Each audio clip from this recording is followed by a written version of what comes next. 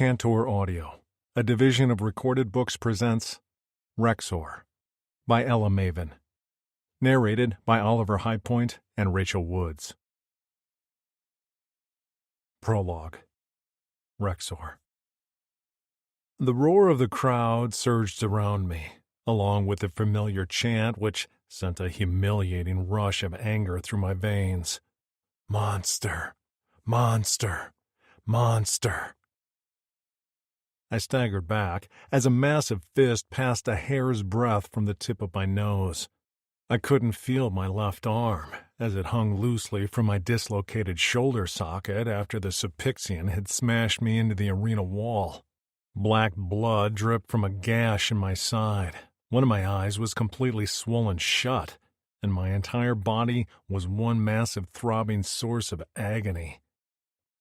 I could barely stand, and I knew if I didn't do it soon, if I didn't let go and give in to the chance, I'd die. The Supixian was injured too, but he knew he had to finish me off before I unleashed the monster inside. He was in a rush, which was why his next blow connected with my cheek. Bones crunched and pain exploded in my skull. When I hit the red dirt floor of the arena on my back, for a moment I considered not getting up. But in order to win, I had to lose, and I was tired of the fight. If I survived, Polixic would give me a few cycles to heal before he shoved me back into the arena to once again battle another slave like me to cheers and jeers of the crowd. I could barely hear anything now, probably from the excessive blows to the head. I barely made out the crowd had shifted its allegiance. They no longer wanted my monster. They wanted my death. And I did too. Above me, the sun beat down on my face, and I stretched my neck, seeking its warmth one last time before the Supixian ended my life. I opened my eyes, expecting to see the face of my opponent, but all that stretched above me was a clear sky, no cloud in sight. I stared right at the golden sun, the same one that somewhere on another planet my brothers might also be looking at. My cora pounded, my head swam. Despair swamped me because I knew I'd never see them again. I hoped they were healthy and happy. I hoped they remembered me fondly, and I thanked Fatus they would never see me like I was now. A monster. The thought of them stirred something within me, a part of me I thought didn't exist. I was still a Drixonian, born on Corin to a well-respected family as the youngest of 3 brothers. Even though they couldn't see me now, dying felt like letting them down. While there was breath left in my body, I wouldn't give up. Not to a Supixian warrior in front of a crowd. Not while I bore a collar around my neck. If I die, I'd die free. I had to fight. There had to be a reason for all my pain and misery.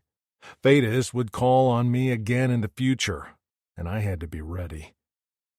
The Supixian, a massive warrior with boulder-sized fists, stepped into my line of sight. Saliva dripped from his massive jowls as his matted hair hung in clumps on his scalp. "I end you now, Drix," he hissed. Monster, monster, monster. I gave the crowd what they wanted. I let the anger consume me as my world colored itself red. My body swelled. The blades in my forearms, scalp, and back lengthened. This was what the Aldani had made me. And even though they thought I was dispensable, I still had enough Drixonian in me to refuse to concede.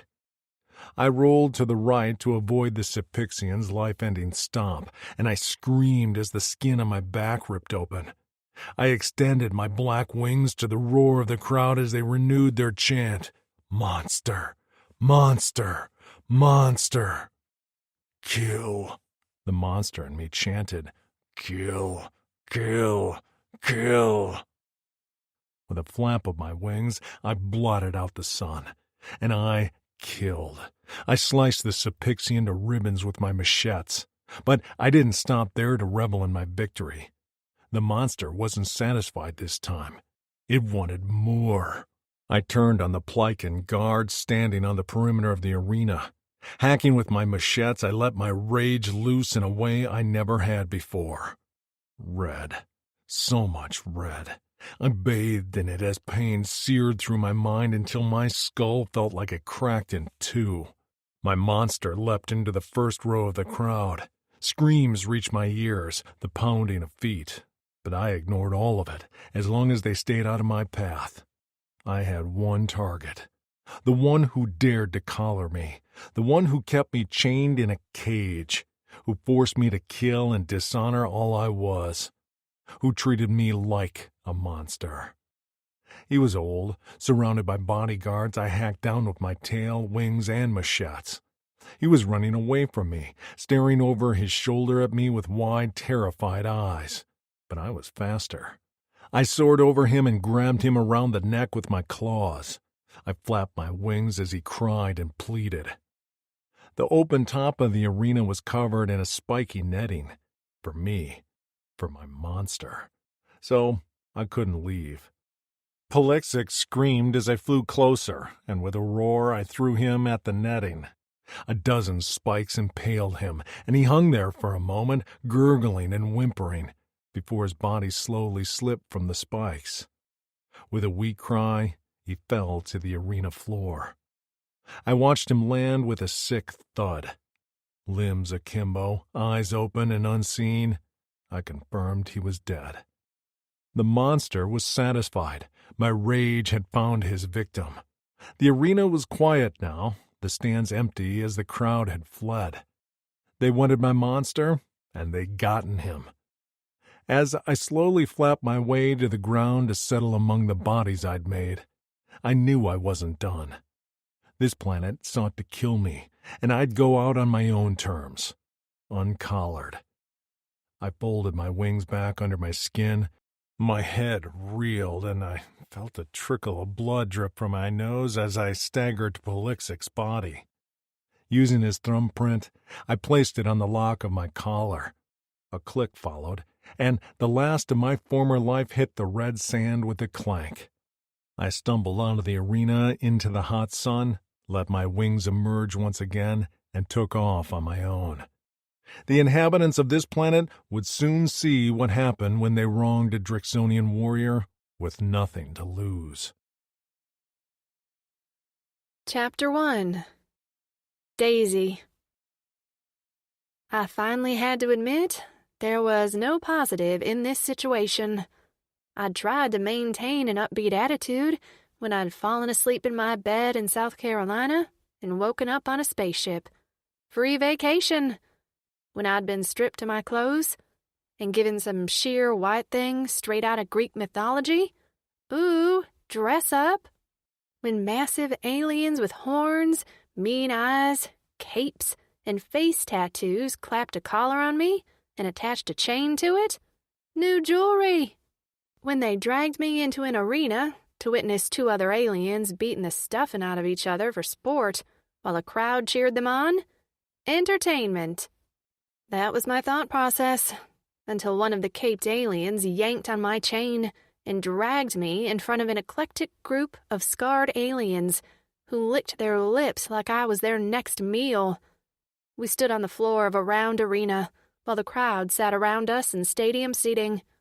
My bare toes sank into red dirt, which covered everything in a fine layer of dust.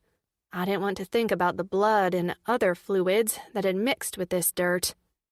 While the caped aliens seemed to be in charge, all the guards looked like the one holding my chain. The dozen or so aliens in front of me consisted of a collection of creatures straight out of Monsters, Inc. If it was mashed with saw, and every monster was out to kill someone. Sure, there was a green, one-eyed guy with long arms, but he also had razor-sharp teeth and a tail that whipped behind him viciously.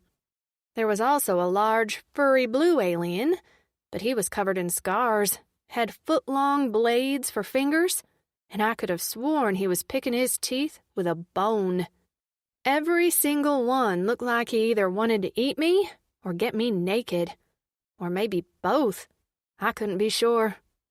Thanks to my fancy new implant translator sitting behind my ear, I could easily make out the words of my captor when he said, "We have a special treat today." His voice carried out over the din of the crowd, causing their chatter to lower. "As an incentive to the gladiators, we'll be offering a prize to the final winner of this rotations tournament." He gripped my long hair in one fist and yanked my head back.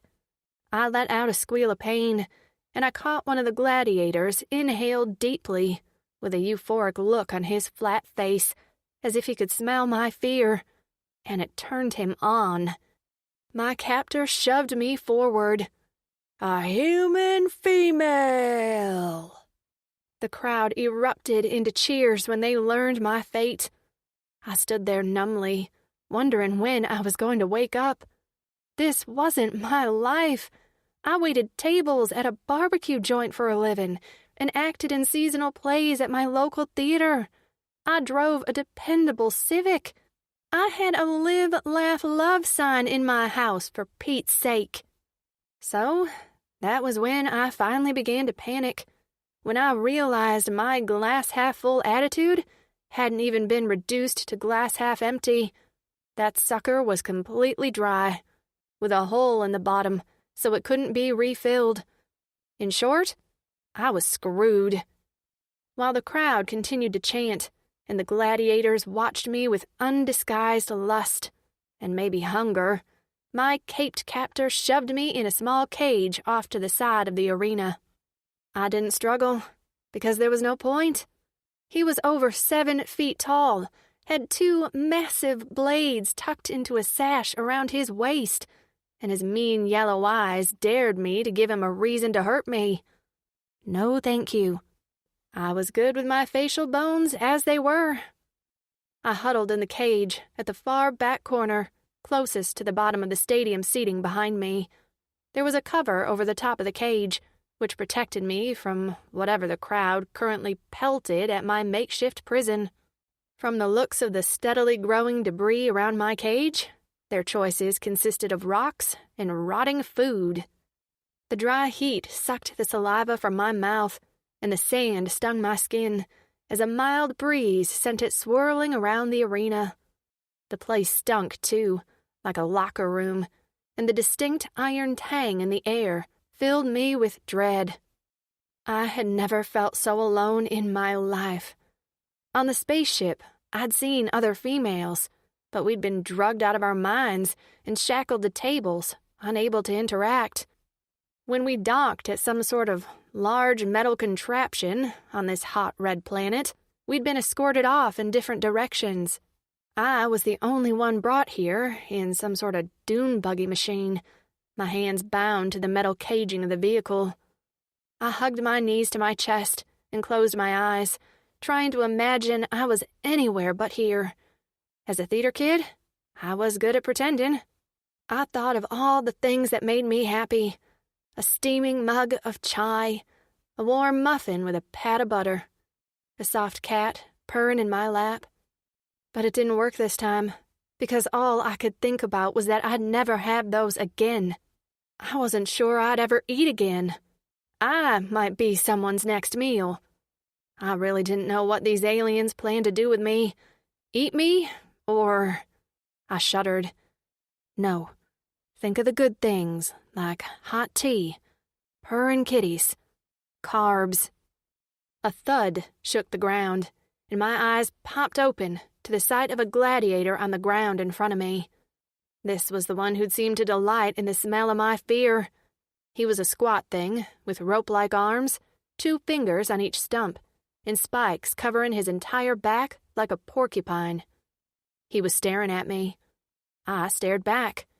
But he wasn't blinking. In fact, he wasn't seeing at all, because I realized with dawning horror that I was making eye contact with his severed head. His body lay a few feet away, yellow blood oozing from his neck. I screamed until my throat burned, but it didn't matter, because the cheering crowd drowned out my own cries in my ears. In the center of the arena stood the furry blue monster, with his arms in the air, bladed fingers dripping with yellow blood. He was grinning? Maybe. Whatever his mouth was doing was probably a grin, but it was hard to tell because his entire face was covered in spikes from the dead alien's back. I waited for them to drag me out of the cage and toss me at the blue alien, but he only sneered at me before marching out of the arena through a small tunnel.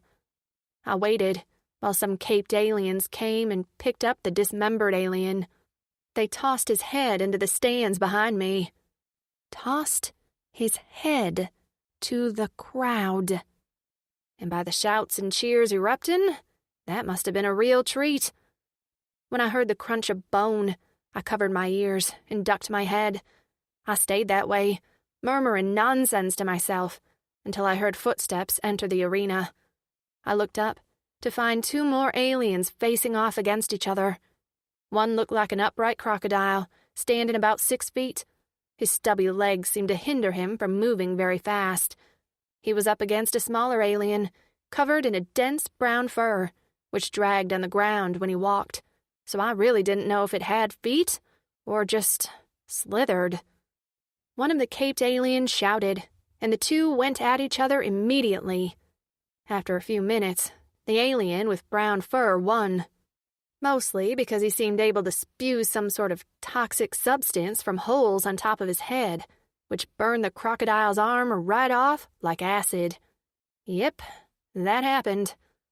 That was how the day went on. Fighting. Blood. So much blood. Body parts. I had a toe land in my cage, and I'd quickly covered it with dirt while gagging. The drone of the crowd turned to white noise in my ears. My head pounded. My muscles ached from my crouched position. My friend's German Shepherd had a bigger cage than this, and my stomach growled. I had no idea when I'd eaten last, and I would have given my arm for a sip of water. I would have licked my sweat if I had enough hydration in my body to produce it. At least the temperature was warm, since I wore next to nothing. Eventually, I succumbed to human nature and squatted in the corner of the cage to relieve myself. My urine was very yellow, proving just how badly I was dehydrated. As the day wore on, I could almost pretend they forgot about me. No one spoke to me or banged my cage. The crowd seemed to all but forget me, as no more projectiles were thrown at my cage.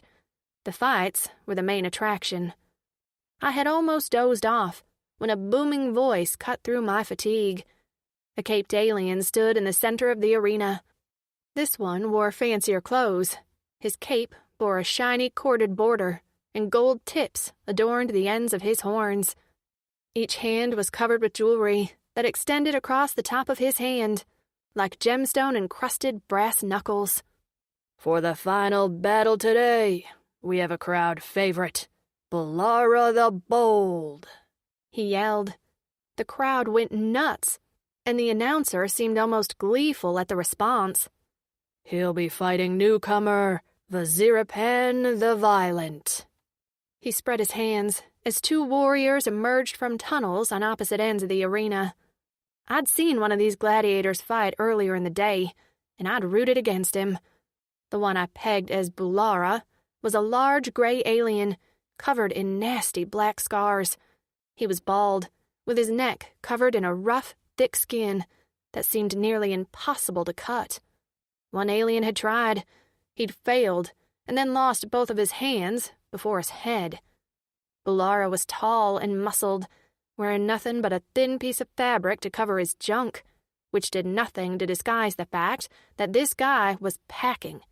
And by packing, I meant there were so many bulges that I was terrified he'd drop his briefs and there'd be a den of penis vipers emerging from his groin. The green newcomer didn't look quite as scary, but he was dubbed the Violent, so everyone must know something I didn't. He was smaller than Bulara, and he had disproportionately long arms and legs. His tail swished along the ground behind him, the tip spiked and glistening with a green fluid that sizzled as it touched the dirt. I didn't want to know what that would do to my skin. That same liquid glistened from blades jutting from his knuckles. His brow hung low over his eyes, like a bone visor. His skull was elongated behind him, like the creature's an alien, and covered in a hard black casing. The announcer stepped back as the two eyed each other with malice. "Remember, winner gets the human female." He sniffed the air before landing his yellow eyes on me with a sneer. "And she smells ripe for breeding." This time, I didn't even bother screaming. The crowd did it for me. Rexor. At the dull roar of the crowd in the distance, I increased my speed. The flashbacks of my time on the receiving end of those cheers only fueled my desire to see the entire place burn. I leaned over the handlebars of my hover buzzer. It was the closest thing on this flecking dirt planet to our bikes from back home, except the buzzer had a wider base and 4 hover discs instead of 2. It wasn't quite as fast and had less agility, but it was better than nothing. Beside me, Phoenix rode his own buzzer, black gloves covering his hands and a stoic expression on his face, although I knew he wasn't looking forward to what was to come. None of us used our mods if we didn't have to, but shutting down Helixic's Gladiator Arena, brother to the Plycan who used to own me, was cause for using every weapon we had access to. And thanks to the Aldani, we had a lot. Behind me, Miko and Zachary brought up the rear. The 4 of us were the warriors who did the damage, and the ones who remained back at our home base of Blazin handled the cleanup depending on who we managed to rescue. I didn't expect many survivors on this mission. Sometimes I wish someone had set fire to the arena where I'd fought with me in it, but that was in the past. I was alive, and I planned to stay alive now I had the ability to get revenge on as many flecking Plycans as I could. Vixlisten was a filthy, lawless planet run mostly by the Plycans, a race of tall, strong aliens who destroyed the last planet they inhabited before moving on to Vixlisten. They hadn't learned their lesson, because after overpowering and enslaving the races who'd previously lived on Vixlisten, they then proceeded to mine the shit out of it, ruining the air quality levels and eroding the once prosperous plant life. What remained habitable of Vixlisten, habitable being generous, was dusty, hot, and covered in craters. Only in my dreams did I visit my home planet of Corin, with its lush forests and plentiful game. Sometimes I could still feel the warmth of a hot quaw spring flowing through my hair and down my back. But then I'd wake up, and I'd once again be lying on a dirty fur on the floor of my makeshift home. At least it was better than the cage I'd lived in for tens of cycles, which I'd been allowed to leave only to train and fight. The problem with our buzzers was they were loud, and since our faces were plastered all over Vixlisten with orders to kill on sight, we had to remain as stealthy as possible. Once we rode as close to Glevin, the settlement around Helixic's arena, as we dared, we stashed the bikes in a previously arranged spot. The crater was wide enough for all 4 of our buzzers, and a nearby overhang of rock concealed them from anyone walking by. Not that anyone would be dallying this far outside of Glevin, mainly because all of the inhabitants feared us. The small settlement of Glevin wasn't much, a small marketplace, a few drinking and eating establishments, and a 4-room inn was the only source of income for the Plycan population of a few thousand who lived in a cluster of small huts. But what they had that other settlements didn't was the fighting arena, where Helexic pitted various races against each other in battles to the death and charged admission to the surrounding settlements, including the much richer city of Traeger. I didn't give a flack what put food in the mouths of the citizens of Glevin. I cared it was provided for in blood. Those fighters weren't there by choice, just like I hadn't been when I'd fought. We gathered on the lip of the crater, where a small ridge on the mostly flat planet would conceal us as we traveled the rest of the distance on foot. I stepped up to Miko's side as he glared at the arena. Hands fisted at his sides and his spiked machetes vibrating, he remained stiff. Knowing the signs of his reckless anger emerging, I placed a hand on his shoulder and his muscle tensed further beneath my palm. After a few moments, he let out a harsh sigh and rolled the tension from his neck. Flashing me a bared teeth grin, he shrugged my hand away. "You worried about me, Rex?" "Worried about you?" Phoenix asked, stepping up to our sides with a toss of his fiery orange hair. He shot me a knowing smirk. "Of course not, Miko. Why would we need to worry about you? You always follow the plan. Every time. You never went off half-cocked and nailed a bunch of dead Plycans to a wall so that their limbs spelled fleck off." Miko rolled his eyes. "I have a little fun, one time, and you all can't stop riding me about it." "One time?" I lifted my numbed brow. He crossed his arms over his chest and lifted his chin. "I did not pierce the fuel tank of that Plycan cruiser, causing it to crash into the loading dock. Also, I did not steal all the gems from that pleasure house, and I'm definitely not hoarding them for no reason." It was my turn to roll my eyes. "Sure you didn't." Phoenix patted Miko's back with his gloved hand, careful to avoid the protruding spikes running from the top of his head to the base of his tail. We all had machetes, including ones on the outside of our forearms, but Miko's no longer had the ability to lay flat and concealed under his scales like the rest of us. Unlike him, we couldn't shoot them out of our skin like deadly projectiles with pinpoint accuracy either. But then we all had something different about us, thanks to old enemies who thought our bodies existed for them to fleck with. Phoenix lowered his voice and inclined his head toward me. "I am worried about you, though." It was my turn to go stiff. "I'm fine. Last time, it won't happen again." I didn't want to have this conversation. Not now. Not ever. I understood Phoenix's concern, but I didn't need a reminder of my fractured mind. "This mission is simple. Maybe you should do lookout with Zachary." I shook my head. "No.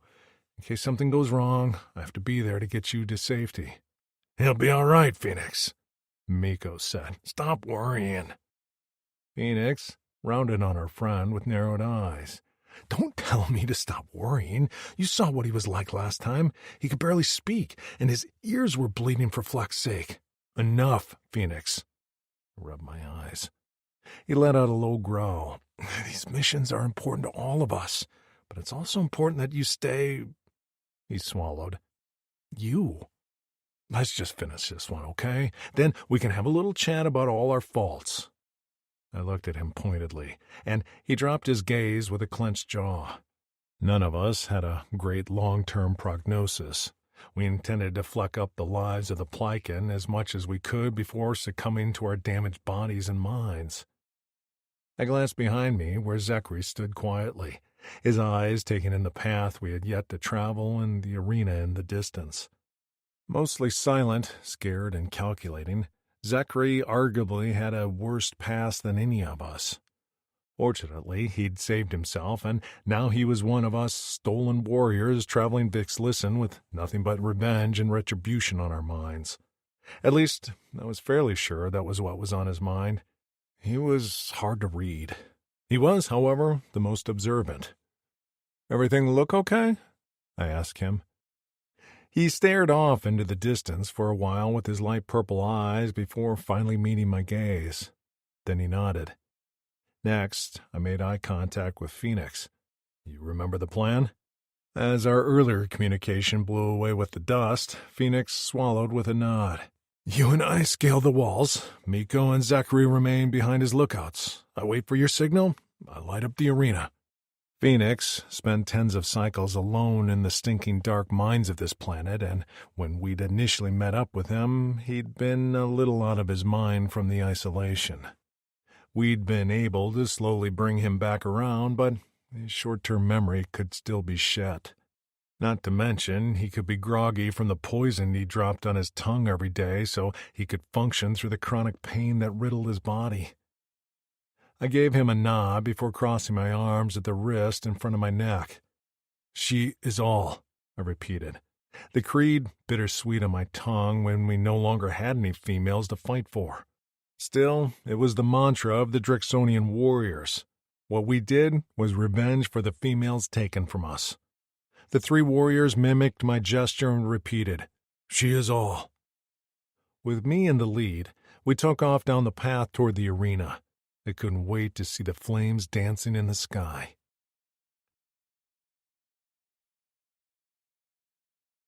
After leaving Zachary and Miko to stand guard, Phoenix and I easily scaled the walls, which were riddled with cracks for easy hand and footholds. A thin fabric shade extended over the seats of the arena, where Plycan attendees reveled in the bloodshed of the final fight. Once we reached the top of the wall, we ducked behind some of the support structures for the covering and studied the 2 warriors going at it. I recognized Balara, and although I'd never fought him, I'd seen him destroy many fighters over the cycles I'd been a gladiator. He hacked at a Bavel I'd never seen before, who spat a liquid at him that hit the dirt at their feet with a sizzle. I'd been on the receiving end of the Bavel venom more than I wanted to, and had a few scars to prove it. They were nasty, quick, and hard to kill. This one looked younger, and was larger than any I'd seen, which made me think Balara didn't have a chance at winning. As the Bavel cracked his knuckle blades across Balara's cheek, the skin immediately burst open and bubbled at the edges as the venom went to work. Balara's movements were weaker now, and while I knew Balara had been forced into this life as I had, I also knew he enjoyed killing. He also enjoyed the prizes. Phoenix took off his glove and flexed his fingers, which were tight with burnt scales. He might have had the ability to spark flames in his fists and lob fireballs, but his mod wasn't without consequence. His hands were ruined with limited dexterity in his fingers and wrist. That was the thing about the changes the Aldani had inflicted on our bodies. None of us had turned out the way they wanted. We were experiments gone wrong, and I had the tail, tongue, and personality to match. Oh, and then there were the new appendages soldered to my spine. My eyes strayed to a small cage along the wall. Prizes weren't unheard of in rotation-long tournaments like this one. Balara, in addition to enjoying the fighting, very much appreciated his prizes, and I'd often heard the screams and cries of the unfortunate wretch who'd been given to Balara after his win. After abusing it with his mangled cocks, he'd eat it limb by limb. I shuddered, wondering what beastie the Plycans had captured this time. I'd only seen one other Bavel earn a prize, and the horror inflicted on that creature was even worse than Balara's torture. "After the final death blow?" Phoenix asked. I nodded, distracted by what was in the cage. The top was covered, but I could have sworn I caught the sight of a pale, flesh-covered foot. No, my mind was playing tricks on me. It did that often, except it had been a while since my last rage, and I'd actually felt fairly clear-headed the last few rotations. Suddenly, the Bavel ducked and shot upward, catching Balara in the chin with its hard skull. Balara, knocked off his feet, flailed in the air. He hit the ground on his back with a thud, and before he could get up again, the Bavel slammed his venomous knuckles into Balara's throat. It smashed beneath his fist, and after that, Balara's chest didn't move. The Bavel stood tall and spat one last blob on Balara's face, where the acid rendered him unrecognizable. As Halexic entered the ring to declare the winner, the Bavel's head turned and he stared right into the cage. A cry reached my ear, one I wasn't familiar with. Usually the prizes of fights were some sort of big game or a half-dead prisoner from the pit. But this cry was soft, absolutely terrified and feminine? My body went tight as Phoenix lifted his hand. "Burn it all," he muttered as a flame flickered the life in his palm. And that was when a Plycan guard opened the cage and dragged out the prize. Sunlight caught on golden hair, fabric draped over soft, pale curves. A face lifted up to the sky, and the familiar haze of my rage dropped its red veil over my eyes. Chapter 2. Daisy. The situation had gone from dire to straight hopeless. The caped guard dragged me out of the cage by the chain attached to my collar, and I blinked into the bright sun. By now, the heavy collar had dug into my clavicles, rubbing the skin raw, and I whimpered as the alien's tug caused the collar to dig further into my wounds. My feet scrabbled on the baked red dirt as I fought to get them under me, while he pulled me toward the victor of the fight. I didn't even remember what they called him, other than the Violent, and that was apt. He towered over me as blood and green acid dripped from his limbs. I couldn't even look at Bulara, whose entire face had been burned off. I was struggling, but the guard's grip was like iron. I couldn't stop shaking, and my throat was too raw from screaming to shout and protest. How had this happened? How had I gone from Daisy Blackwell, part-time waitress and aspiring actress, to the next meal for this creature? The guard tossed me on the ground at the Violent's feet.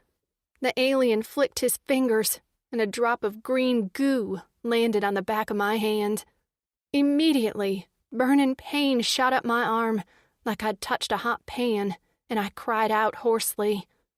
A rumbling sound came from the alien, and I had the distinct idea it was laughter as he reached for me with those acid hands. Panic lit up my insides. One tiny drop of that liquid, and my entire limb felt like it was on fire. What would happen if he actually touched me? Spit on me? Bulara's ruined face taunted me. Sobs of fear racked my entire body, and I scrambled away on my hands and feet. The alien victor took a step toward me, when a flapping sound caught his attention. He looked up, just as a large winged shadow crossed over the ground. The crowd went silent, before shouts arose from the guards lining the arena.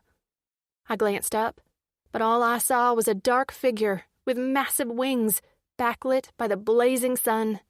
Red eyes bore into mine, and I screamed just as a figure landed in a crouch, wings flapping around a body. The figure rose, and I stared, dumbstruck. He was almost 7 feet tall, with scales in various shades of blue, black horns which corkscrewed out of the side of his head, and long white hair that blew around his bare chest. He wore a pair of pants, and extending from the back was a long tail that forked at the end. He was absolutely massive, with bulging muscles which seemed almost swollen, bunching up around his shoulders like an alien Hulk. Blue-scaled skin stretched over high, sharp cheekbones, and fangs glistened in his mouth. The gladiator victor advanced on him with a snarl, and the winged alien went into motion. Long, wicked black blades rose from beneath the scales on his forearms, as well as the top of his head and down his back. He kicked the Violent with a blow to the chest, and he stumbled back, tripping over Bulara's body. The Cape Guard withdrew a long blade from his waist and slashed it through the air at the winged alien's face. He bent over backward to avoid the slice before rising back up. With a vicious thrash of his tail, he swiped the guard off his feet. As he fell to his back, the blade slipped from his hands. The winged alien caught it in midair and plunged it through the caped guard's chest.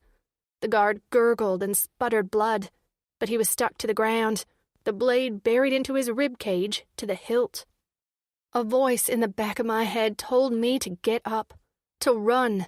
This was my chance. These aliens were all distracted, and maybe I could escape. But where? Where the heck would I run to? A hand landed in the dirt next to me, and I screamed as I shuffled away from it. The hand belonged to the gladiator winner, and he let out a horrid high-pitched screech like a fire alarm. I clapped my hands over my ears, convinced he'd blown out my eardrums, right before the winged creature raked his forearm blades across the gladiator's throat, cutting off his siren screech. The winged alien ducked out of the way of the green acid spraying from the dying alien's body. The Violent staggered, stumbled, and then collapsed to the dirt floor in a heap. Shouts erupted around us as more caped guards sprinted to join the fray, but the winged alien ignored them. He turned those red eyes on me, and all coherent thoughts flew from my head. His crimson gaze rendered me immobile with fear and shock. Before I could snap out of it and flee, he scooped me into his thick arms.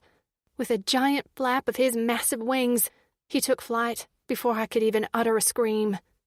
Someone barked orders below us, and I spotted the caped guards aiming gun-like objects at us. From the tips shot laser beams, and I screamed as I felt the burning heat of one singe my calf. Another blew a hole through the red-eyed alien's wing, but he didn't even make a sound of pain. He continued to fly, flapping hard now, just as a massive fireball flew past us from the direction we were heading to explode on the dirt floor below us. I shrieked, thinking we were being attacked, but the winged alien didn't seem concerned. More fireballs flew past us, and the screams of the crowd went from delight to terror as flames rained down on the seats. What was going on? I squinted my watering eyes against the rushing air to see a blue figure standing along the top of the arena wall, his fists and forearms nothing but balls of flames as he sent one fireball after another into the stadium. When the winged man flew over him, he ducked out of sight. As we took off over the walls of the arena, I glanced down to see utter chaos. The entire structure was on fire. My cage was a mass of melted metal, and the exits were clogged with bodies seeking to escape the flames. I didn't spare much sympathy for them. They'd been cheering for my pain and death. But that led me to my next dilemma. I might not have a future filled with acid burns, but I was now in the clutches of a red-eyed winged alien. I couldn't get away from him now as we soared 100 feet in the air. Struggling would only succeed in sending me falling to the ground to land as a pancake. So I went lax in his grip as he held me tight against his chest with both arms around my waist. We soared over a large road lined with black rocks, the dirt rutted with wheel tracks. A small hilly range sat to our right, and the winged man slowly banked that direction until we sailed over the top and then down a smaller road, this one more like a footpath. I spotted two figures on the ground, and the winged alien began to descend. Trepidation filled me as we got closer. These seemed like the same species as the winged man who held me, blue with horns, except they were smaller, and their eyes, while dark, glowed a vivid purple. Both had black hair, one short and one long, and I didn't see wings on either of them. Just as we reached the ground, a fourth figure emerged from the footpath on a run, and I recognized him as the one who was lobbing fireballs. He had fiery orange hair, fitting, and a dazed expression in his big purple eyes. As soon as my feet touched the ground, I wrenched out of the winged alien's hold to plaster my back against a nearby boulder. This way, all the aliens were in my line of sight. I didn't like any of them at my back, where I couldn't see what they were doing. The winged alien staggered away from me, his face pinched with pain, before he dropped to a crouch on the balls of his feet. His back heaved as he braced himself with one hand on the ground. Before my eyes, he seemed to shrink. His muscles contracted beneath his skin, and with a low moan, his wings folded into slits in his back. The gashes in his skin where his wings were tucked remained open and raw, and he seemed to be bleeding profusely, a black liquid that dripped from his wounds to darken the red dirt. He panted, back heaving, his body swaying slightly, like he could barely remain upright. The three other aliens watched me with mixed emotions. The one with short black hair, with black blades jetting from his forearms and back, glared suspiciously. Another one, heavily scarred at his neck and wrists, observed me like I was an interesting experiment, and the alien with fiery orange hair and black gloves seemed to be trying to offer me a tentative smile. When I didn't return his smile, he dropped his gaze to the winged alien, who remained on the ground, with his face twisted into a grimace of pain. fire alien knelt at his side, but didn't touch him. He spoke quietly until the winged alien rose to his feet. His face was a little pale, but what was most startling were his eyes were no longer red, but instead a deep purple. While still tall and muscled, he wasn't as large as he'd been when he'd swept me from the arena. He still terrified me, though, as I'd seen what he was capable of, so when he took a step toward me, I acted on instinct. I held out a hand with a shout. "Don't!" He stopped abruptly, and his gaze dropped to my hand. His jaw clenched, and his eyes blazed, and my knees nearly buckled as anger flashed over his expression like a storm cloud. The fire alien said a few words, but it wasn't one my translator recognized, because everything sounded like gibberish. Desperation rose in my throat, threatening to choke me, but I shoved it down with a thick swallow. I licked my dry lips, thinking I'd do just about anything for some water. The winged alien watched me carefully, almost like he resented my presence, which didn't make sense. I hadn't asked him to take me from the arena. What were his intentions with me? I stared back at his purple eyes, wanting so badly to believe he wanted to rescue me and take me home, that he wouldn't harm me. He hadn't done so yet, and he seemed to respect my personal space, even if it angered him. And most of all, I so desperately wanted to believe I saw a spark of humanity and goodness in his purple eyes. All my life I'd wanted to believe the good in people, even when they let me down time and time again. There was my former best friend and roommate who stole money from me, even though I would have given her the shirt off my back if she asked. My ex-boyfriend, who'd fallen out of love with me years ago, but I'd ignored every red flag because I'd wanted so badly to believe we hadn't grown apart. My boss at my sales job in college had been giving me extra shifts, and I'd been so grateful, until he cornered me in the stockroom and asked for payment on my knees. Time and time again, I'd been let down, but yet I still stared at this alien and wanted badly to believe he wouldn't hurt me. So when he reached for me again, with his thick claws extended and an angry look on his face, I closed my eyes and held on to the hope I stubbornly refused to give up. Rexor. I'd never seen a creature like her in my life. I couldn't tear my eyes off of her. She wore a nearly sheer dress that clung to her body. Her rounded breasts heaved as she watched us warily, and the curve of her hips leading to the V between her legs beckoned to me. I would have given anything to dip my tongue there and taste her, even as deformed as it was. She still bore the crude collar the Plycans had locked around her neck, and the rough edges dug into her soft, thin skin. The flesh had split in places, and drops of crimson blood stained the top of her white dress. The chain attached rattled every time she moved. The sight of her injuries nearly made me wish I could bring the Plycan guards back to life just to kill them again. When I reached for her, she closed her eyes with a tremble of her chin. I wrapped my fingers around the collar, careful not to touch her skin with my claws. I'd worn a collar for many cycles, and mine had been indestructible without my owner's thumbprint. But the Plycans didn't bother with a strong lock on a human female. With a yank, I snapped the collar, and it fell to the ground with a clank. Opening her eyes on a gasp, the female lifted a hand to her raw skin. The relief and trust I saw in her eyes nearly broke me. She'd been treated like shit on this planet, and the fact that she saw me in my rage and still believed there was something good in me was admirable. The Plycans had been planning to give this creature away like trash. The fleckers. I flicked my split tail in irritation, and she jerked at the movement before resuming her careful study of me. "A human," Zachary said in his low, soft voice. "She's a human female." I'd heard of humans, but I'd never seen one before.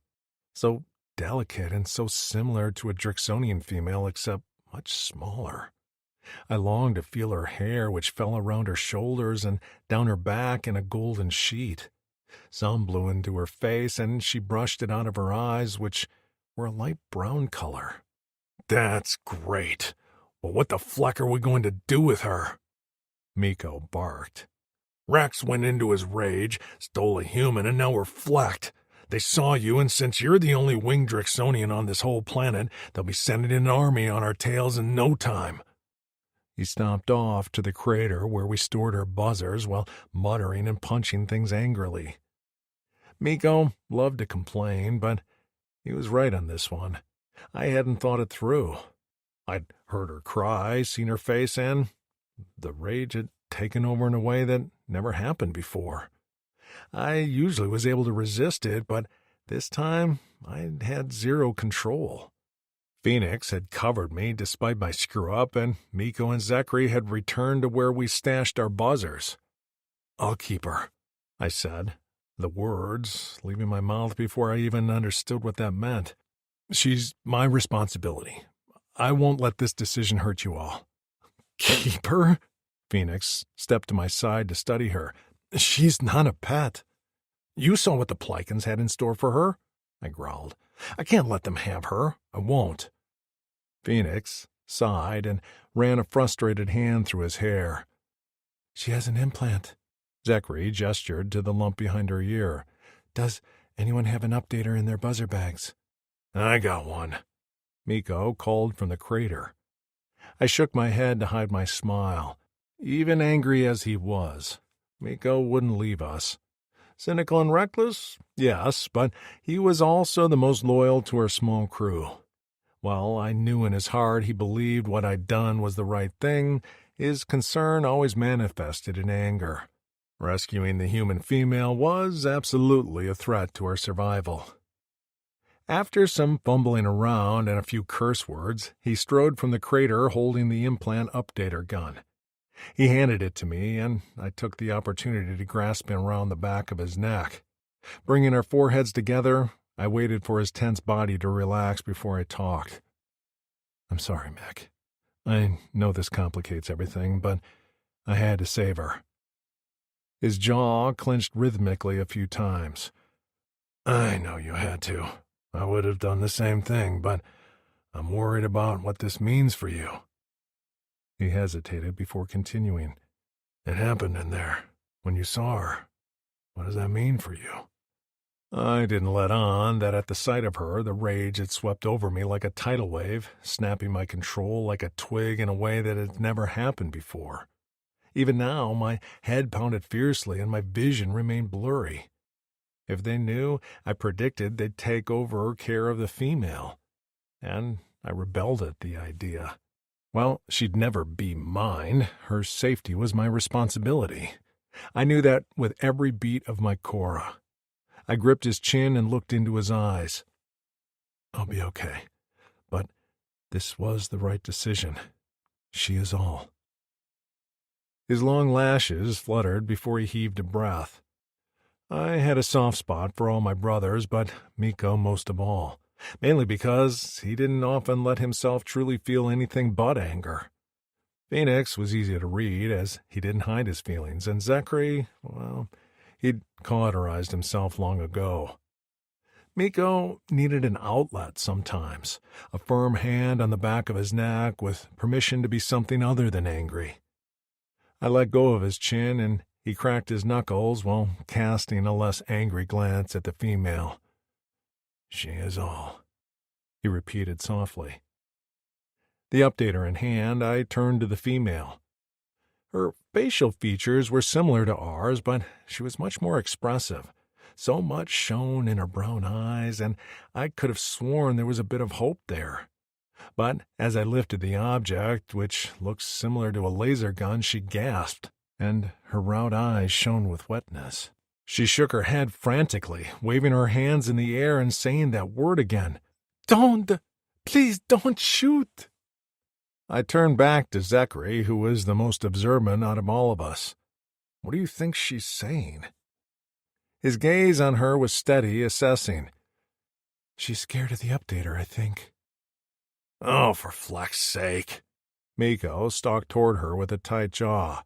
"I'll hold her arms. You update her implant. We can't waste time here." As Migo approached her, she went into a full-fledged meltdown, limbs flailing as she sought to escape him. She looked at me, her hands clasped together. "Please, please don't hurt me." He reached for her anyway with a roll of his eyes, like he was dealing with a tantruming chit. But this was serious. She gasped for breath, her body shaking as she stumbled away from him. "Miko!" I shouted at him. He stopped abruptly and glanced at me over his shoulder with a snarl. He wanted to get this over with, and I did too, but this human was fragile. Would she die from stress? My brother, Sax, had caged a bridger once, and the thing had died without the freedom to fly, no matter how much we fed him. I opened my mouth to explain to Miko, but didn't get a word out before his eyes went wide. "Get down!" he shouted. I dropped to a crouch. The heat of a laser shot sailed over my head and pinged off the rock near the female's head. She screamed and collapsed on the ground in a ball as more laser shots peppered the dirt at her feet. I turned to find a squad of Plikins bearing down on us. My vision tinged red, and I fought back the rage. Twice in one day would cause too much damage. I had to keep my head. But they nearly injured my female, and they'd all die for it. With a roar, Miko raised his arms and ejected his machetes from his forearms.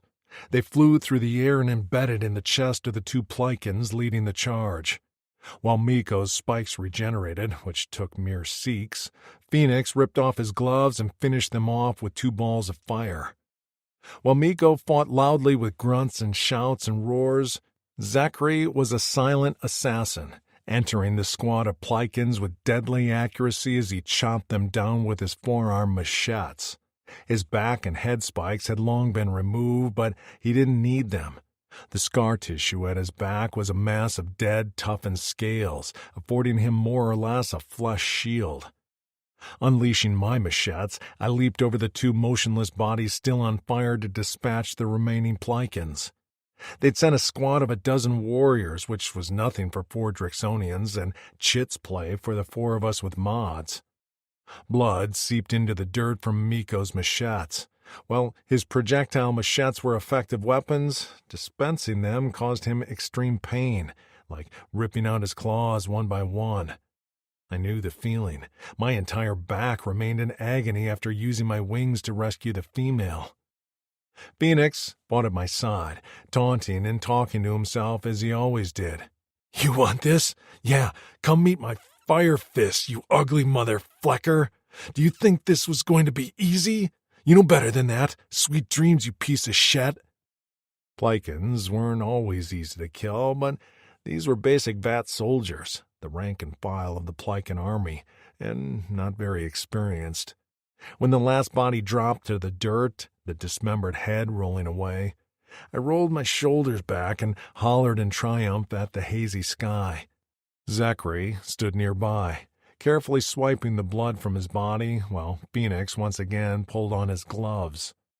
Miko walked among the bodies, unnecessarily stabbing a few and growling as he whacked some with his tail. I turned to find the female with her hand on her chest, face red as she panted and stared at the bodies surrounding us in shock. "We have to get her back to Blazin." I shoved the updater in the waistband of my pants. It won't be long before they send more VATs.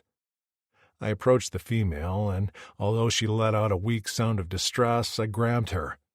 Just like when I'd held her in my arms as I'd flown out of the arena, her body was warm and soft against mine. But now she trembled so badly her teeth chattered. With the tip of my claw, I lifted her upper lip, but she had no fangs, only blunt teeth that seemed a little useless.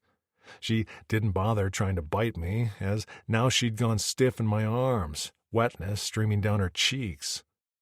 I wiped away the drops and tried to calm her, but soothing words were no longer in my vocabulary.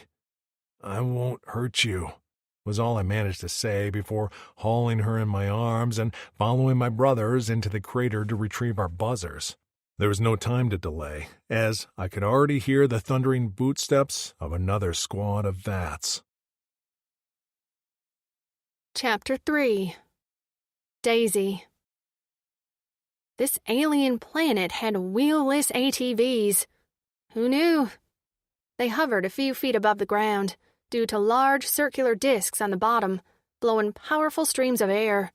And they were fast, so fast I had to clench my lips together so the wind didn't rush into my cheeks and make them flap like a dog's jowls. That was what I was thinking as I sat in front of the winged alien while we roared across a red desert, his friends just behind us. I pictured a happy dog with his head out the window, because the last thing I wanted to focus on was the carnage that had been the battle just moments ago. Oh, crap. Now I was thinking about it. The screams of the two aliens on fire, the sight of disembodied limbs flying, blood, so much blood, and the foursome of blue aliens fighting with practiced ease. The mean one had actually shot his spikes from his skin. But I got the sense that was painful for him, as he'd roared in pain while blood poured from the ejection sites. It reminded me of the large wounds on the winged alien's back. The scales on the fire alien's hands and arms were melted and ruined. The back of the alien with long black hair was covered in scar tissue, like he'd been whipped. Who and what were these aliens? And what the heck had they been through? I hadn't been able to observe much of this planet yet, as I'd been transported from the spaceship to a buggy which had delivered me right to the arena, like a human trafficking version of Amazon Prime. Free one-day delivery! While the planet wasn't pretty, it was certainly otherworldly compared to Earth. The sandy dirt was a rich red, and while the land was mostly flat and dry, there were patches of rock formations, some majestic and tall, others squat and craggy. Dust flew around us as we sped through a tunnel of thick arches, the overhead rock pitted with holes so sunlight streamed through to dot the ground. We rode for what felt like hours, until I was so tired I could barely stay upright. If it weren't for the winged alien's arm around my waist, I would have fallen off the ATV. My stomach felt like it was eating itself, and I was so dehydrated my brain was foggy and my vision fuzzy. Did these aliens mean to save me? Because if so, they might want to feed and water me, or I'd die anyway. When had I peed last? I couldn't remember. Sometime in that cage, and it hadn't been much. That couldn't be good. Just when I felt like I was going to pass out, the ATV slowed. We rode up what looked like a large sandhill, and I expected to see nothing but more stretches of red dirt when we crested the edge and dropped straight down. On the other side of the hill was a massive metal door, maybe 3 stories high. The ATVs came to rest on a flat parcel of sand in front of the metal door. The area looked nondescript, but as the aliens turned off the rumbling engines of the ATVs, several plates shifted in the door, opening like a camera shutter to reveal a hallway leading inside and down. My brain couldn't make sense of the structure and how it fit into the landscape of this planet. Had they built it and covered it with dirt? The winged alien behind me dismounted.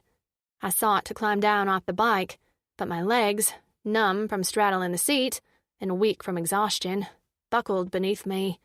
I hit the ground in a heap. I didn't get back up because my legs simply wouldn't work. The sun beat down on my baked skin. Even my eyeballs felt dry. I coughed weakly. Deep voices chattered above me, but they sounded far away, like we were all underwater. Then an arm banded around me, hauling me upright against a strong chest. A leather pouch was shoved into my face, a nozzle at my lips. I didn't think about how they could be poisoning me or drugging me. I was half dead anyway. I smelled something refreshing, and so I gripped the pouch and tilted it upright. Cool, crisp liquid poured into my mouth. I sputtered at first, and a hand lowered the pouch so I wasn't upending it on my face. I drank greedily, gulping down mouthfuls until I'd had my fill of the cool drink with a slight vinegary taste. I lowered the pouch and wiped my mouth with the back of my hand. Taking stock of my position, I realized I was practically sitting in the lap of the winged alien. The other 3 stood around us quietly, watching.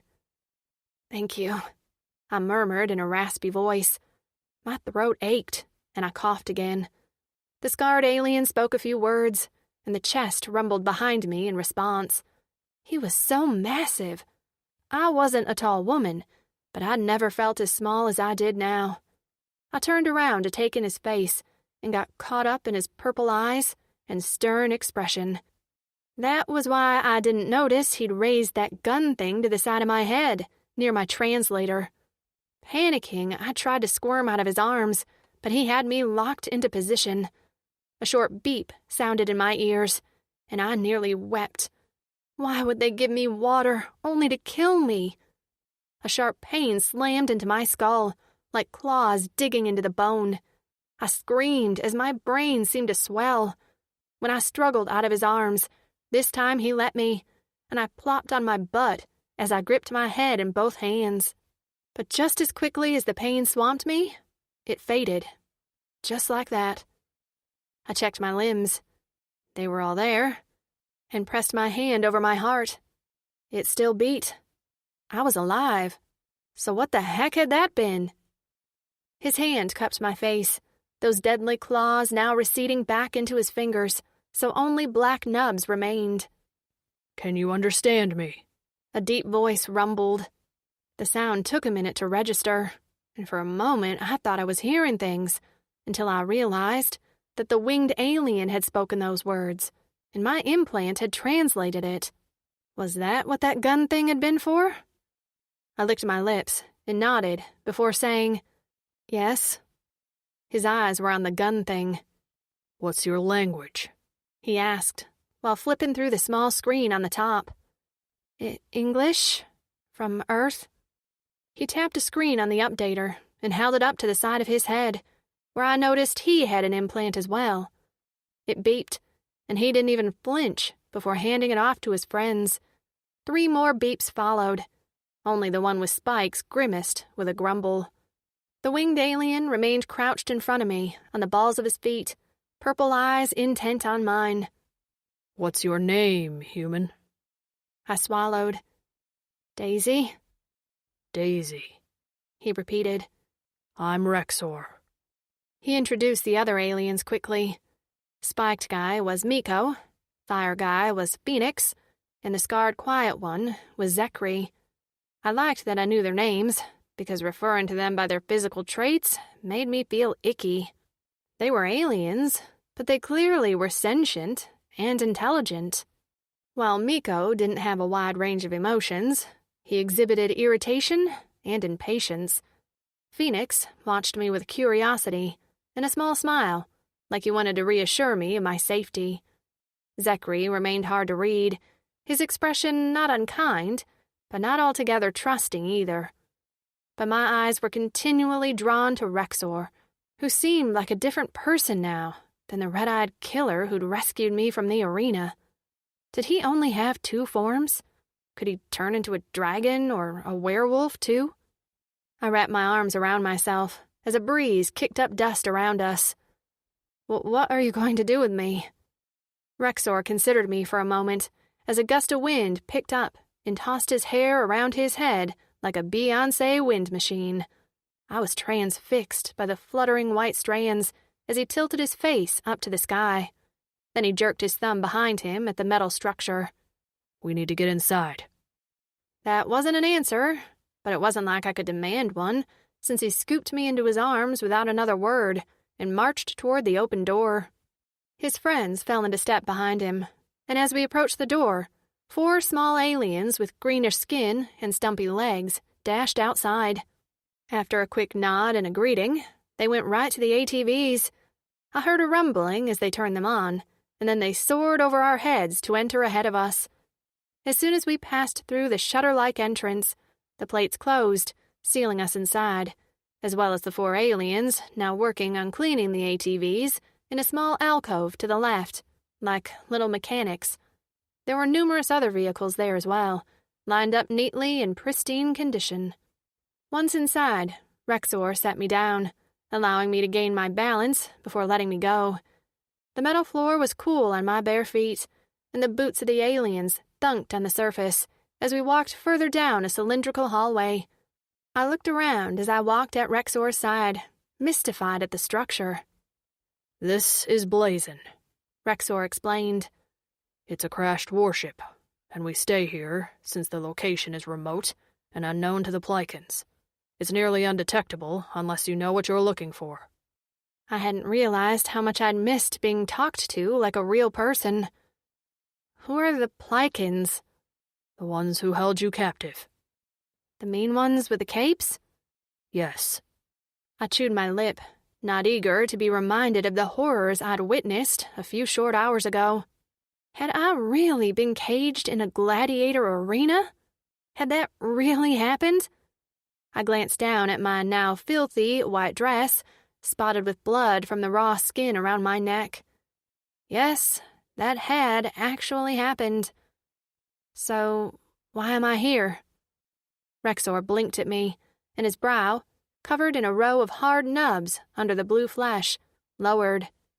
Because we want to keep you safe. He said it like it was obvious, like I hadn't seen him turn into a red-eyed creature and mow down a dozen creatures by himself, like he wouldn't hurt a fly. But I had seen all those things, and no matter how badly I wanted him to be good and safe, I wasn't that naive. I didn't know what their culture was like, what was expected of me. Was I trading one collar for another? My heart beat its fists against my chest, and I focused on putting one foot in front of the other. There was nothing I could do now. Even if I found my way out of here, I would be on a strange desert planet, all alone, without food and water. As it was, I could barely walk straight. Be smart, Daisy. I was a decent actress. I could play whatever part they wanted me to play, just as long as they didn't hurt me. I had a low pain tolerance, and it seemed to me like all these aliens knew was pain. I concentrated on my surroundings. Now that I knew we were in a crashed spaceship, it all made a lot more sense. The craft hit the ground at an angle, so most of it was buried in the sand. The door we entered must have been a back entrance that remained jutting out of the ground. We continued past several large spaces, where I noticed gatherings of other aliens, all varying species, but none that looked like Rexor.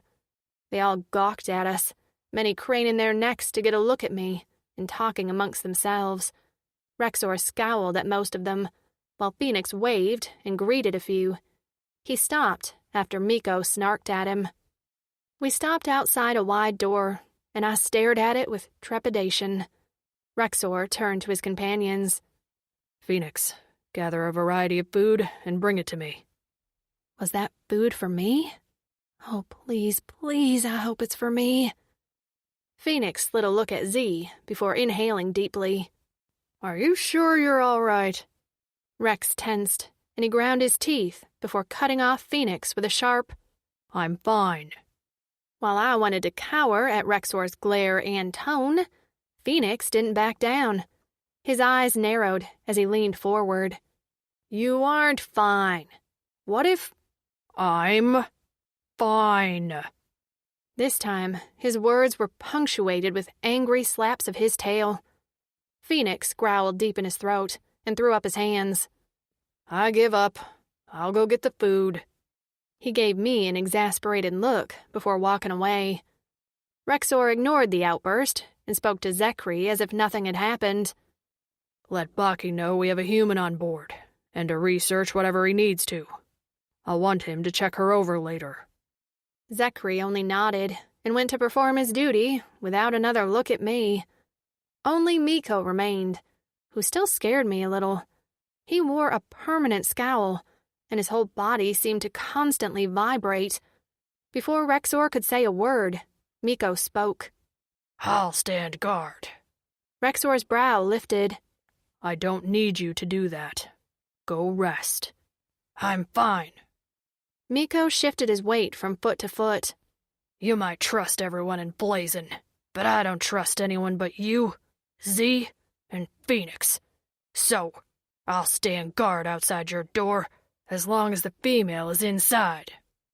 So, I was going in there, and I had a feeling while Miko was also guarding anyone from coming in, he would also be preventing me from leaving. Which, well, maybe that was a good thing. I wasn't about to wander about this ship. I saw some of those other aliens and understood why Miko didn't trust them all. I decided to acknowledge his volunteer effort. "Thanks, Miko." He startled, like he forgot I could talk. His purple eyes shifted to me and held for a moment. Inhaling sharply, he dropped his chin in a curt nod. Rex is right. You're safe here. He let out a dry laugh and flexed his forearms. You think anyone wants to mess with me? I shook my head with a gulp. I'd seen what he could do. With a lopsided smile that improved his countenance by 1,000%, he tapped my temple. Smart human. Then, without another word, he turned around, crossed his arms over his chest, and leaned against the wall. Rex. I liked the shortened version of his name. Eyed Miko for a moment, before sighing. Then he laid his palm on a sensor by the doors, and the 2 panels slid open to reveal a large room. He gestured for me to go ahead of him, and with no other real choice, I took a step inside.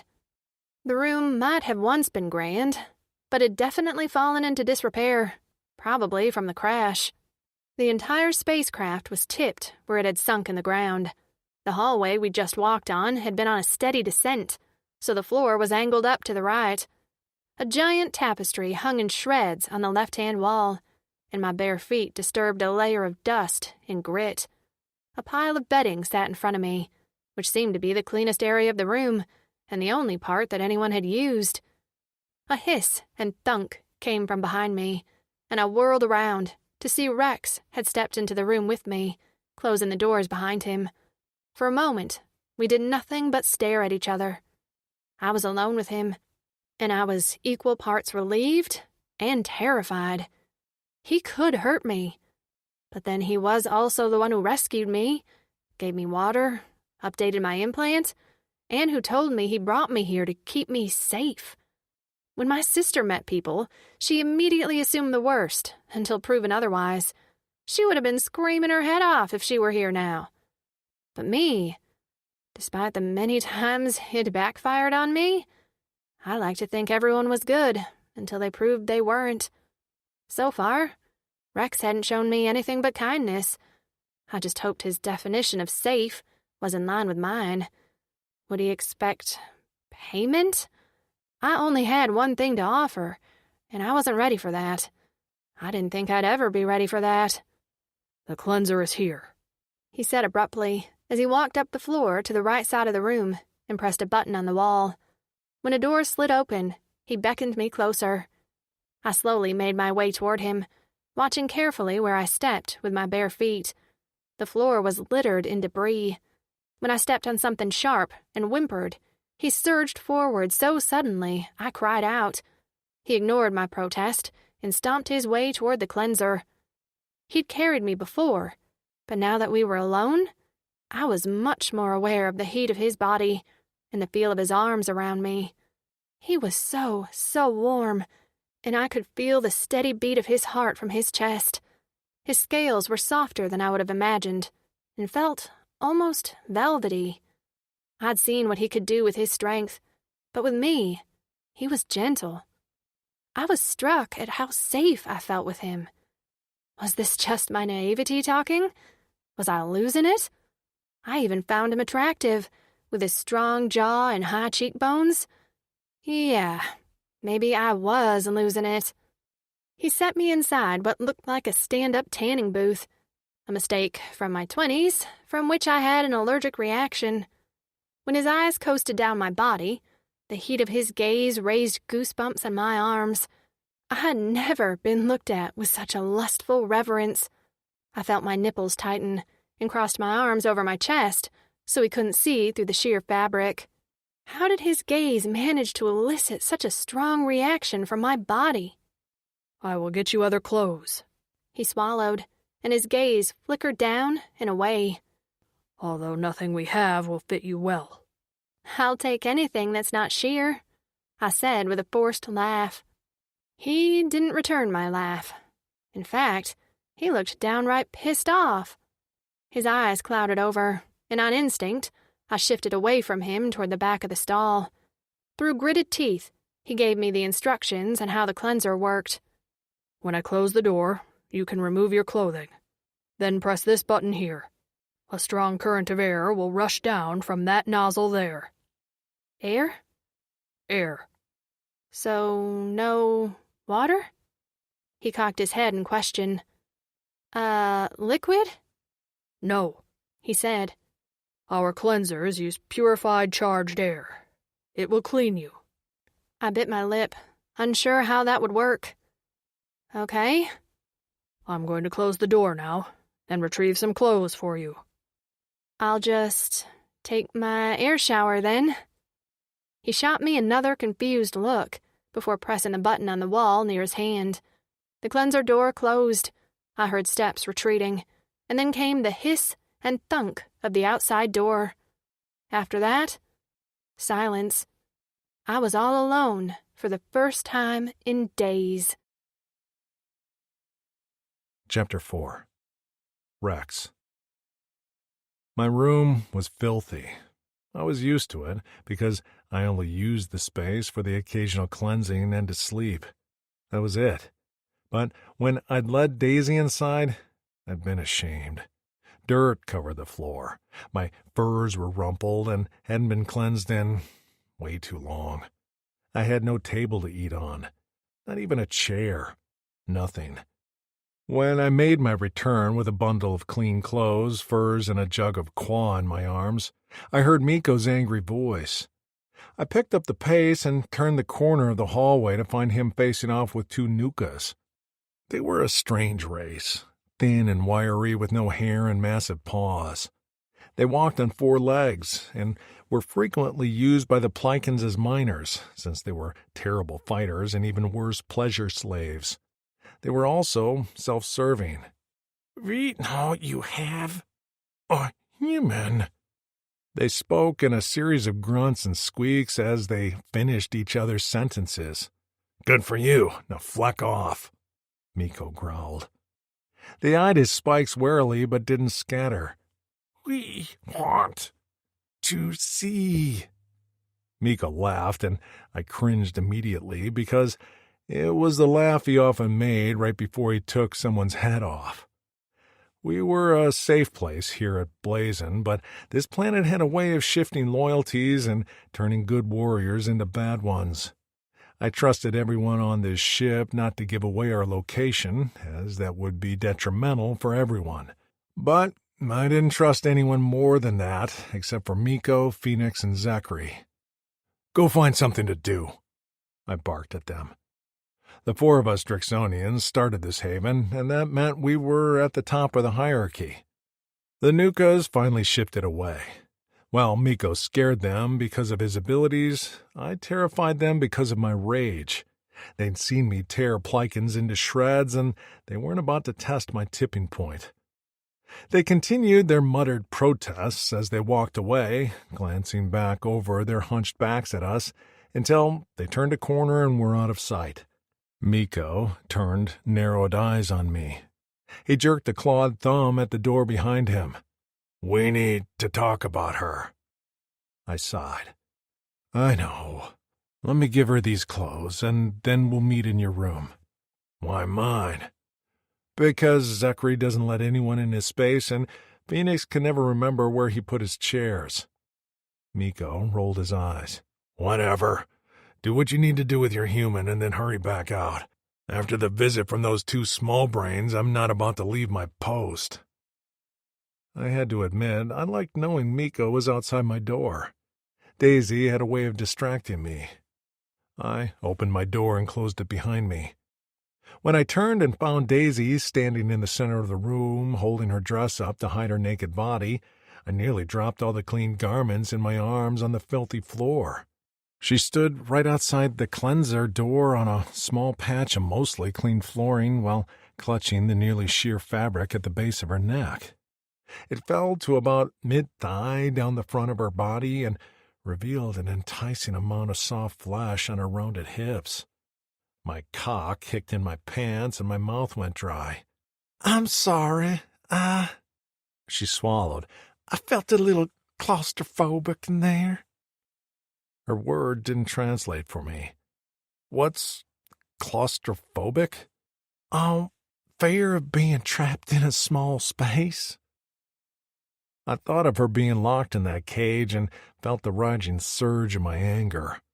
When a red tinge settled over my vision, I used every ounce of my willpower to force it back. This was dangerous. Every thought of her in pain or in danger made the rage emerge. I'd never had this much trouble maintaining control. I couldn't lose myself now. I didn't want Daisy to doubt me or think I wasn't safe. I trusted myself not to hurt her in my rage as of now. If my mind began to deteriorate further, I wasn't so sure. She took a step forward, her eyes watching me intently. "What does that mean?"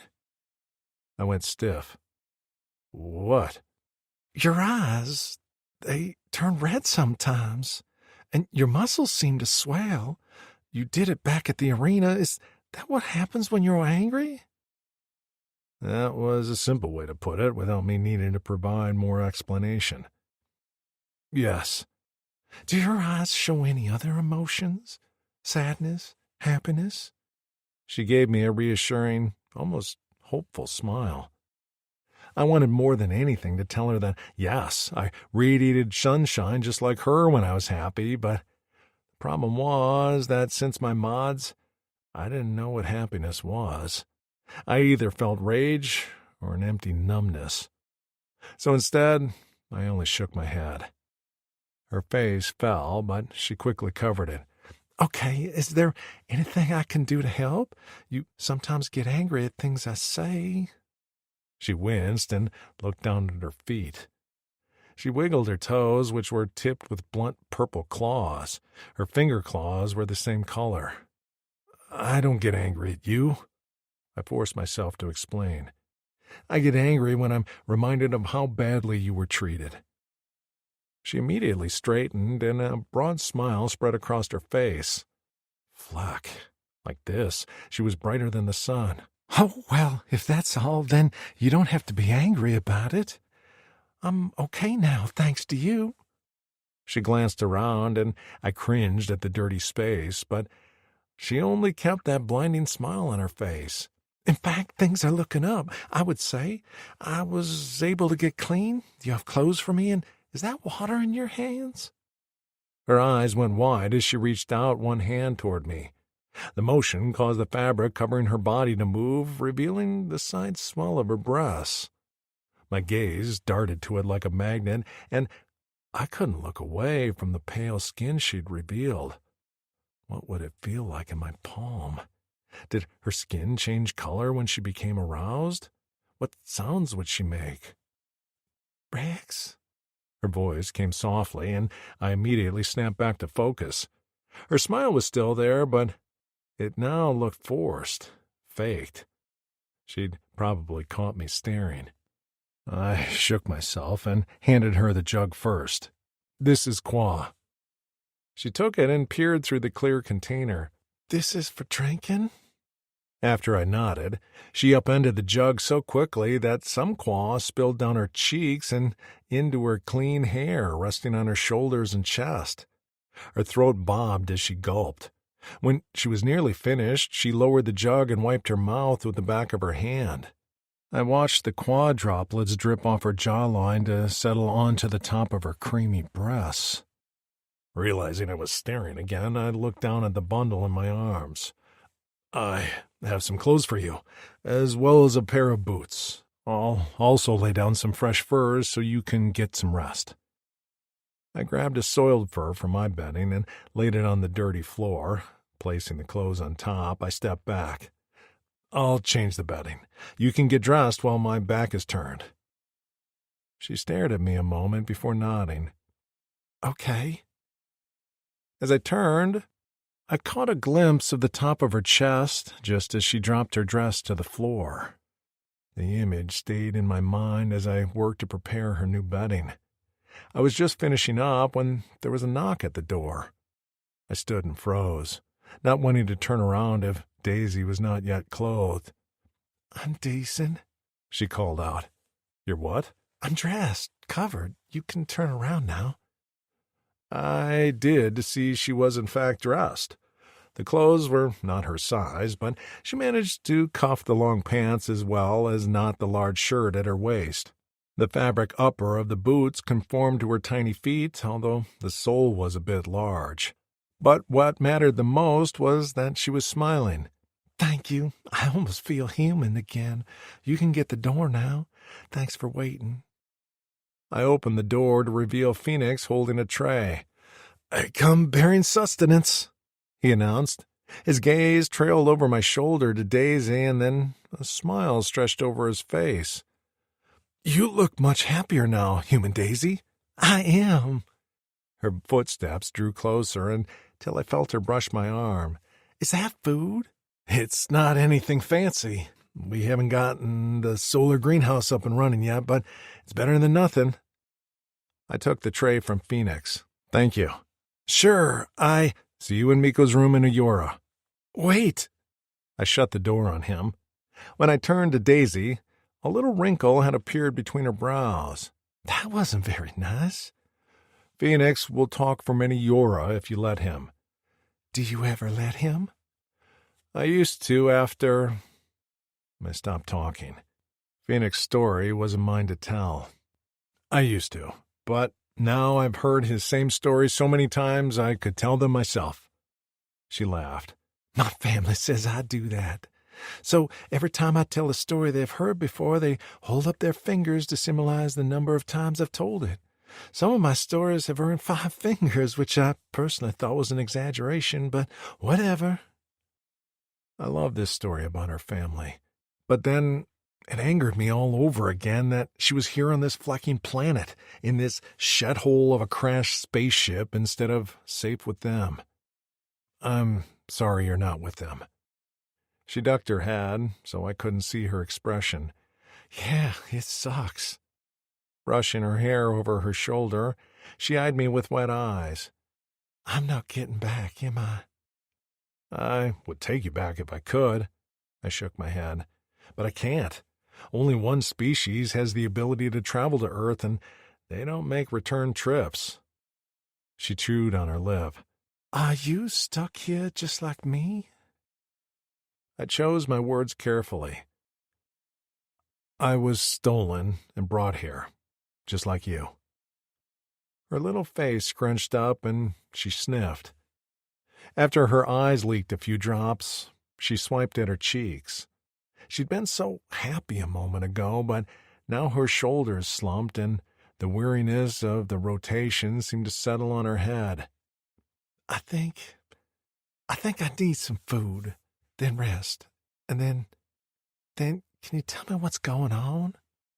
As she sank down in the now clean furs, I set the food tray beside her. The pickings were slim, a powdered drink with no taste, a few teen bars, and some dried and flaked tuber. She drank half the powder, gnawed on the teen bar, and munched on the flaked tuber, which she said tasted like something called baked Lay's. As she ate, her eyelids drooped, and soon her chewing slowed until she nearly toppled over. Placing the tray beside the furs, I watched as she kicked off her boots, settling into the bedding with her fur over her. She drew it up to her chin so only her pale face and hair were visible. Now that she'd eaten and had something to drink, her color was different, with a pink tinge to her cheeks that I liked. "I need to meet with my brothers," I explained. "I'll keep a guard at your door who I trust." "Okay," she mumbled with a smack of her lips. She was so small, like a Drixonian chit. "Rest well, human Daisy." "Thank you, Aelin Rex," she whispered, her eyes now closed. Feeling comfortable now she was fed and getting rest, I left the room. Other than my brothers, there was one other warrior on the ship I trusted, a Gorzik who had arrived at Blazon one day all alone and gravely injured. After we helped Jutaro heal, he became very dependable. He didn't speak much, but he rarely needed to. We often used him as a guard because he was stealthy and focused. I waited outside my door until he arrived with Miko, who I'd sent to find him. He strode down the hallway, his greenish skin nearly glowing in the dim light of the hallway. His dark markings on his chest and arms rippled over his taut muscles. "Jutaro?" I nodded at him. He gave me a chin jerk back. "I need you to guard this door. Well, I'm the only one who can get in. We all know the systems here are faulty. No one goes in but me. The human inside isn't allowed to leave for her own safety."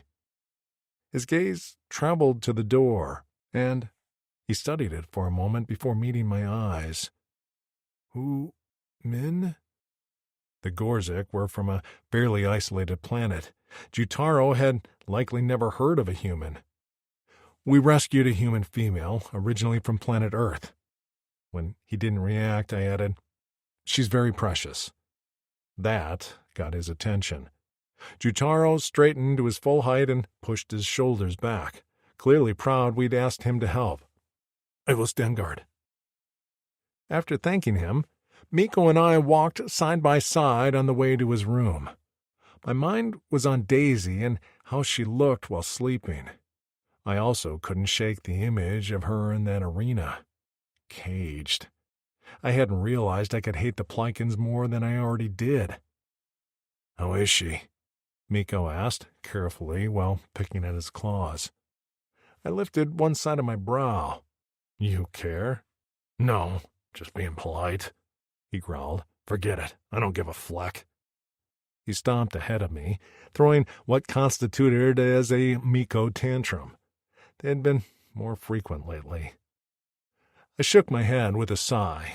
I shouldn't have picked on him, but sometimes he was too easy. "Miko," I called. He didn't answer, but his stomps lessened in intensity. His head tilted ever so slightly, so I knew he was listening to me. "She's fine," I offered, "and she appreciated you standing guard." His gait returned to normal.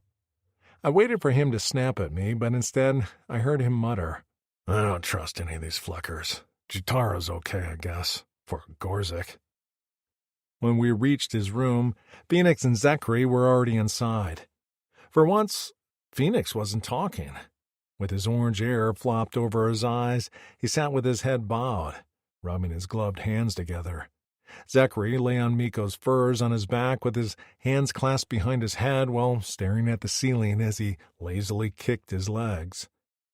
Phoenix straightened when we walked into the room, concern etched on his expressive features. "You sure you don't need to rest?" Earlier, I'd been embarrassed he brought it up in front of Daisy, even though I knew he spoke from a good place. "I'm okay. I've learned the longer I'm in the rage, the worse it is. This was fairly quick, fortunately."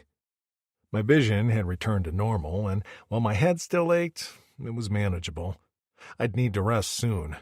For now, I grabbed a mixed powder drink from a tray of food set on the floor and began to drink. "You're back?" Phoenix queried. The skin was tight, but I could move without the wounds breaking open. Sore, but healing.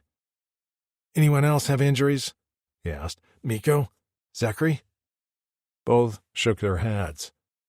After finishing my drink, I gnawed on a teen bar as I sank down in a chair next to Phoenix. Miko leaned against the wall near his bedding with his arms crossed over his chest, wearing his ever-present scowl. "Some flacking nukas already came sniffing around Rex's room." Phoenix wrinkled his nose. I stared at my hands clasped between my knees. What I had to say next wouldn't go over well, but I knew they'd come around to my way of thinking, eventually. Which proves my point that I was going to make. She can't stay here. The room went quiet. I didn't even hear breathing. Miko stared at his boots. Z still found the ceiling interesting, and Phoenix blinked at me like I'd just taken away his favorite food. His chair scraped the floor as he readjusted and scooted closer to me. "Do you mean she can't stay on Blazin or on this planet?" he asked carefully. I glanced up at Miko. He didn't meet my gaze. Neither did Z. They knew I was right, even if they didn't like it. "This is no place for her to live." I explained to a very devastated Phoenix. Fleck, it's no place for us to live either, but she didn't choose this. We didn't choose this either, Miko spat. But we have chosen to stay. I smacked my palm on my thigh for emphasis. We've chosen missions with dangers we all agree on. We all know Blazin could be discovered at any time, and if the Plycans attacked with their entire force, we'd be overpowered. She'd be taken. They were going to give her to a bauble for Fleck's sake. The room fell silent again. Phoenix scratched at his scales, the pain constantly lurking in his eyes now prominent. He needed a hit of kicks and was likely waiting until he could be alone. Even though we all knew he depended on the painkiller, he refused to take it in front of us, ashamed of his addiction. So, what are you going to do? He asked. We don't have the ability to take her back to Earth. Miko kicked a nearby table. Where in the Rinian galaxy would she even be safe? It would be a daunting task to get her off this planet, let alone find a place where she'd be safe and protected. Home? The one word sounded so foreign that for a moment I thought I'd imagined it until I realized who had spoken. Zachary slowly rose to a sitting position and turned his head. Our eyes met, held. He inclined his head when he spoke again. You take her home. My Cora pounded in my ears, nearly drowning out his voice. Z. My voice went hoarse. I can't go home. I know. He spoke only those two words, but they held so much weight and meaning that I felt them strike me like fists. But this wouldn't be about you. This would be for her. A heavy weight descended on my chest, and I struggled to breathe. Faces I hadn't let myself imagine for tens of cycles flashed in my mind. Proud Drixonian warriors I once called brothers. But now, I wasn't sure we even shared the same blood anymore. Mine was tainted, wicked, and filthy, damaged beyond repair. He's right. Miko slumped on the furs next to Z. Take her to Torin. Find Azim and Saxus. They'll care for her. I lifted a hand to ward him off as the burning in my blood made my head reel. Sometimes the rage wasn't brought on by my anger, but instead by a deep-seated pain of injustice that made me mindless with the need to destroy. I could feel it rising up my throat, threatening to choke me, as a searing pain speared through my temples. Phoenix's voice cut through the fire like an ice shard. He knew I was close, and he refused to let the rage take me, not twice in one day. A hand rested on my shoulder, grounding me. Words filtered through the crimson haze. You're safe, Rex. Right here with us. Just me, Miko, and Zachary. You have a female to depend on you now, too. A pretty human. You can't lose it. Not now. Come on. Come back. Every time the rage got harder to hold back, but with Phoenix's words in my ear, I opened my eyes to the clear vision of Miko crouched in front of me, clenching and unclenching his fists. Rex, you back? Sorry, I rasped. A jug of Qua appeared in front of my face. I took it from Zachary, who stood behind Miko, sympathy lurking in his eyes. Around these three I felt safe and free of judgment. It was why the thought of returning home filled me with overwhelming dread. There were ways off this planet. They were dangerous but doable. None of us had tried. In fact, we'd never had the discussion because there were reasons each of us preferred to remain on Vixlisten. I didn't want my blood brothers to see me like this, a deformed version of the warrior I'd been, and I thought my remaining life was better spent flecking up some Plycans. Phoenix was insecure about his memory loss and dependency on kicks.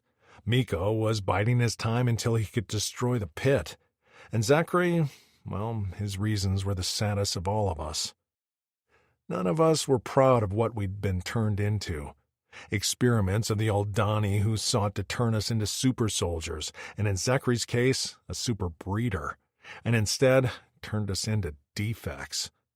But Zachary was right, and as I gazed at the faces of my friends, I knew they agreed with him.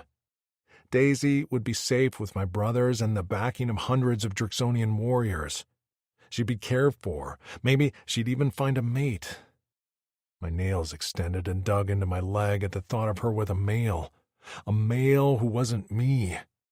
The pain grounded me, and I took a few breaths before dropping the quad jug at my feet with a thunk. "You're right, Z."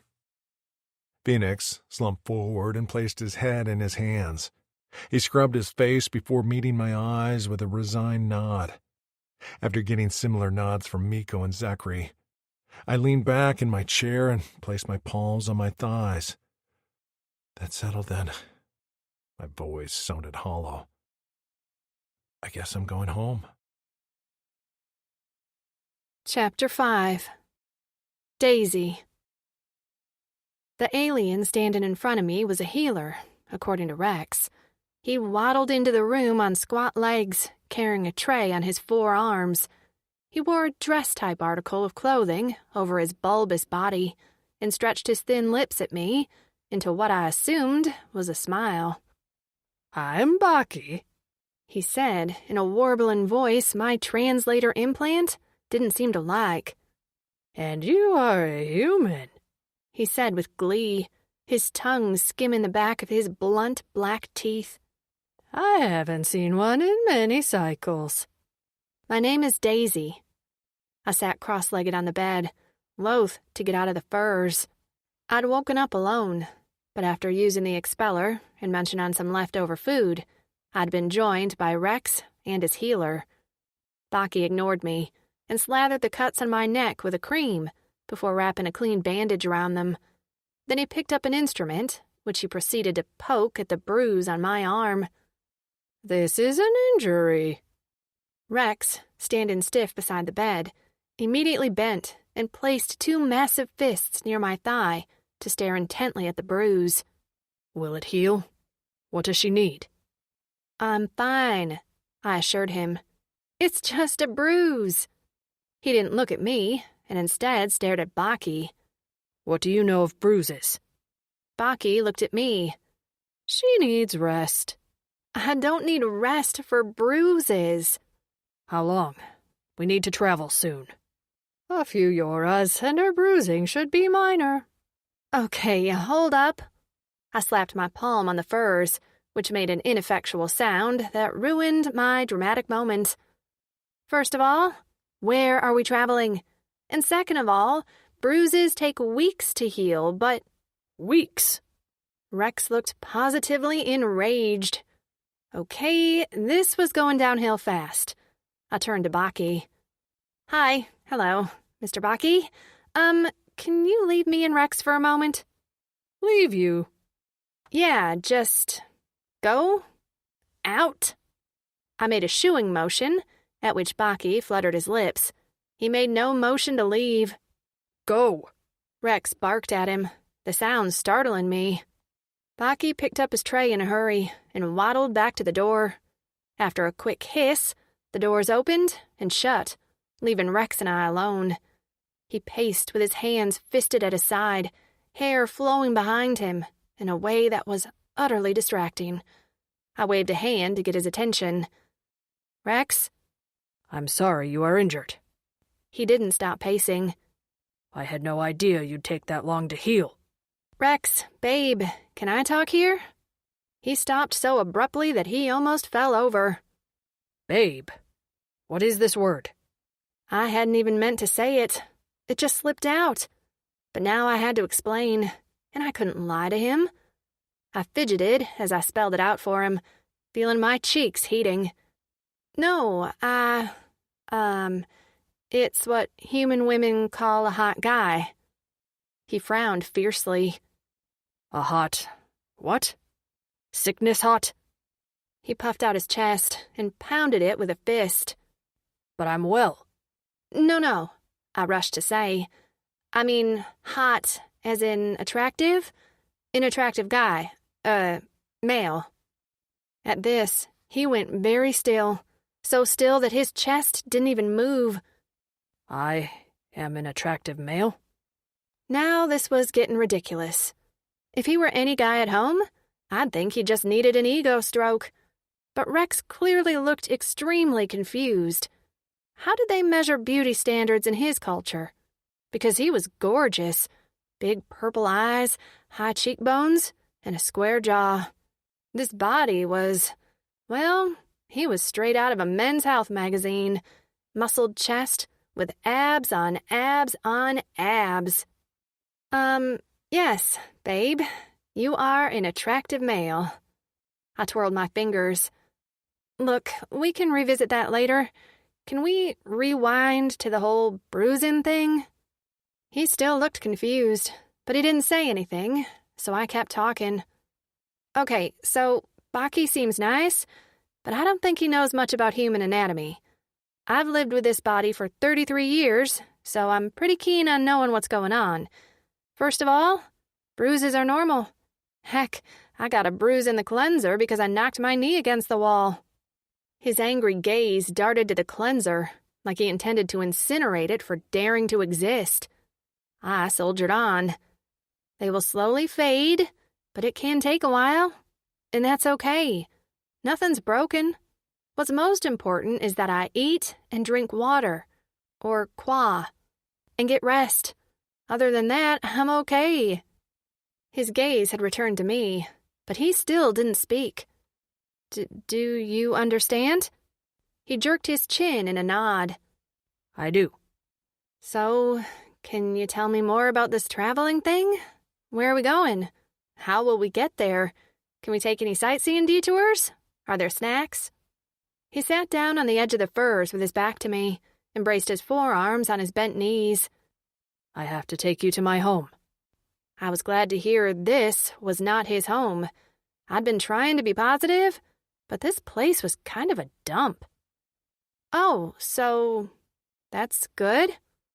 When he didn't answer, I leaned around to see his face. Right? His expression was shuttered. I need to explain some things about who I am and where I'm from. I shifted until I was sitting closer to him, with my knees touching the outside of his thigh. This way, I could see his face when he talked, rather than the back of his head. Okay, I'm listening. I clasped my hands in my lap and waited. He stared at his palms as he rubbed them together. I'm a Drixonian warrior from planet Corin, he began. We were prosperous, as the females of our race ran our councils, while the males defended us from invaders. At an early age, males are trained in battle, and we were highly successful in protecting our way of life because of that. Except we weren't trained to fight an airborne enemy. A virus struck us down, killing all our females and most of our elder males. We were left with nothing. Our entire civilization was in chaos. With no females, we had no hope for the future. I'm so sorry, I whispered, my heart aching at the pain dripping from his words. The Oldani, from our sister planet Torin, offered some stability for the remaining young warriors who were left alive. We traveled to their planet, where we worked as bodyguards and soldiers. We always intended to return home, until we realized the Oldani had destroyed our ships and trapped us there, and that they were stealing warriors to experiment on in order to breed us. My mouth dropped open. Wait, experimenting, like how? At the time we found out about the experiments, we thought the end result was the deaths of our warriors. We didn't know they were also experimenting in other ways. Not until we started the uprising to free ourselves from the Oldani. During one battle, I was gravely injured. When I woke up, I was an Oldani prisoner, and I was not myself. My gaze drifted to the healing wounds on his back, where his wings had emerged, and I began to feel sick. How so? He lifted his head, and the myriad emotions swirling in his purple gaze sent my heart racing and my stomach churning. They tried to turn us into super soldiers. I was given wings, a split tail, and He stuck his tongue out, and I gasped. I hadn't noticed his tongue before. Maybe because he talked so quietly and didn't open his mouth wide. But now I could clearly see he had a split tongue. He wiggled both ends, which moved independently, and I had the wildly inappropriate thought he could easily tie a cherry stem into a knot. But God, for this to be done to him without his consent, I wanted to throw up. "Rex," I whispered. But I'm not a successful experiment. It's very painful to use my wings. My skin splits open every time, and then re-heals until I need to use them again. He fell silent, his teeth clicking together. He looked like he wanted to say more, but only shook his head. When they realized I wasn't what they had in mind, they sold me to the Plycans. I was collared and caged, forced to fight in an arena, just like that one, for many cycles, until I killed my owner and escaped. As I sat stunned, he went on to explain that Miko, Phoenix, and Zekri were all failed experiments of these Uldani people, who sounded like absolutely monsters, who were then sold as disposable to the Plycans. Now that they'd all escaped from under Plycan rule, they lived here, with other former property of the Plycans. I can't keep you safe here forever, he explained.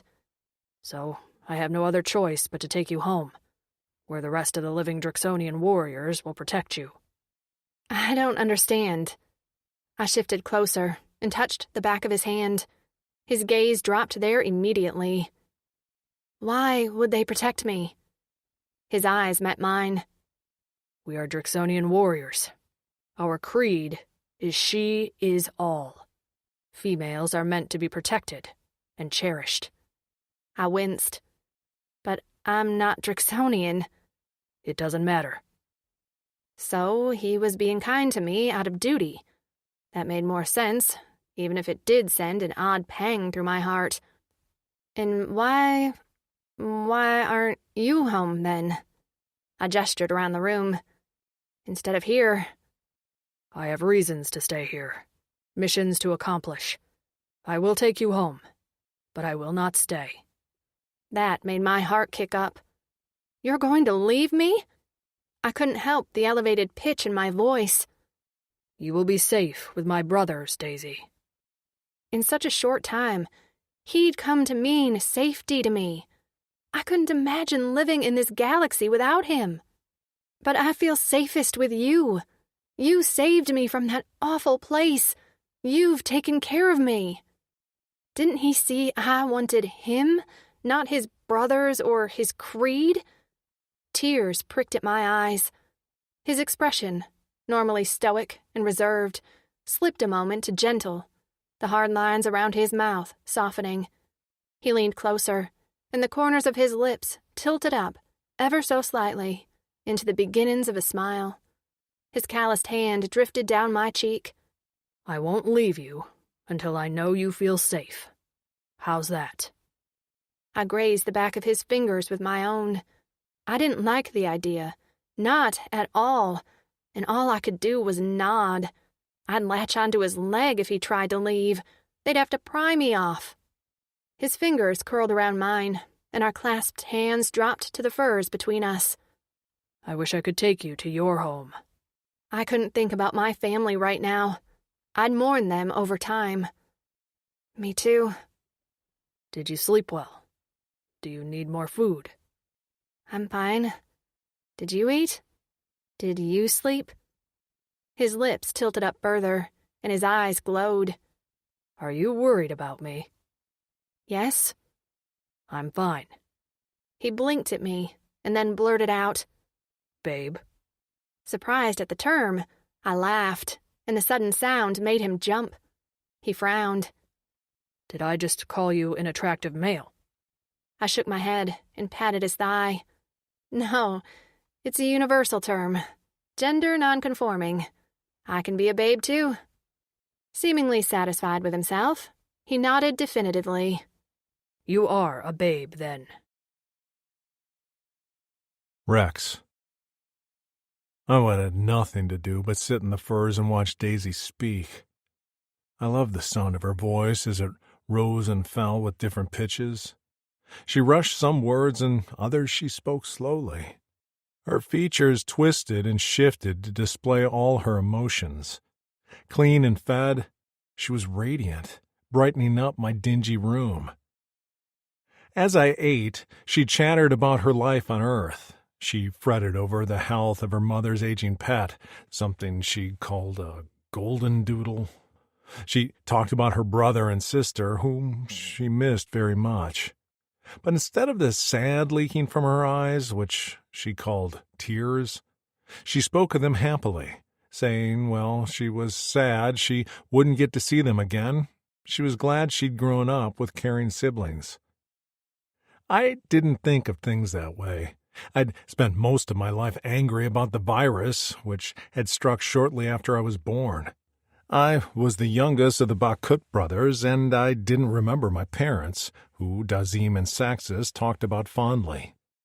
Then I'd been angry about what the Aldani had done to us. I'd fought during the uprising proudly under the direction of my oldest brother, Dazim, until I'd been taken, altered, and cast off like trash. "What are your brothers like?" Her voice cut into my thoughts, and the teen bar in my mouth, which already tasted stale, turned to ash on my tongue. I swallowed the lump of flavorless food and glanced up at Daisy. She had spread a fur on the ground and was doing some sort of stretching, which she called yoga. Right now, she stood on one leg, her other foot tucked flat on her inner thigh, and her hands folded together in front of her chest. She said the slanted floor only made the exercise harder, but she was determined to try. I avoided even thinking about my brothers, so her question caught me off guard. I didn't have my usual mental defenses in place, and before I could throw them up, a flood of images flashed behind my eyes. Dazim, barely older than a chit himself, holding my hand as we walked onto the Aldani transport to take us to Torin. My other brother, Sax, usually full of jokes and laughter, somber as he held a tiny, just-born Drixonian male whose mother passed away right after his birth. She'd named him Hap before the virus took her. Dazim protected me while teaching me the honorable ways of a Drixonian warrior. He'd refused to let our customs fade, and he'd been the one at my side when I'd received my first piercings. The balls in my tongue had been ripped out by the Aldani, but the other, in my nostrils and on my cock, remained as the sign of my coming of age as a warrior. I'd endured the pain, and my brother had been proud. I'd only ever wanted to make Daz proud.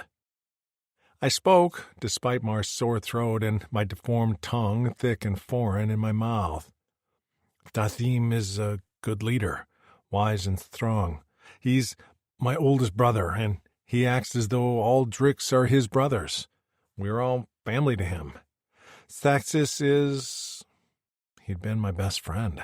We were close in age, and Daz said, while I was a serious chit, Sax could always get me to lighten up. Sax likes to have fun. He can make anyone laugh. Daisy had switched positions, and now she stood with her feet braced apart, knees bent, arms out straight at her sides. "They're kind like you?" At the question, I lifted my head. "They are better than me." She slowly straightened to stand with her hands hanging loosely at her sides. "Well, I guess I'll be the judge of that." Dropping to her knees, she then bent over, arms flat on the floor, stretched out in front of her with her head facing the floor. She arched her back, and I stared, unable to look away from the enticing curves of her hips and backside. I imagined kneeling in back of her, stripping her pants down to her ankles and licking her sweet cunt until she screamed. Shame rose inside of me, swift and choking, and I looked away. Even if Daisy ever granted me permission to touch her, I wouldn't. I couldn't. My ruined tongue couldn't bring her pleasure, not without the piercings and flat surface. I wouldn't touch her with the evidence of my deformities. Daisy wasn't for me.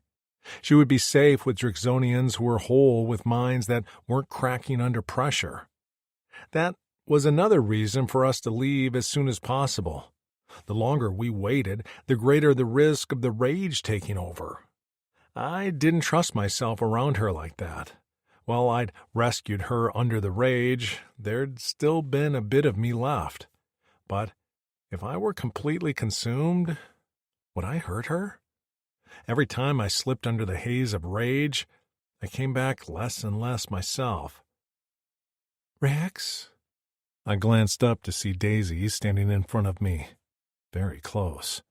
A drop of liquid slid down her temple, and I caught it with my finger. Bringing it to my mouth, I licked it. Salty. It tasted like the freshes back home, and for a moment, I could hear the waves crashing. "Are these tears?" I asked. She wrinkled her nose. "Ew, did you just taste my sweat?" "Sweat? Do you not sweat?" "I don't know this word." She flopped down on the furs next to me. "Humans sweat to regulate our body temperature. I was hot from the yoga, so my body released some moisture." "Our scales lift a vent, so we don't overheat." She touched my biceps with a finger, running it over my scales. "And the blades that come from beneath your skin?" "Are machetes." "Do all Drixonians have those?" I nodded. Only Miko can eject them from his skin as weapons. He also cannot hide them under his scales like the rest of us. I let my machetes lift up briefly before settling them back under my scales. Her pretty brown eyes lifted to mine as the corners of her mouth turned down. "The Aldani did that to him?" "Yes. It is very painful for him to eject his machetes." Her lips parted on a small gasp. "I wondered about that. When he fought the Plykins, he was bleeding." "He was." "Phoenix can create fire and lob fireballs. What about Zachary?" "His mods are not battle-related." She frowned. "What does that mean?" I hesitated before answering.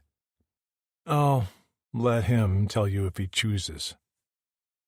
She shook her head. "That's okay. He's allowed his privacy." She ducked her head and bit her lip. "I'm really sorry all of this happened to you."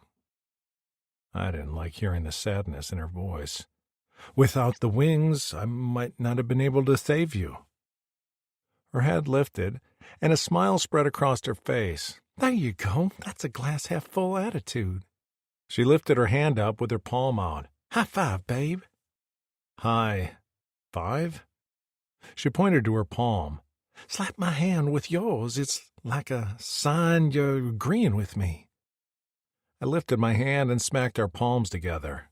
The thwack echoed around the room, and Daisy yelped before shaking her hand. "Did I hurt you?" I reached for her wrist immediately. "I'm sorry." She began laughing as I rubbed her reddened palm. "I'm fine. You just surprised me." "What is a glass-half-full attitude?" She blinked at me and then looked around the room. Spotting something she wanted, she leaned over my lap. Her breast touched my thighs, and I sucked in a breath at the clean smell of her sweat and hair, while the warmth of her rounded curves touched me. When she leaned back, I covered the bulge in my pants with my hands. She held up a jug of qua. "Look at the level of qua in here. You could say it's half empty, or you could say it's half full. It's an earth expression. Saying a glass is half full means you're finding the good in a situation. You're being positive." She placed the jug of qua back. "So, well, I wish the Aldani never touched you. Your wings served as a good purpose today." They did. They led me to rescuing this ethereal creature who talked of high fives, smelled like the salty freshas from home, and smiled brighter than the sun. Chapter 6. Daisy. I felt like I was back in high school, eating lunch in the cafeteria that was separated into cliques, like the football players in one corner and the debate team in the other. Except this cafeteria was full of aliens, all different colors and shapes. Some left a trail of ooze as they walked, and others clomped on hooves. I was the new kid, the one who spoke a different language and didn't fit in. Although, the more I looked around, the more I realized no one fit in. That didn't stop the entire dining area from staring at the newcomer. To them, I was the alien. Rex led me inside with a hand collared on the back of my neck. If anyone else would have done that, I would have asked them to politely let me go. But I kind of liked Rex's possessive touch. It meant safety, which was clear, as every alien in the room gawked at me until they received a caustic glare from Rex. The room was quiet, except for the occasional sound of slurping and a utensil scraping a bowl. I don't like this, Rex grumbled. Everyone already knows she's here, Phoenix said. He'd been my ally in convincing Rex to let me leave the room. I was going crazy in there, with no windows and just 4 walls with a dirty floor. Let them see her and fulfill their curiosity. He lowered his voice. You'll be gone tomorrow anyway. Tomorrow didn't actually mean anything to me, because I had zero idea of the time of day. All I knew was I'd get to snuggle in the furs another time, and that sounded appealing. I was a little scared of leaving, and Rex hadn't told me much about it, other than he was working on the plans with Phoenix, Miko, and Zachary. The dining area consisted of several rows of tables, with benches on either side, all bolted to the floor. Along a far wall, trays were lined up on another table, all the same, with colorless food plopped on the top. I could see a few aliens working in a small kitchen behind the table, stirring massive vats and cutting squares from a tray of teen bars. When I grabbed my tray, the first word that came to mind was gruel. A crude bowl held what looked like a gray porridge. It jiggled when I carried it, like a mass of moldy jello. I held in a gag as we headed to an empty table. On the bench, Rex and Phoenix sandwiched me between them, while Miko and Zachary took the seats across from us. I stared at my porridge. I didn't want to insult the guys, but I didn't think there was any way I could eat it. Was that an eyeball in there? I placed my palm over my mouth and breathed deep as I began to sweat. The warriors didn't even notice, as they all dug into their meals, shoveling the porridge into their mouths with a spoonula-type utensil. Guara, Miko muttered. What I wouldn't give to bite into one right now. They all nodded, like they'd had this conversation before.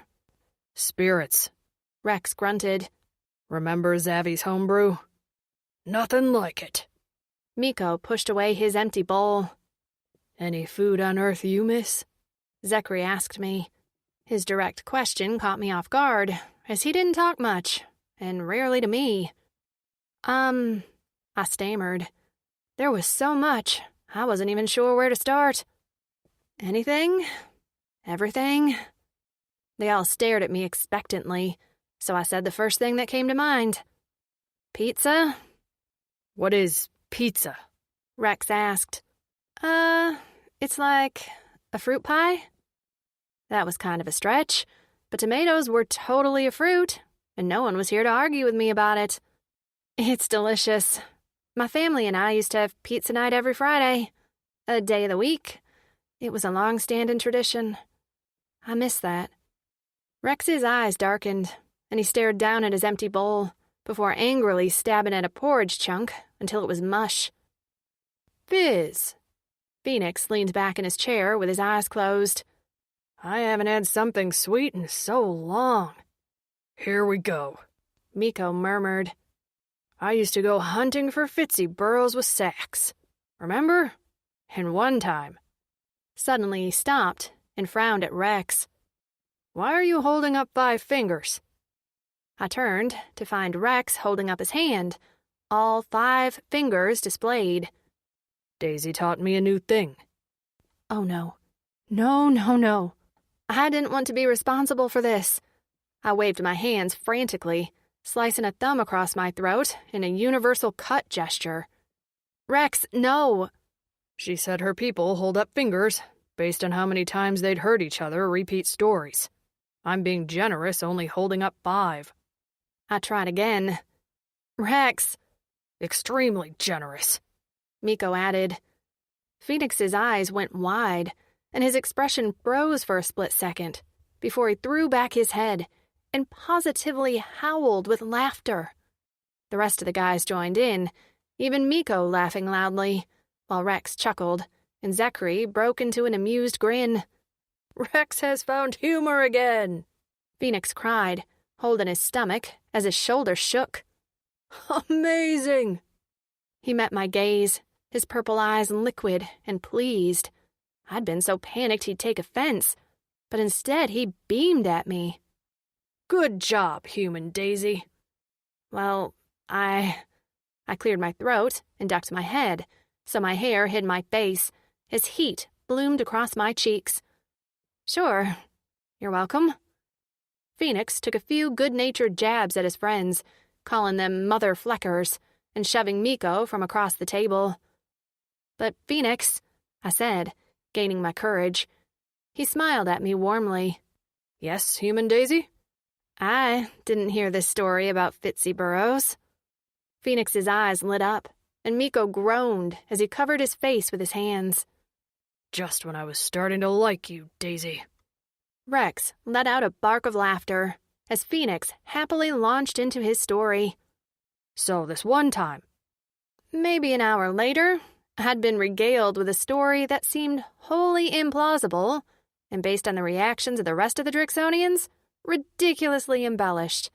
I didn't care.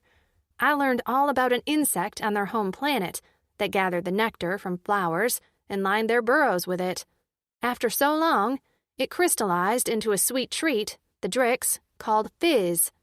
Phoenix's story consisted of near-death experiences where he saved the day numerous times, all with a broken leg and head wound, before retrieving said treat and delivering a bundle back to his friends. I didn't care if Phoenix's story was true or not. It was grand, and he told it with such excitement that for a while, I forgot all about where I was and how my life had changed. I was immersed in the tall tale of Phoenix's heroism. I knew I'd be forever grateful to him for giving me a mental escape when I so desperately needed one. When we returned to the room a little while later, Rex let me know it was time to get some rest. My internal clock was all kinds of messed up, but I couldn't stop yawning, so I wasn't going to argue about sleeping. He told me he rested a little since we'd returned, and that he didn't require much sleep, but fatigue rode hard in the creases of his eyes. While the food hadn't been very appetizing, I was full, and I snuggled under the furs as he created a makeshift bed on the floor beside me. You can sleep here with me, I offered. There's plenty of room. He paused his movements at the sound of my voice, but didn't look up as he resumed fixing a set of clean furs. I'm fine here. But, Daisy, I slept bare on a dirt floor for 30 cycles. This feels like a luxury to me. When he talked about this time in captivity, my heart cracked. He was so strong, almost larger than life, and to think of him existing as property chilled me to the core. He'd come out the other side, still able to care for another vulnerable creature like me. After he'd settled into the furs, he dimmed the lantern light and set it beside his head so I could see the small flames flickering across his face. Laying on his back with his hands clasped behind his head, he stared at the ceiling. I closed my eyes before he caught me staring. I was almost asleep when his deep, raspy voice cut through the silence. Thank you for what you did for Phoenix today. I blinked my eyes open. What? What did I do? Rex inhaled deeply before answering. You listened to him. He seemed like he just wanted someone to listen. I frowned. Do you not listen to him? We do, but he's not the only one with troubles, and sometimes we can't give him what he needs. I'm always available to listen to him tell stories. Rex shot me a smirk, which made him seem years younger in the soft light of the lantern. No matter how much he makes up? I smiled. Even then. He nodded before returning his gaze to the ceiling. That's good. Why does it mean so much for someone to listen to him? Rex remained silent for a long time, as his purple eyes glowed. Finally, he swallowed and released a sad sigh.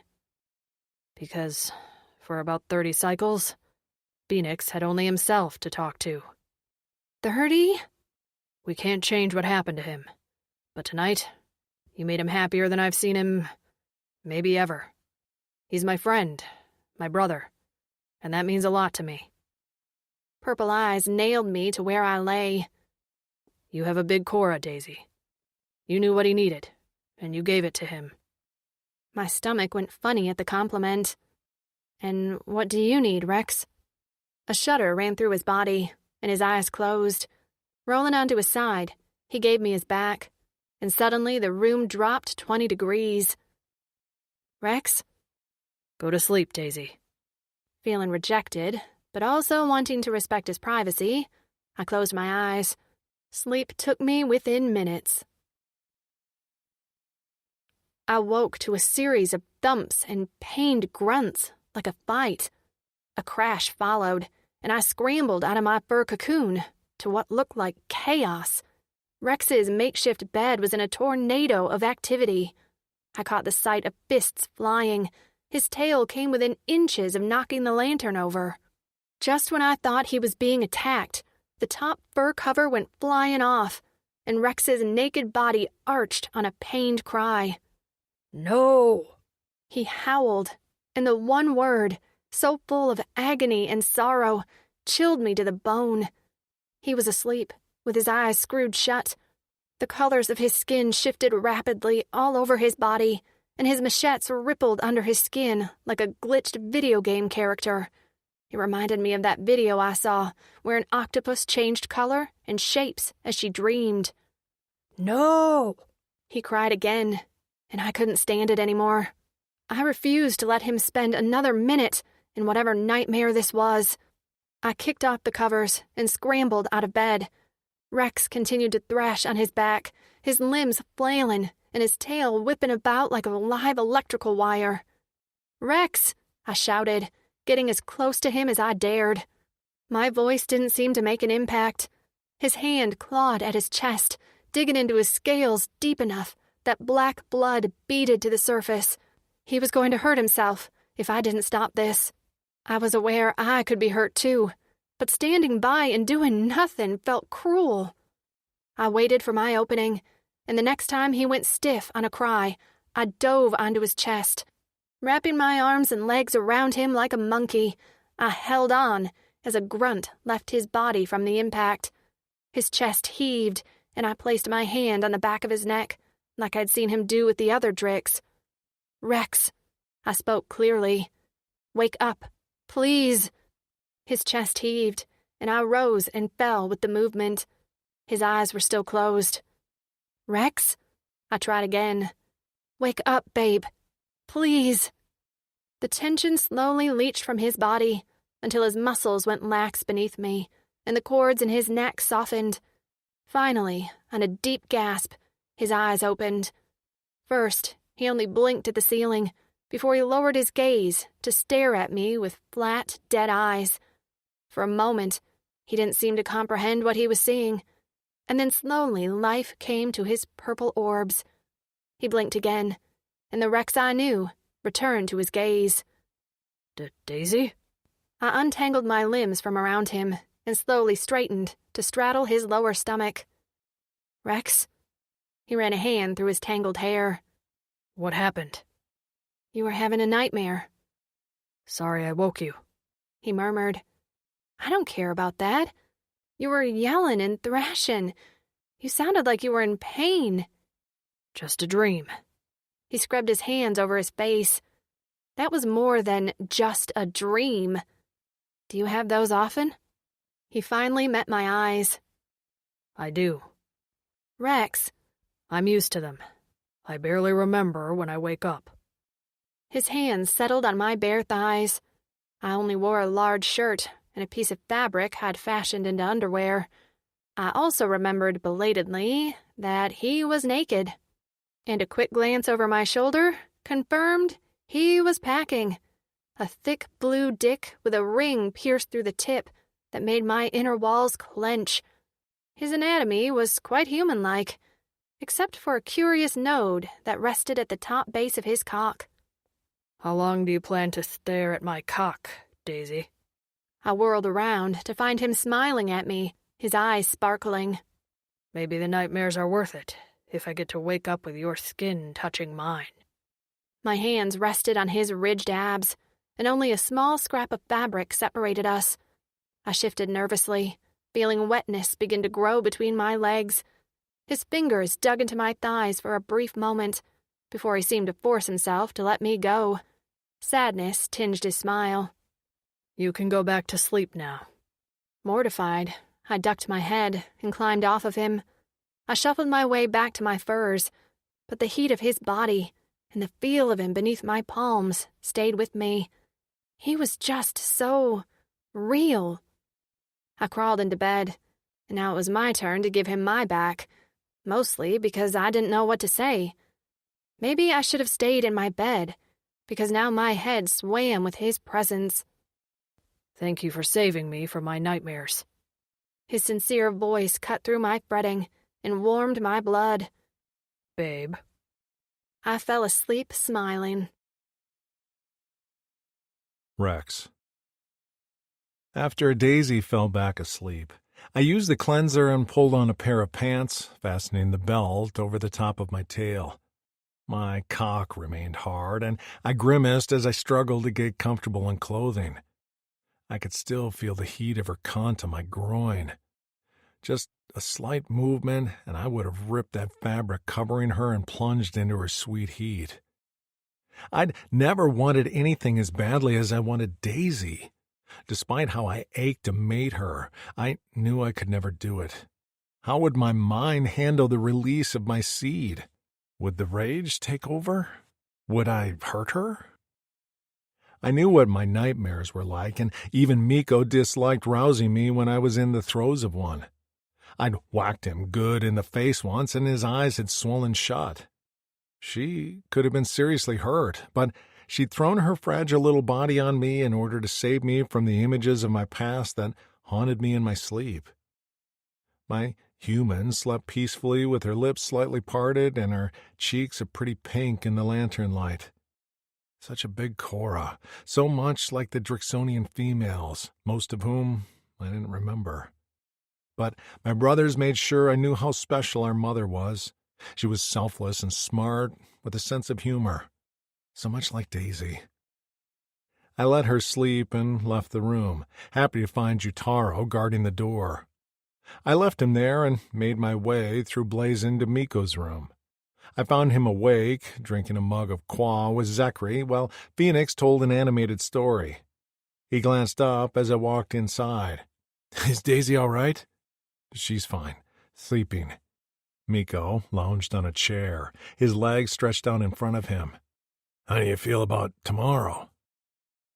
We'd been working on plans the last few rotations, and while I was confident in them, there were still many variables that could cause problems, namely, my rage. "I feel optimistic." I sank into a chair next to him and poured myself some qua from the jug. I wished it were some of Zavi's spirits. "Never thought all those zens we stole over the cycles would be put to use," Phoenix said. On Vixlisten, currency didn't matter much to us. We weren't considered inhabitants who could stroll into a market and purchase anything. We stole what food we needed or made it ourselves. So we had a stockpile of zens that we'd collected over time, and now we'd finally get some use out of it. "You remember where to go on Rainian 2? Zekri asked. I nodded. "The Saluma section." Daisy and I wouldn't have proper traveling documents, which was required to board any spacecraft leaving the station. We had to find those who were willing to sneak us on board, for the right price. "Be prepared to have to pay in something other than zens," he said. I hoped offering physical labor would be enough. I could load cargo, make spacecraft repairs. I'd do just about anything to ensure safe travel for me and Daisy. I know. Phoenix rose from his chair and retrieved a bag from the corner of the room. The clanking inside sent a chill down my spine, and I knew I wasn't the only one. Miko glared daggers at the bag, and Zachary's stoic expression shifted to a pained wince before he turned away. Placing the bag on my lap, Phoenix sat back on his chair. I hope this will suffice. I untied the string and peered inside. The glint of metal made me sick, and just the thought of placing such an object around Daisy's neck had my vision reddening. I swallowed and retied the string before the anger had a chance to take hold. It will. Thank you. I know this wasn't what you wanted to make. He shrugged, but his shoulders were stiff. I'm sorry it's necessary, but we all know a human will already draw attention on Rinian too, let alone an uncollared one. I'd have to play the part of her owner, and she'd have to be my property. I hadn't discussed this with her yet, and I wasn't looking forward to it. I hope she trusted me. I shot my friends a look. Will you myth me? None at all, Miko scoffed. Zachary rolled his eyes at Mick, but gave me a chin lift. Phoenix stared at his gloved hands. Of course, brother. I'll be back soon, I assured him. You won't even realize I'm gone. Phoenix lifted his eyes to me, and something in them sent a sliver of dread down my spine. He quickly covered it up with a smile. You're right. And when you return, we will celebrate your accomplishments as an honorable Drixonian warrior. His words, meant to encourage, fell a little flat as I stared at my clawed hands. I knew I'd do anything for Daisy's safety, but was everything I could do enough? Chapter 7. Daisy. As we stood outside Blazon, the red sand stinging my bare arms as the wind swirled it around us, I considered telling Rex again that staying at Blazon was all right with me. We'd already had this discussion, and he'd shut me down. Fast. While he'd been open to listening to me about my own body, my opinions on our future plans were not to be considered. I took slight offense, but then I'd only had a slight taste of all this Red Planet had to offer, and it'd been a nightmare. Rex knew more about what else could happen to me here the longer I stayed.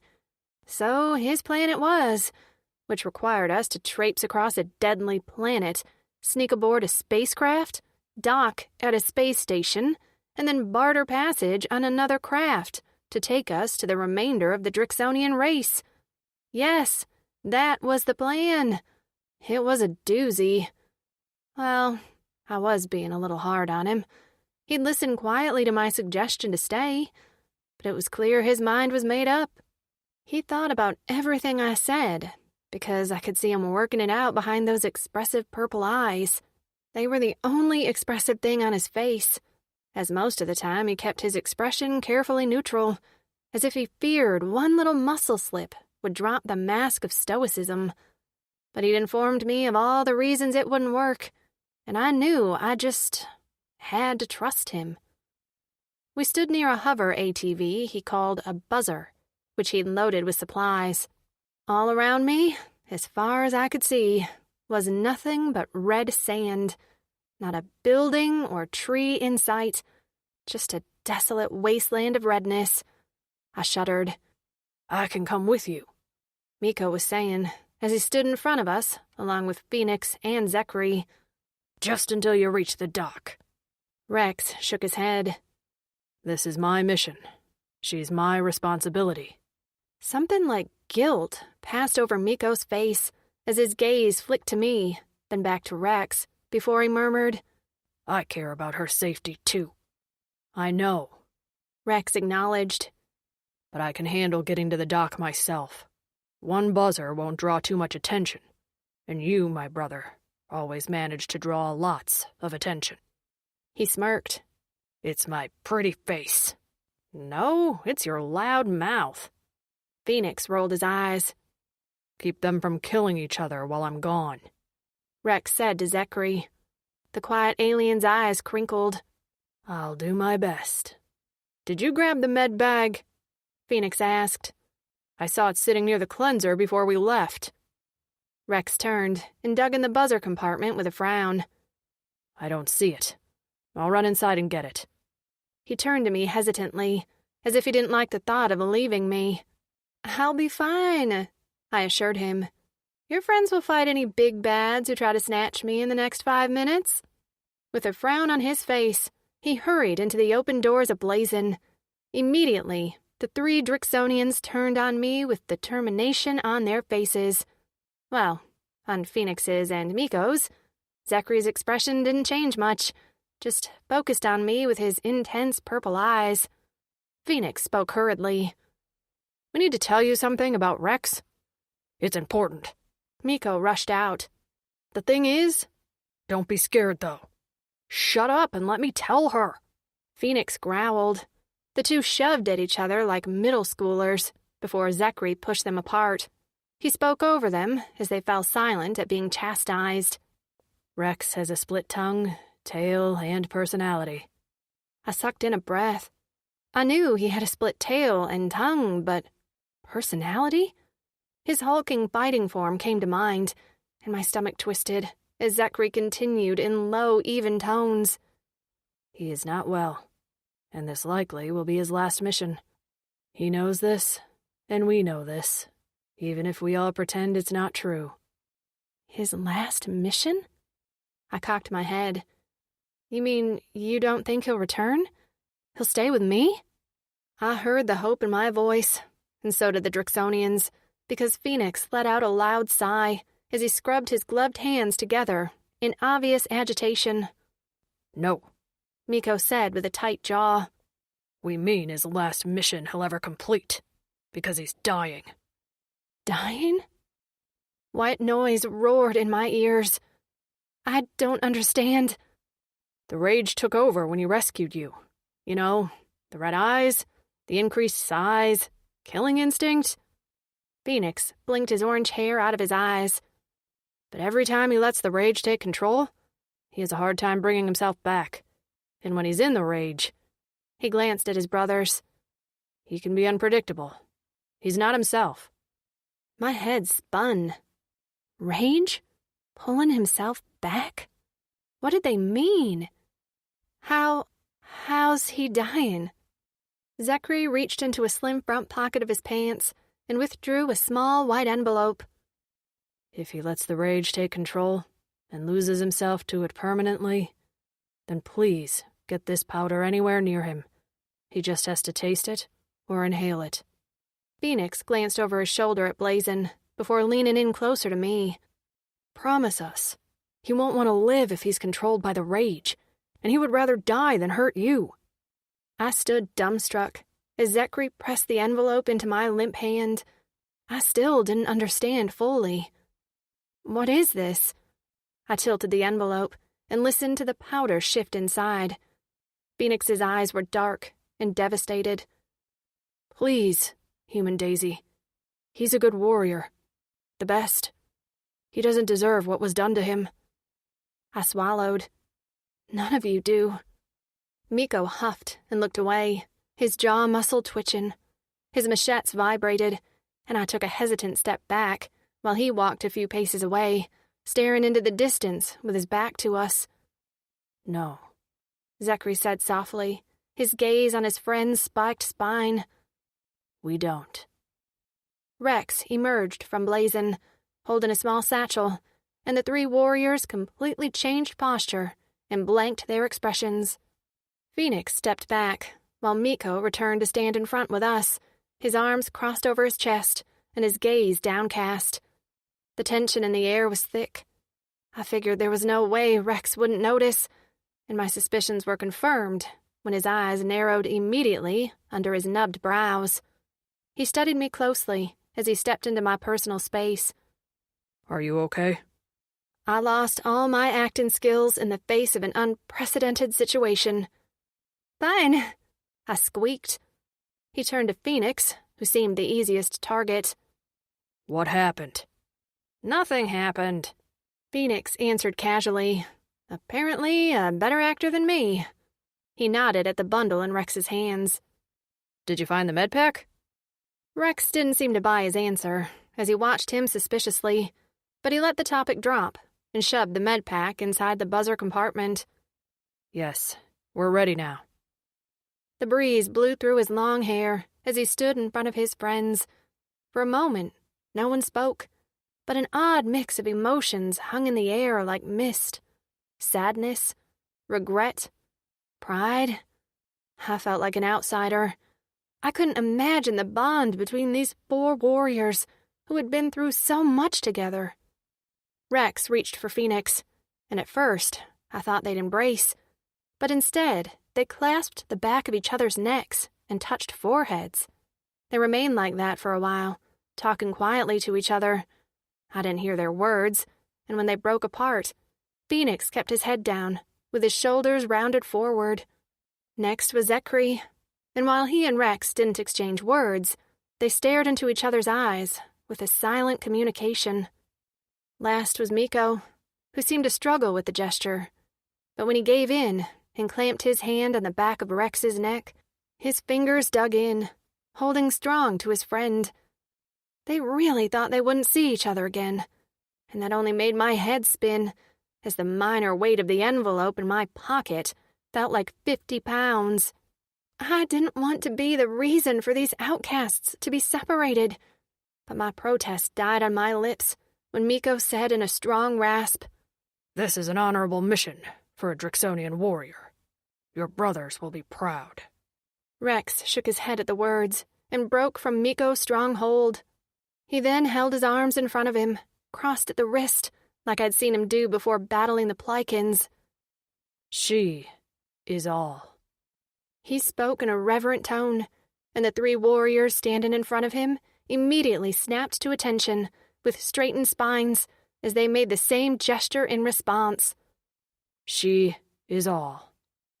Rex dropped his arms. Be safe, brothers. If Phaetos sees fit, we'll meet again. After that, he directed me to sit behind him on the buzzer. He flipped a switch, and the vehicle rumbled below us before rising in the air, sending billows of red sand around us. Then we were off, and I glanced back until the 3 warriors were nothing but blue dots among a sea of crimson. Rex had told me the plan. Of course, I'd understood about 25% of it. We were to sneak aboard an aircraft, head into the Ridian 2 space station. From there, we'd barter passage to a planet called Torin, where we'd then meet up with Rex's brothers. I'd asked Rex why all this was necessary, and he'd told me over and over again that this planet would never be safe for me. The ship where they lived was constantly under threat of being discovered and invaded, and he didn't trust anyone there not to sell me out.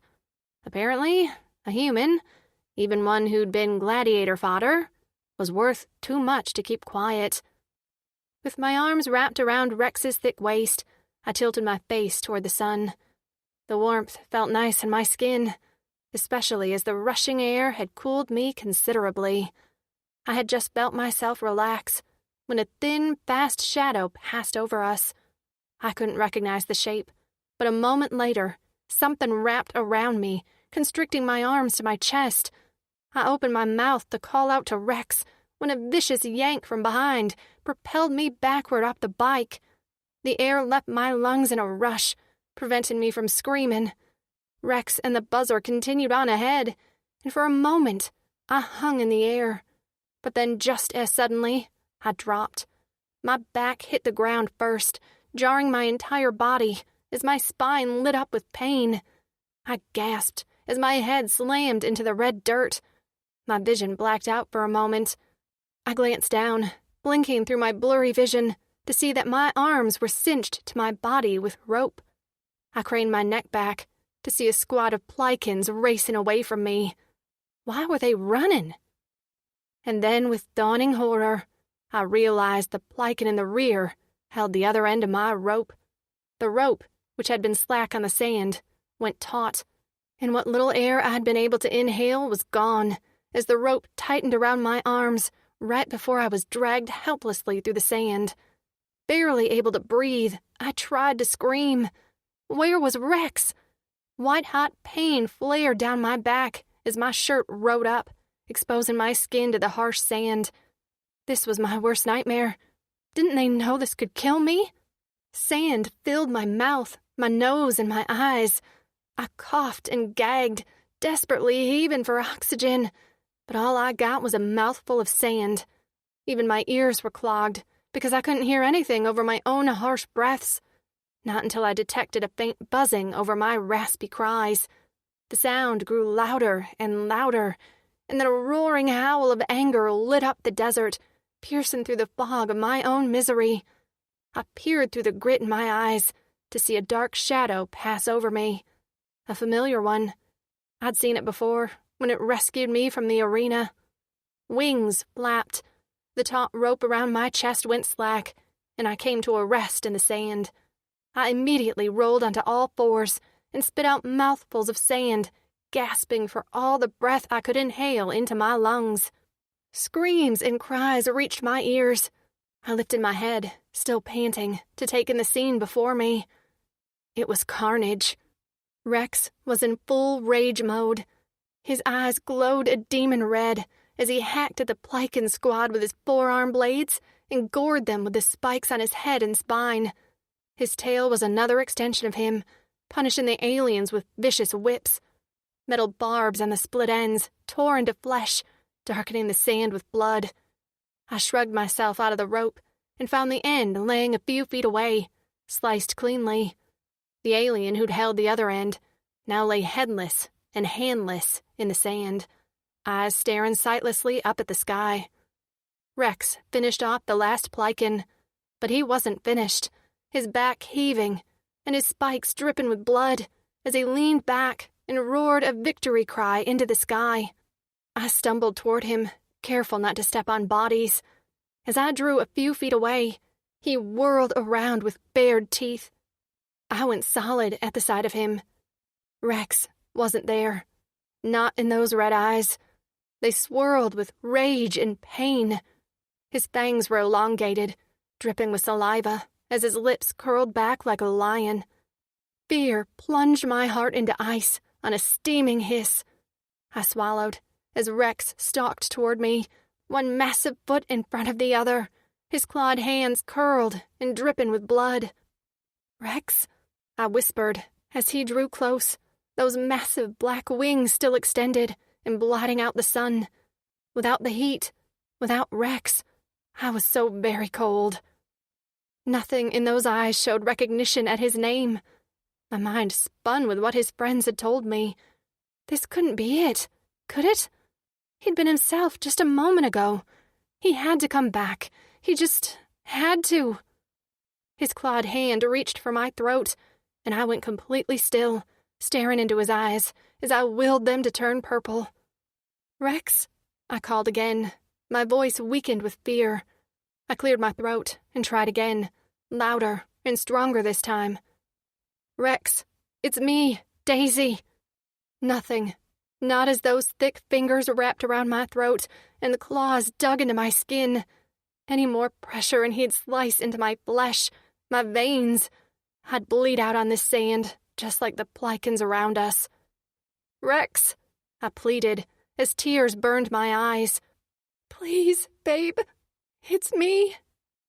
The curl of his finger stopped, and he froze solid. He didn't blink or breathe. Just when I thought I was going to break down from the uncertainty, a drop of black blood beaded in the corner of his left eye and slid down his nose. His eyes went white a moment before they flashed to purple.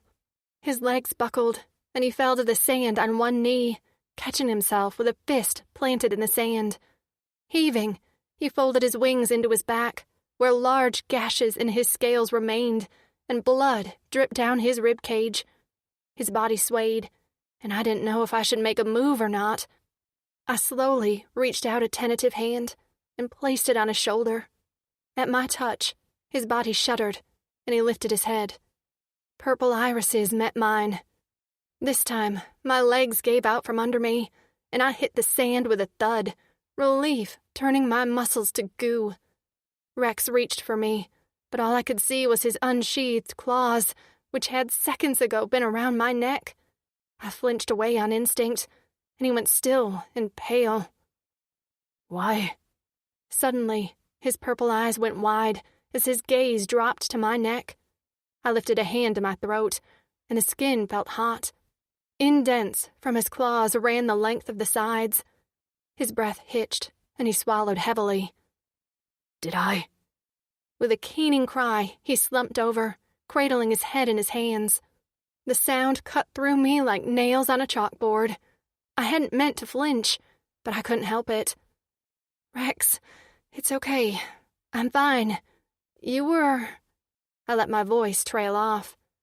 What had he been? I didn't know what to say. In the arena, he hadn't heard me. He'd saved me. But this time, his rage had been something worse, something lost. I trusted this Rex, the one with purple eyes and compassion and remorse. I didn't trust that red-eyed creature who had almost snapped my neck. I laid a tentative hand on Rex's back, but he jerked away from my touch, his hand out to ward me off. Don't. He gasped. I hurt you, didn't I? Those marks on your neck are from me. I thought for a moment about lying, but this moment seemed too big. He needed to know the truth. So I nodded, and he made that awful sound again, this time rearing his head back to send the cry skyward. I let him get it out, to scream at the universe that had done this to him. What was he like before the wings and the red eyes? There weren't words to say. For once, I was speechless. I couldn't make a joke about this. The reality of the situation and the truth of the other Drixonian's words weighed heavily on my shoulders. The envelope in my pocket burned. Would I really be able to take his life when I knew this wasn't the life he wanted? Chapter 8. Daisy. Rex pulled a dusty red length of fabric from the buzzer compartment. With a twirl, he unfurled it to reveal a hooded coat that reached the sole of his boots. He fastened it around his neck, and then dressed me in a similar garment.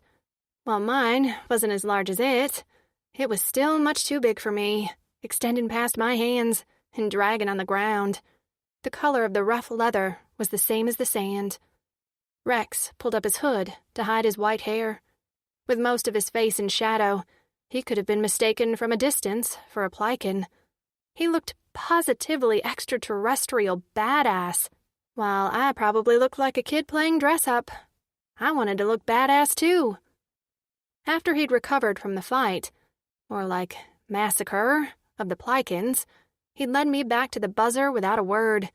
He usually kept a hand on me, either on the back of my neck or my arm, but he studiously avoided touching me, and when he directed me to sit in front of him on the buzzer this time, he sat with distance between us. I felt like I was being punished, even though I knew that wasn't the case. He was punishing himself, and I knew that no matter what I said, it wouldn't make a difference how he felt. I had half-heartedly suggested we abandon the mission, and he'd shut that down fast. I rolled up the sleeves on my too-big coat, as Rex pulled a backpack made with the same materials as the coats and loaded it with our supplies. After strapping it to his back under his cape, he adjusted my hood around my face, tucking my hair out of the way. Your golden strands are a dead giveaway you're a human. He'd called them golden strands, which made my heart skip a beat. I let him fuss over me, and his split tongue peeked out of the corner of his mouth as he concentrated. Now he looked like a cute badass. I didn't think he'd want me to tell him that. When he was like this, I could almost forget about the red-eyed creature he'd been when he'd wrapped his claws around my throat, because this Rex was caring and protective. While what parts of the planet I'd seen were overall flat, the land here was pitted with hills and valleys, as well as some rocky ridges. Leaving the buzzer behind, We skirted one particular rocky ridge, plodding along at a steady pace, with Rex taking smaller than usual strides so I could keep up, until a structure appeared, plotting out the skyline. Metal ramps and platforms extended up from the ground, and all along it hummed different shapes and sizes of UFO-looking spacecrafts. "This is VIX 4, Rex said, as we took a qua break behind a particularly tall rock. "It's where the Plycans receive supplies, so there are often different races and species coming and going. It's the best place for us to sneak onto a spacecraft." "Which one are we going to board?" I asked. He pointed to a mid-sized craft that was docked toward the back rear of the station. "That one. Owned by Tritters. They are a working-class race that ferry supplies and passengers all around the Rinian galaxy. They will have the least amount of security." He made it sound so easy. "And how are we getting there again?" Rex pointed to a few Plycans pushing large carts. "I'm going to hide you in one of those. They are loads of quasal from the mines that the Tritters take to Rinian 2 to sell for the Plycans. I'll take it into the Tritter craft to load it, except we won't be coming back out." I squinted at him. "How confident are you in this plan? On a scale from 1 to 10? He took a long sip from the qua jug, his thick throat working. He lowered the jug and said, with zero change in his expression, "About a 6. "I guess I can handle 60%, I muttered. Immediately his hand grasped mine, and his rough fingers squeezed. His purple eyes bore into mine. "I won't let anything happen to you." "I believe you," I whispered, trapped by his gaze. Because I did. He flew into a damn arena and sliced into bodies to rescue me. He took on a dozen Plycans with his friends to defend me. And now he was willing to take on the dangers of leaving this planet to rescue me. I trusted this Rex, and he was the one with me now. I thought his lips twitched into a smile, but then it was gone, and we were moving toward the aliens with the carts. All thoughts left my mind, except listening to Rex's orders and staying alive.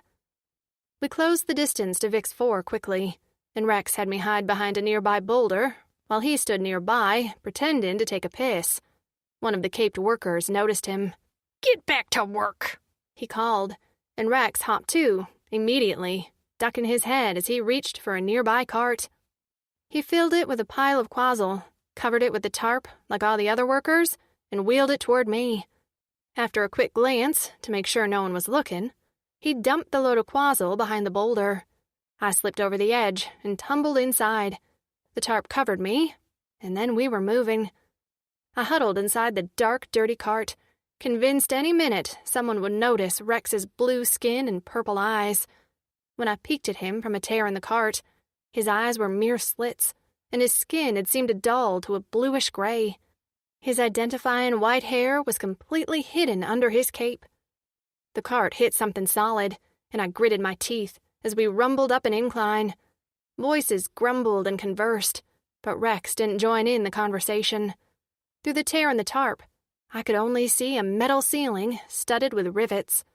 I remained quiet, barely breathing, as sweat dripped down my temples and pooled at my lower back. I didn't want to think about what would happen if we got caught. Rex would fight, but we were outnumbered. Maybe we should have had Miko come with us.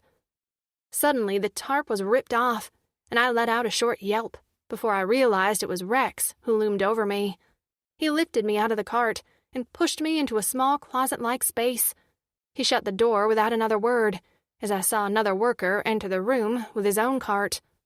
A small light on the wall shed a blue-tinged light on the space where I hid. There was nothing in here, except a few odd tools that looked to be used for spacecraft repair. The floor was bare, but it wasn't much larger than a mid-sized walk-in closet. I huddled in the corner, with my knees drawn up to my chest. A deep voice filtered through the door, as well as thunking sounds as quasal was unloaded from the carts.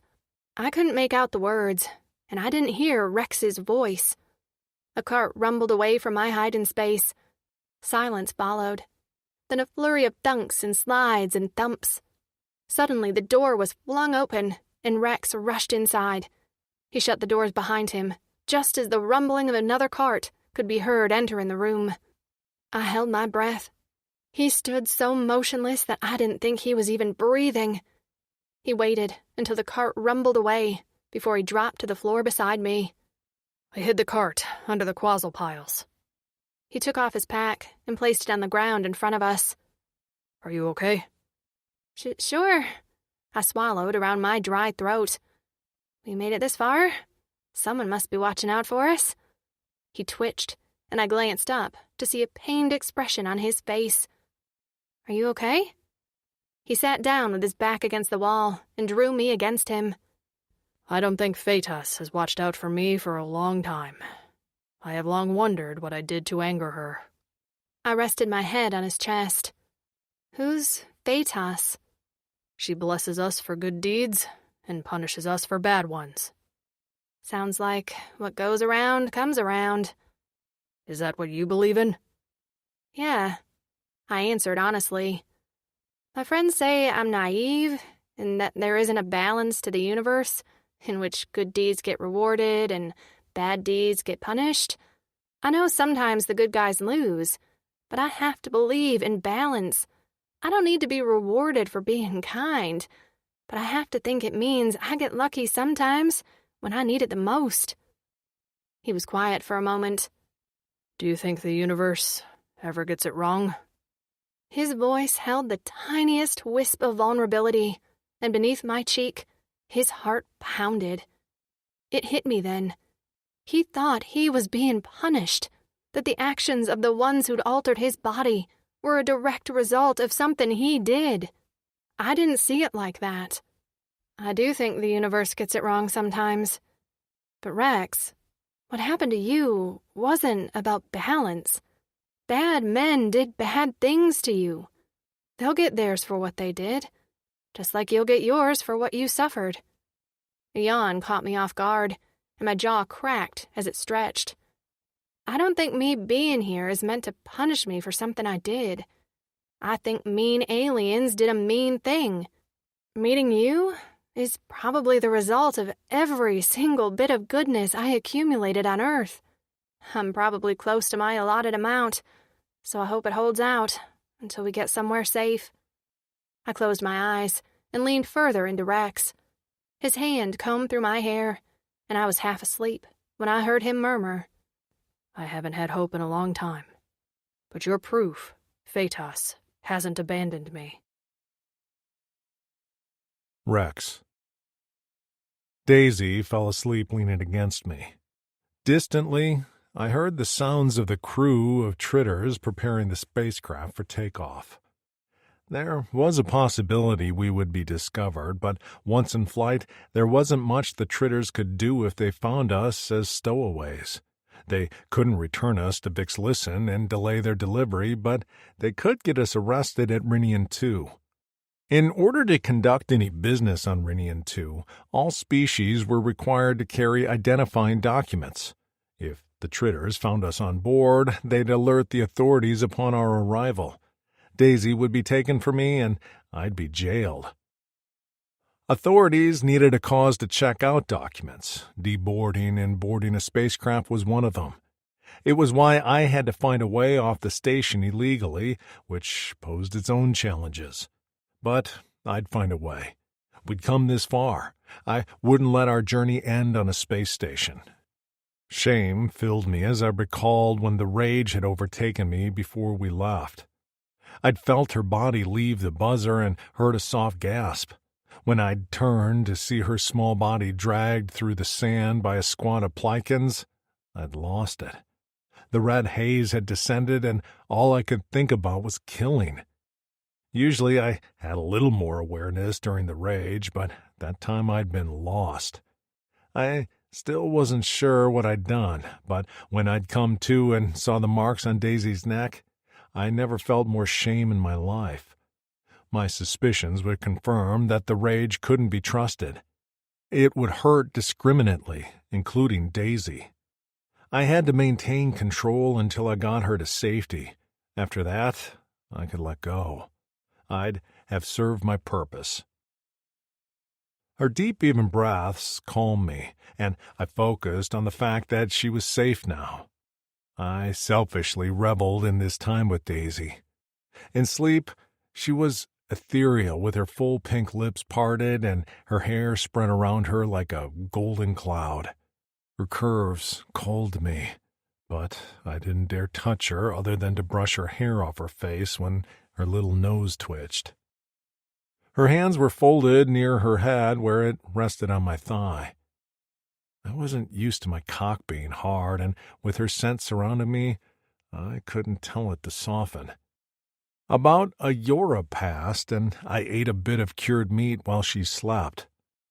When the spacecraft rumbled to life and made the sounds that signaled it was detaching from the dock, Daisy stirred and blinked open her sleepy eyes. "I didn't mean to nap," she mumbled on a yawn. "It's always good to rest when your body tells you it needs it." She smiled at me as she sat up. "I like that attitude." "Are you hungry?"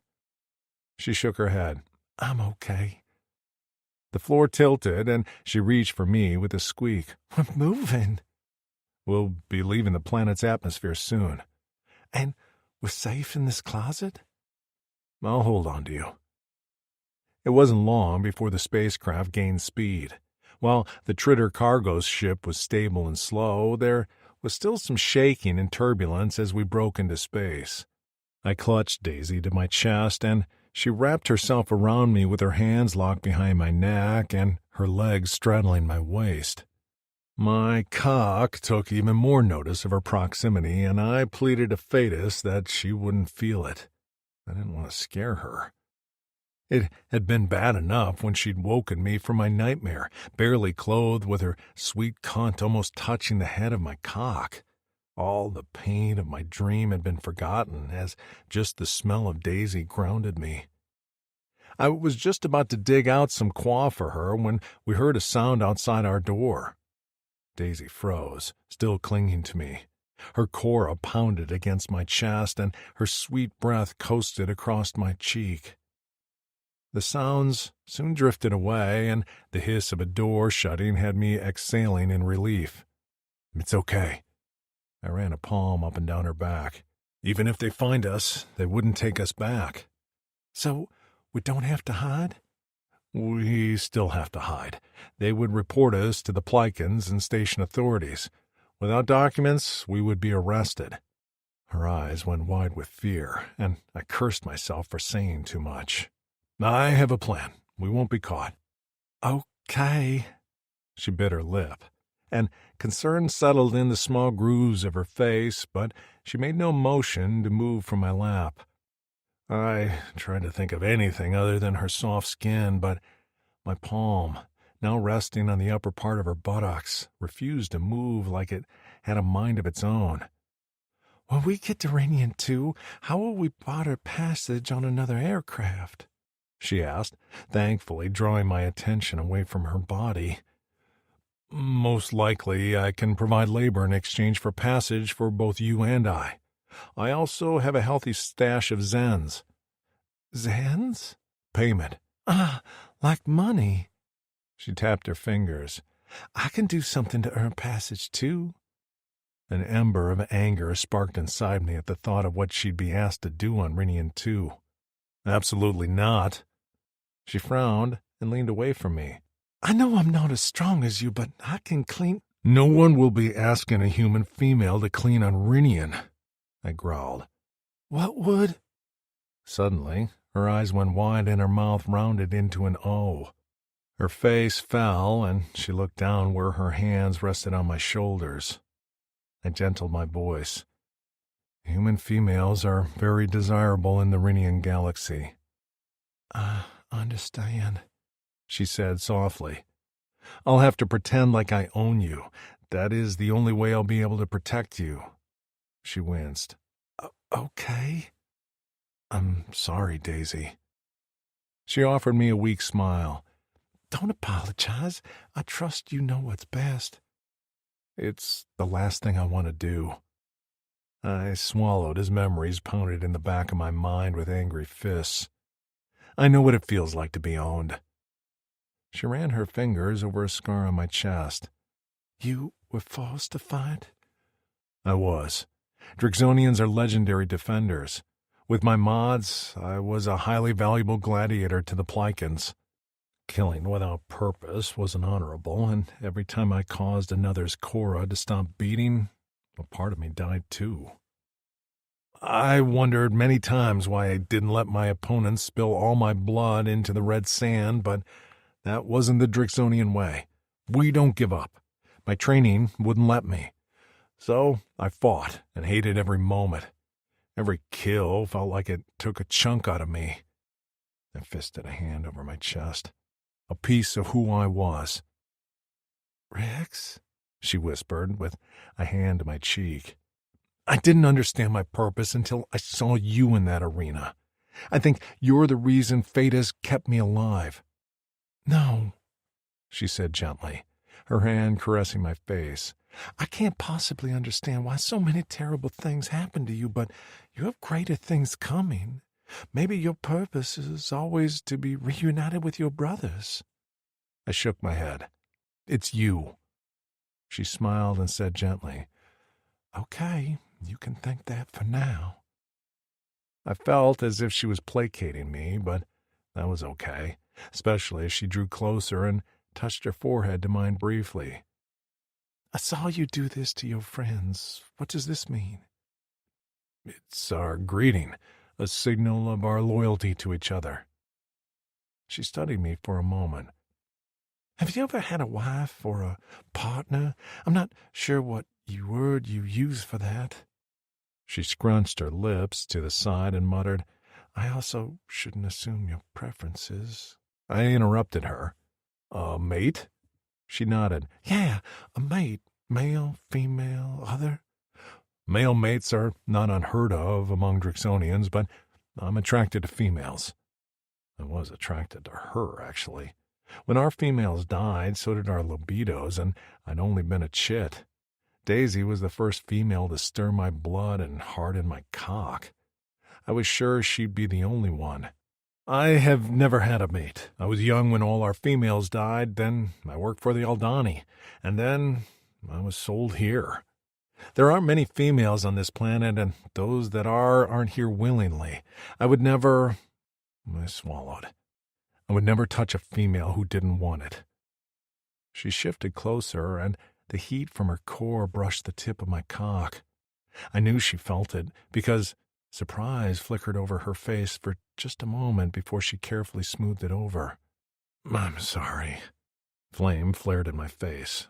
"I can't control it around you." "Do you know what a kiss is?" "I do. All Drixonian males have been trained to provide female pleasure." This time, she didn't hide the shock on her face. Her mouth dropped open. "You have?" I nodded. "Our elders taught us." She bit her lip. "Have you ever been kissed, Rexor?" I loved the way my full name felt from her lips. The others often said it with an aggressive growl, but Daisy rolled it on her tongue like she was savoring a treat. "No, Daisy," I whispered. "I have not." She blinked, and her golden lashes brushed the top of her cheeks. "Can I be your first?" Her question caught me off guard, and for a moment I could do nothing but stare at her. Daisy? Kissing me? My mind screamed no, that I couldn't. I was no longer a warrior fit for a mate. I wouldn't shackle another to me, not with my future so uncertain. But my body had other ideas. My cock jerked at her words, and my head moved up and down in a nod before I could open my mouth to protest. And then it was too late to speak. Her small hands grasped my face and drew it toward her. Our lips touched, and my body reacted. Grasping her around the waist, I tugged her against me, and she let out a small moan that made me want to tear her clothes off. What sounds would she make if I licked her sweet cunt? What would she say if I plunged my cock inside of her? She rocked her hips against me, sliding her heat over my shaft. My body had a mind of its own as her lips opened and I swept my tongue into her mouth. She tasted like sun and the morning mist dripping from the leaves of a moke tree. She tasted like home. When our tongues collided, I curled the split end of mine around hers. Her body jerked when I made contact, and she let out a small gasp. Not of pleasure, but of surprise, of hesitation. Reality crashed into me. I was touching her with my vile tongue, what once was a source of pride as a virile Drixonian warrior and was now cursed.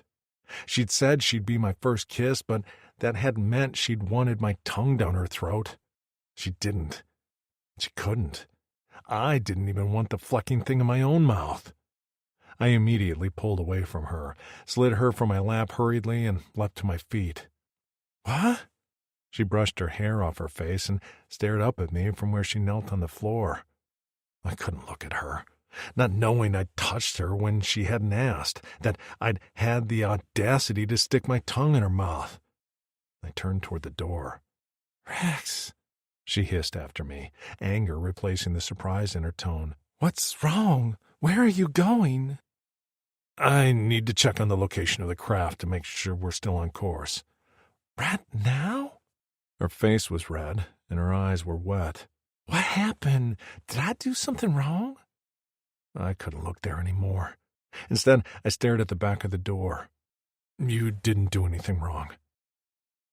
I did. You're lying, she sniffed, and I closed my eyes as my cora cracked. I'm sorry, she whispered brokenly. I overstepped. I just wanted to... I thought you wanted... She let out a shaky breath, and I heard a rustling sound as she seemed to draw closer. Why won't you talk to me?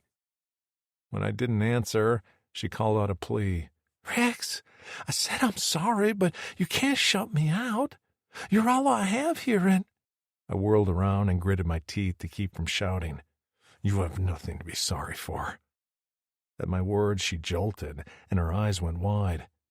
I pointed a finger at my mouth. I can't touch you with this. I'm an abomination. I hate what I am and what I've become. If I met you 50 cycles ago, before the Aldani turned me into this, then I would have done everything I could to make you mine. But I'm not that Rexor anymore.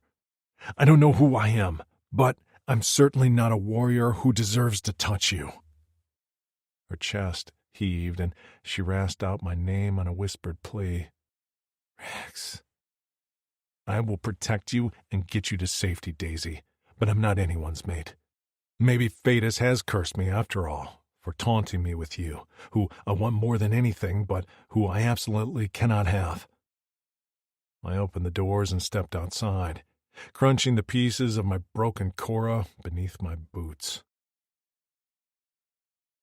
Chapter 9. Daisy. I had known Rex was angry about what was done to him. Anyone would be. I'd seen enough X-Men movies to know Wolverine wasn't delighted about being injected with adamantium. What I hadn't considered was that Rex would be insecure and ashamed of his body. The other's warning to me resurfaced in my mind. Rex wasn't only dealing with physical changes, but mental ones as well, if his friends were to be believed. I wanted to rush after him, to make him stay and talk to me. But I also knew I must respect he needed space. I brushed my fingers across my lips as I lay curled up on the floor with my head resting on our pack as a makeshift pillow. That kiss had been too short. I hadn't even meant to touch our lips, but when I heard him talk about how he'd never been kissed and never been touched by a partner with love and care, I couldn't take it. I wanted him to know how it felt to be wanted and desired. It wasn't like I didn't think he wanted it. I could feel how badly he wanted me. His hard shaft surged against the thick leather of his pants, and his breath had hitched as I'd drawn closer.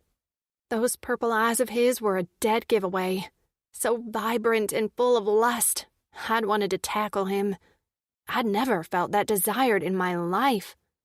I'd only been with one man, my high school sweetheart, who treated me well enough, until we eventually grew apart. I'd held on for a long time, convinced and in denial we weren't right for each other, until he'd made the decision for me by taking a job halfway across the country and breaking up with me. It'd been for the best, and I'd appreciated no longer needing to keep his beer stocked in my fridge. I needed the space to keep all the lettuce I bought with the intentions of eating healthy, and instead let wilt until it was necessary to throw out. I told my hips it was the thought that counted. Carter had never, not once, looked at me the way Rex did, like I was precious. I hated that he hurt, and it killed me to know I was only making things worse, that my presence alone was a taunt to him.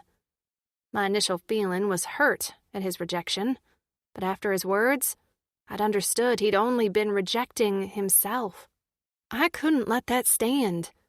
While we were on an escape across the galaxy, I was determined to prove to him he shouldn't feel shame or embarrassment for who he was. Maybe he was no longer the same Rexor he'd been, but he was still kind, valiant, and sweet. I'd seen the violence he could do with his hands, but with me, he was nothing but gentle, stroking my hair and squeezing my hand whenever he could tell I needed to be reassured. That wasn't the actions of a monster, which he clearly thought he was. I didn't know how much I'd accomplish, but I refused to give up on him. I saw the good in him, and maybe it was my naivety talking, or maybe, just maybe, Phaetos hadn't given me Rex so I could be rescued. But maybe Rex had been given to me, to show him he was so much more than what had been done to him. I was nibbling on what tasted like a stale cracker when the door slid open. I sat up immediately, bracing myself for an enemy, only to relax when Rex's familiar broad shoulder stepped into view, and his purple eyes cast a studying glance down the length of my body. Then, as soon as he had assured himself I was all right, he closed the doors behind him and sank down on the floor. He leaned his head back against the wall and closed his eyes. That was it. That was his return entrance. I sat with my legs crossed and stared at him, willing him to speak to me, but he remained frustratingly silent. "Rex?" I queried. His chest hitched as he opened his eyes a crack to spear me with a look.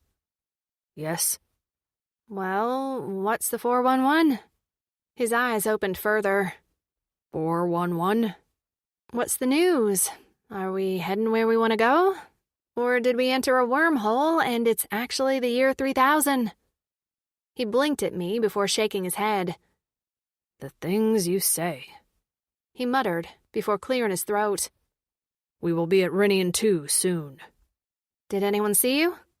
He lifted a nubbed brow, and my insides turned warm at the small smirk that tilted his lips. You think I'm new at this? Right. This probably isn't your first rodeo. Rodeo? I waved a hand. It's an Earth expression. It basically means you know what you're doing. He puffed out his chest slightly. I do. He at least wasn't lacking in confidence of his abilities to protect me, which gave me hope. I never thought I'd take it upon myself to raise the self-confidence of an alien, but I'd had worse jobs. I'd been a Victoria's Secret consultant at the height of their popularity for a disastrous Black Friday. The word panties still gave me the shakes. I shifted closer to him, and he watched me warily. I'm a little cold, I lied, as I snuggled up against his side.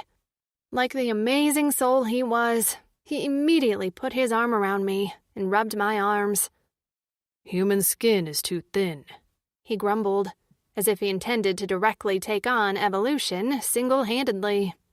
Heat radiated from his thick scales as I took the opportunity to lean my head on his shoulder. He smelled like leather and salt.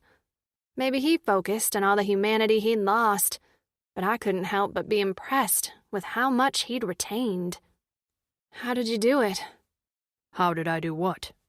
How did you continue to fight when it was killing you inside? He was silent for a long time. I hoped I was meant for a higher purpose. Maybe to put an end to the forced fighting. You said you killed your owner. Was the revenge sweet? His eyes closed, and he let out a long breath. My owner only fed me just enough I could fight. He made me train. He chained me to my cell at night, and forced me to wear a brace, which prevented me from using my wings. It was only removed during fights. All the arenas were covered with spiked netting, so I couldn't leave.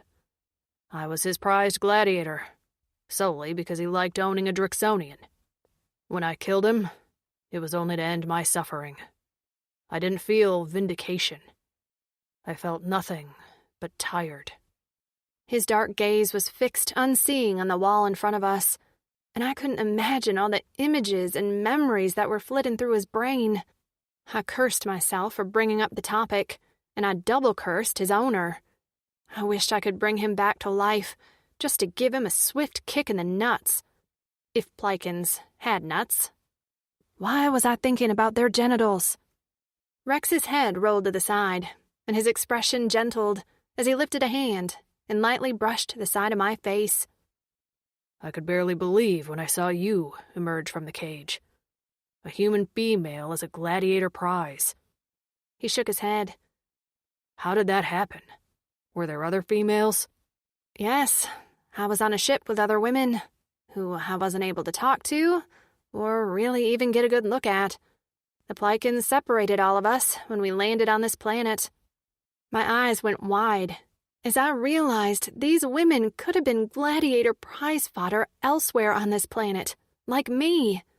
How could I have been so selfish as to forget about them? Except, how the heck could I have saved anyone? Rex and his friends had already risked so much.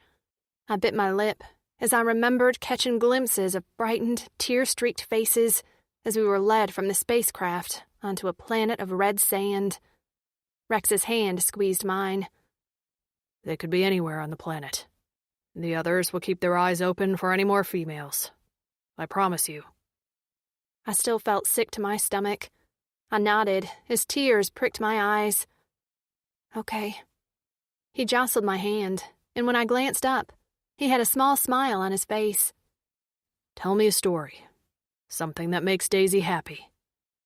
Aren't I supposed to be the one making you happy, after you told me the horrors of what you've been through? Seeing you happy makes me happy. I couldn't help but roll my eyes with a laugh. Sure.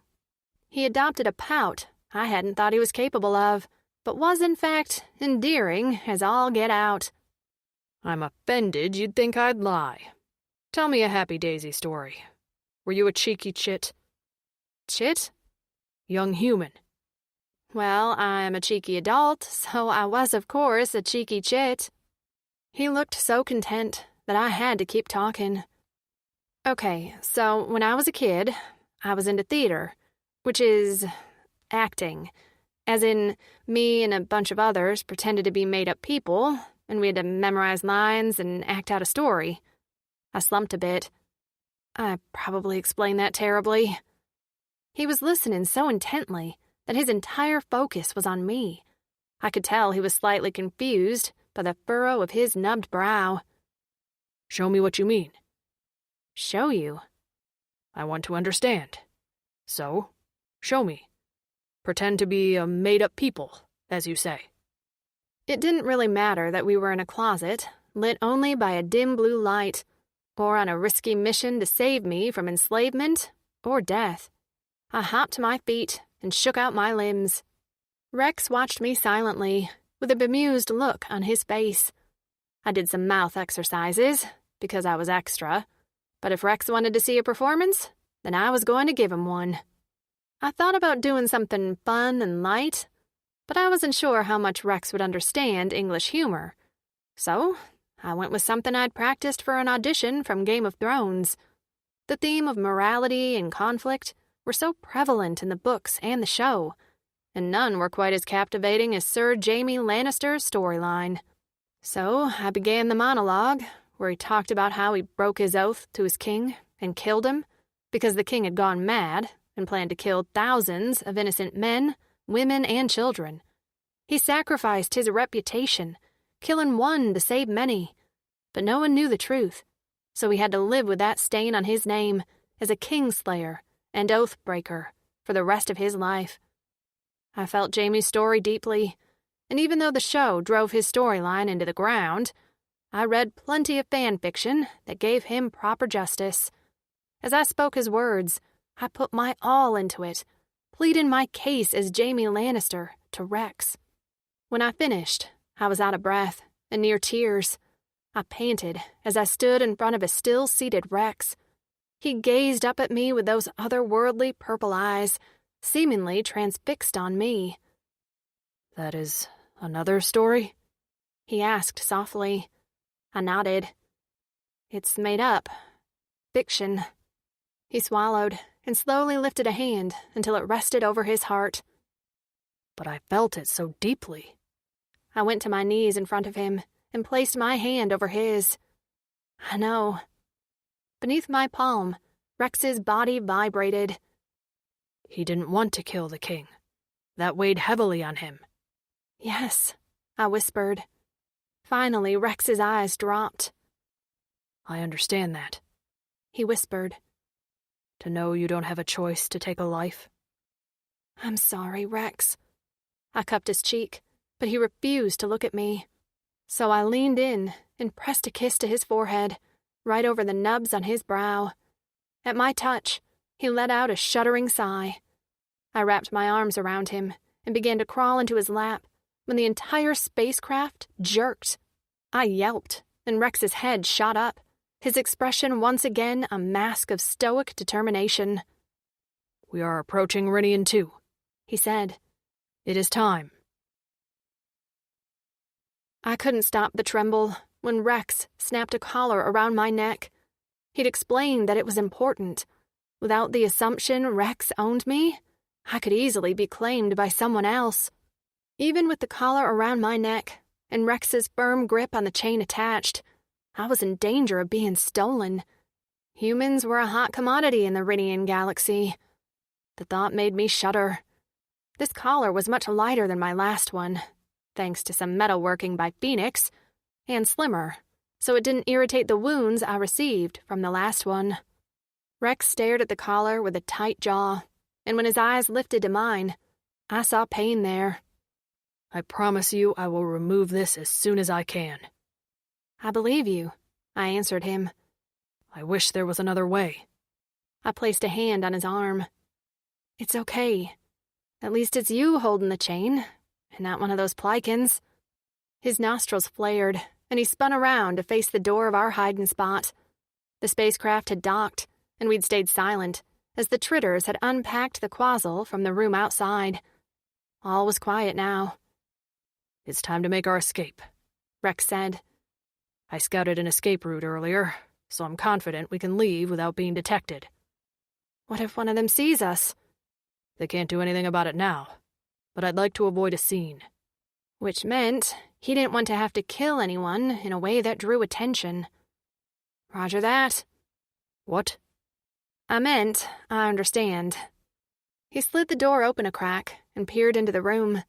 Then he threw the door open the rest of the way and sped through, me on his heels. We ran out into the hallway, and just as I heard footsteps approaching, Rex pushed me through a small tunnel in the side of the hall. With a yelp, I realized it was a decline, like a large playground slide. I sat safe in Rex's lap, and we slid down. At the bottom, all I could make out was a metal-grated platform. Rex's long legs hit it first. He placed me gently on my feet, and I had a moment to glance around.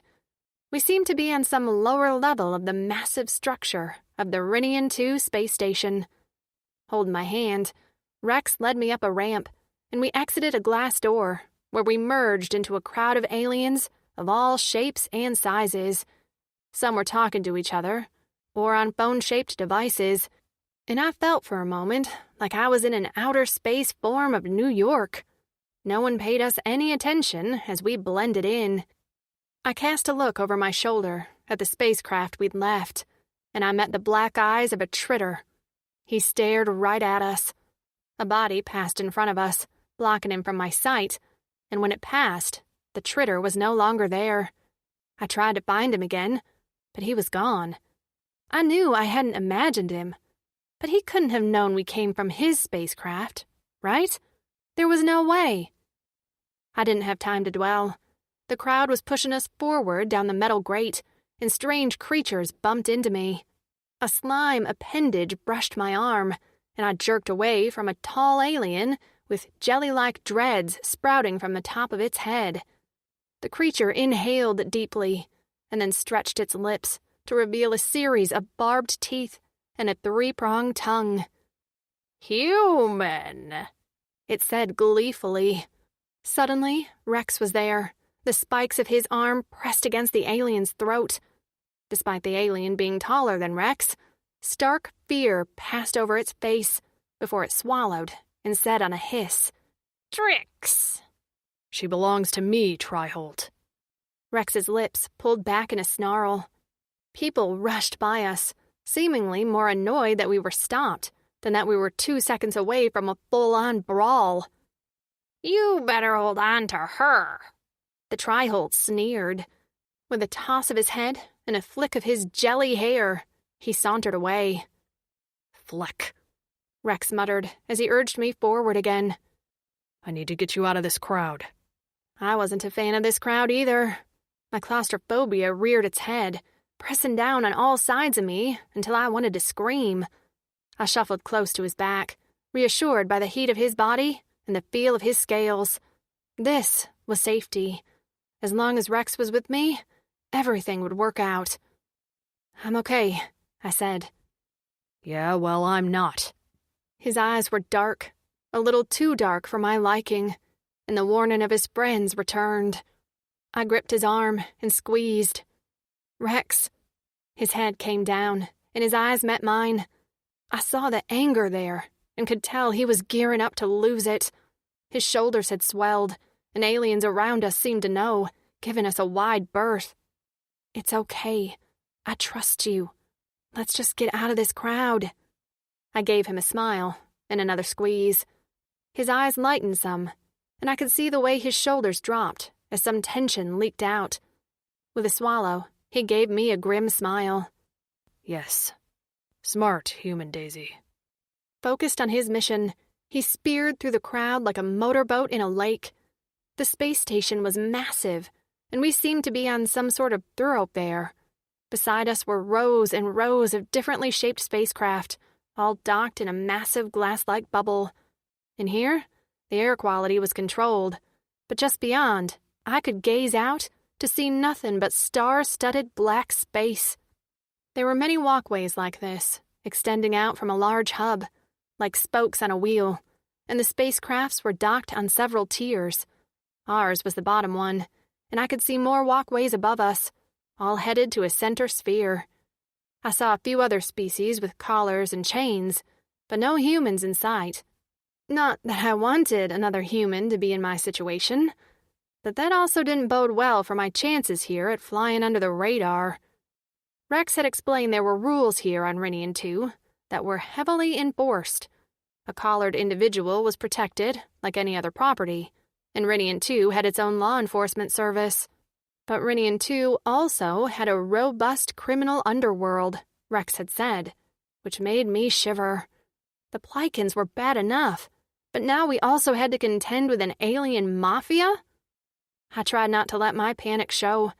I kept my head down, the red coat still hiding my hair, as well as the shape of my body. While anyone looking at my face would be able to see I was human, I hoped I didn't stick out. Eventually, we entered the hub through a massive open doorway, and the crowd began to thin, as we were no longer confined by a small walkway. I gazed up, but there was no ceiling, just a glass dome high above our heads, and beyond that, space. The hub reminded me of a marketplace. Buildings lined a graded street, and aliens of all types bustled about. Small booths lined a thoroughfare with aliens selling all kinds of wares. Smells hit me, unfamiliar, yet enticing, as we passed by a series of booths selling food. Rex tossed some square coins on a table and grabbed a stick with blackened meat on one end. "Pivar," Tough, but seasoned well. I didn't even care. I was so hungry for something cooked, I tore into it. The meat was stringy and tough, as Rex had said, but it had good flavor. He also bought one for himself. He stuck the entire stick in his mouth, clamped his teeth on it, and stripped the meat off in one go. He barely chewed before he swallowed. As we walked, the crowd changed. Wealth was easy to spot, even in space, and so was poverty. The clothes of the aliens grew less extravagant, and injuries were more common as the buildings decreased in quality.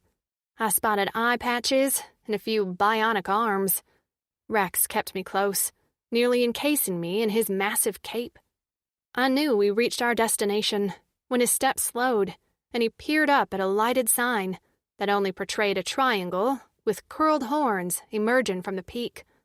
In the middle of the triangle was a cluster of teardrop shapes. Rex leaned down to speak quietly in my ear. The triangle means it's a public place. The horns means all species are welcome. And the bubbles in the middle mean it's a drinking establishment. With that, he swung open a massive metal planked door, and we stepped inside. The rectangular room was fairly crowded, and most of the scratched metal tables were occupied with a variety of aliens. Some bore collars like me, and either carried trays of food or knelt at their owner's side. A dented gray metal bar lined one wall, and a large yellow alien with a bald head and 4 arms slung mugs of a fizzy liquid to the patrons sitting on stools. Most of the aliens were rough around the edges, weathered and scarred. One caught my attention. Half of his face was a melted mass of flesh, so only one black eye coasted down my body.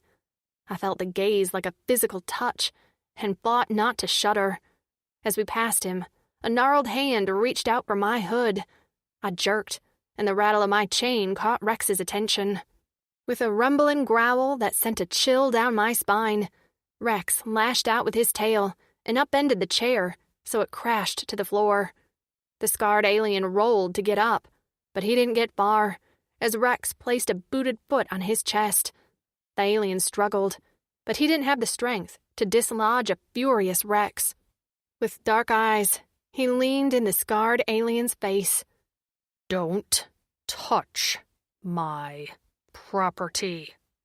The alien's one good nostril flared, and he let out a squeak before nodding vigorously. Rex straightened and stomped on the alien's stomach before turning away. Coughing, the scarred alien curled into a ball while cradling his stomach. Another alien at his table muttered as he took a swig from his mug. That's what you get for flecking with a Drexonian. You're lucky he didn't slice your head off, Gorcho. And now we'd drawn attention. No one made direct eye contact with us as we headed toward the bar, but many stole glances from behind their mugs of drink. I thought we were trying to maintain a low profile, I murmured. Rex was angrier than I thought. Breathing fast, his dark eyes darted around the room, as if enemies would ambush us at any moment. I must show strength and the ability to fight for what's mine. He stopped abruptly and gripped my chin, so I was forced to look at him. You belong to me. He didn't talk quietly. His voice was loud, and although it was possible he spoke this way for the benefit of anyone listening, his sincerity was a tangible thing, wrapping around me like a force field. I could only nod, and only then did his eyes lighten a fraction. He dropped my chin, and with long strides, approached an empty section of the bar. The 4-armed bartender strolled down to meet us, his gaze on Rex, as if he were sizing up his weapons. Can I get you anything? I'm looking for anyone who'd have room for passengers to Torin. The bartender, eyes white, except for a pinprick pupil, cocked his head. His gaze finally left Rex to scan the room before settling on me. 2? 2, Rex confirmed. With a jerk of his head, the bartender gestured to the corner of the room. The Raga stick's in the corner. His name is Vazriel. Rex tossed a coin on the bar and turned without another word. I followed him into the dark corner of the bar. where a dark green alien with a head of white hair sat alone. His clawed fingers clicked the table as he watched us approach, with yellow eyes set deep beneath a heavy brow. He wore thick gold rings in his long earlobes, and his hair was pulled back in a braid, revealing a wicked scar extending along the side of his neck. He straightened his gold-braided jacket as Rex drew to a stop at the table. "I'd like to discuss travel to Torin. The Gix at the bar said you might be able to provide us passage on your cargo ship." Vazriel inclined his head in the direction of the empty chair across from him. Rex sank down in it, and then pointed to a frayed cushion on the floor. Pushing down the humiliation, I sank down onto my knees dutifully and lowered my eyes. "Just you and your human property?" Vazriel asked. His low voice was rough, like his words were run over a cheese grater. I winced at the unpleasant sound. "Yes," Rex answered. I stole a glance at Vazriel, expecting him to be watching me, but instead his gaze roamed Rex, taking in his shoulders and bulk. I stiffened, disliking the objectifying look in Vazriel's mean, yellowed gaze. Surprised at my possessive feelings toward Rex, I clenched my fists to keep from saying a word. "How do you plan to pay me for the passage?" Vazriel asked. "I have more than enough Zens to pay our way." Vazriel made a divisive sound. "I'm not interested in Zens." Rex's eyes narrowed. "Are you able to provide us passage or not? I don't have time to fleck around." "I'm able to provide passage in exchange for one thing." Vazriel's thin lips curled into an evil smile, and then he finally turned that gaze on me. "I want the human." Chapter 10. Rex. My blood ran cold. I should have known it wouldn't be a simple matter of handing over a shetload of Zens in exchange for departing the station. My vision reddened at the edges, and I fought back the rage from laying this entire bar to waste. "Not to keep," Vazriel was saying, oblivious to the fact that I was moments away from ripping out his tongue. "Just for 2 rotations. Then I will relinquish her back to you and let you board." My claws lengthened, her body trembling, Daisy pressed against my thigh. Did she really think I'd agree to this deal? I'd rather hide out on Rinian 2 for the rest of my life. "No," I gritted out from a clenched jaw. "What does it matter? You'll get your property back." "No," I repeated. He tapped his claws on the table. "There are very few on this station who would even consider letting you board with documents. Punishment for providing illegal passage is life in the pit." I felt like the walls were closing in on me. I wanted to extend my wings, grab Daisy and take off far away from anyone and anything who would hurt her. But I couldn't do this for long. I was already living on borrowed time. I had no idea which rage would be my last. "Name another price." He scrubbed his bristled chin and then clasped his hands in front of him. In a low voice, with a wicked smirk, he said, "I know who you are." I flinched, and then went still in an effort not to react, but his small smile let me know even my small jerk had been detected. "No Drixonians have left Torin for 75 cycles, but I've heard plenty about the white-haired gladiator on Vix Listen, with wings and a killing rage." He was still smiling, and I wanted to slice open his face as he leaned in closer. "Monster," he whispered, and the one word squeezed the air from my lungs in a rush. "Isn't that what they chant at you until you let yourself go? Until You show your true nature and do exactly what you were born to do. Fight and kill. I felt movement at my knee just as Daisy tossed back her hood, a defiant look on her face as her hair shone in the dim light. That's not his true nature, she spat, her pretty face twisted with anger.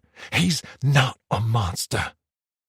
Surprise passed over Vazriel's face for a brief moment before his lips twisted in amusement. She defends you. I ignored his question. What do you want, Vazriel? Fight for me. His eyes sparkled with delight as my stomach plummeted to the gritty floor. Tomorrow. My fighter lost a vital limb a few rotations ago, and I need someone to take his place. I knew exactly what he wanted me to do. An illegal fight to the death, surrounded by a jeering crowd, all betting on which fighter's Cora would stop first. Flashbacks of my time as a gladiator bombarded my mind, sending my vision wonky. If it's the Zens you're worried about losing, I'll cover it. He shook his head. It's not just the Zens. It's my reputation. I can't be seen as unreliable at providing fighters. Daisy's small hand squeezed my knee, and I risked a glance at her. Big, brown eyes stared up at me pleadingly. No, she whispered. Don't fight. Please, we'll find another way. I knew she was worried about the same thing I was. I'd have to fight without the rage. I wasn't naive. I was about one more away from losing my mind completely. Losing myself to the rage before I could ensure her safety was a death sentence for both of us. But we wouldn't find another way. The longer we stayed here, the greater our odds of being caught by the authorities. In order for me to skirt the law, I had to deal with the dregs of the galaxy. Raga sticks were a powerful race who either used their cunning for good or bad. I'd known what I was getting into as soon as I'd seen a scarred Raga stick sitting in the corner of a dirty bar.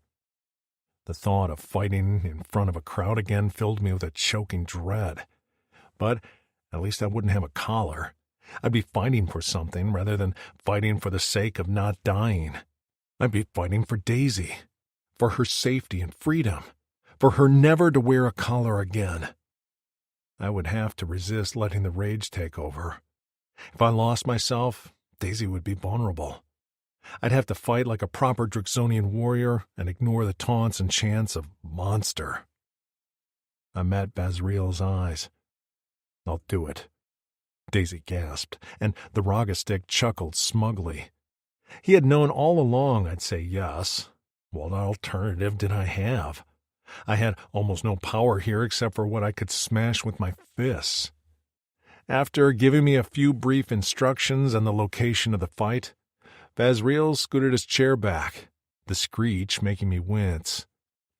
Rest up tonight, monster. Enjoy your human. Vazriel drained the last of his drink and stood.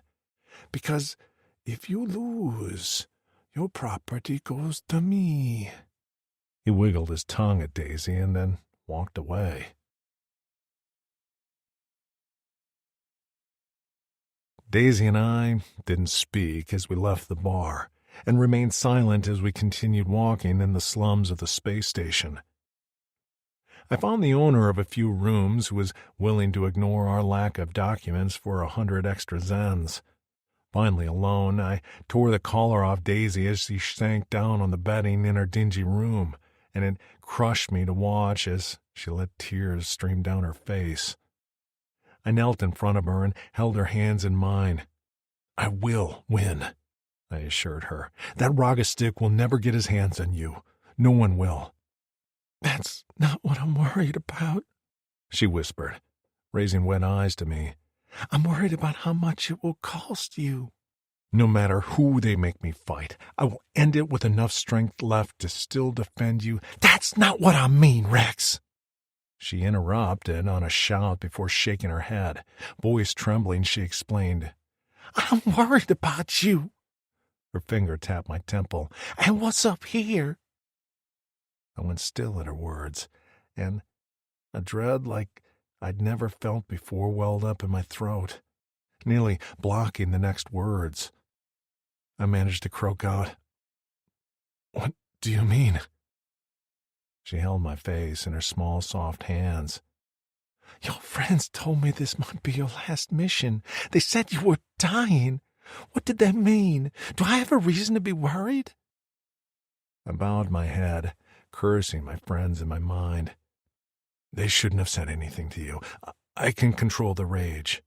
But what did they mean? And why did your rage rescue me in the arena but didn't recognize me in the desert?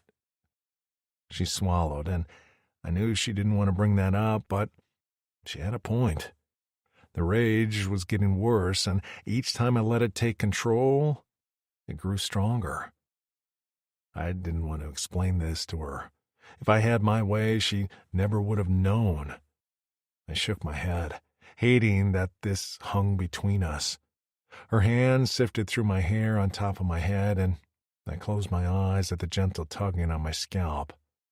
Rex, I only want to know. We're a team now, right? You and me? If I have more information, maybe I can help. There's no way to help. Her hand paused before resuming the finger combing of my hair. I continued to stare at her hands linked together in her lap. Is there anything I can do? I want to be able to help if you lose yourself while fighting. I won't. Her small foot kicked out and caught me on the shin.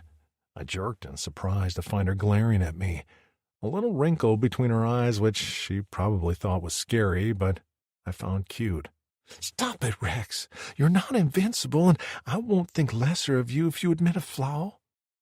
Suddenly her eyes went wide and she squeezed my hand.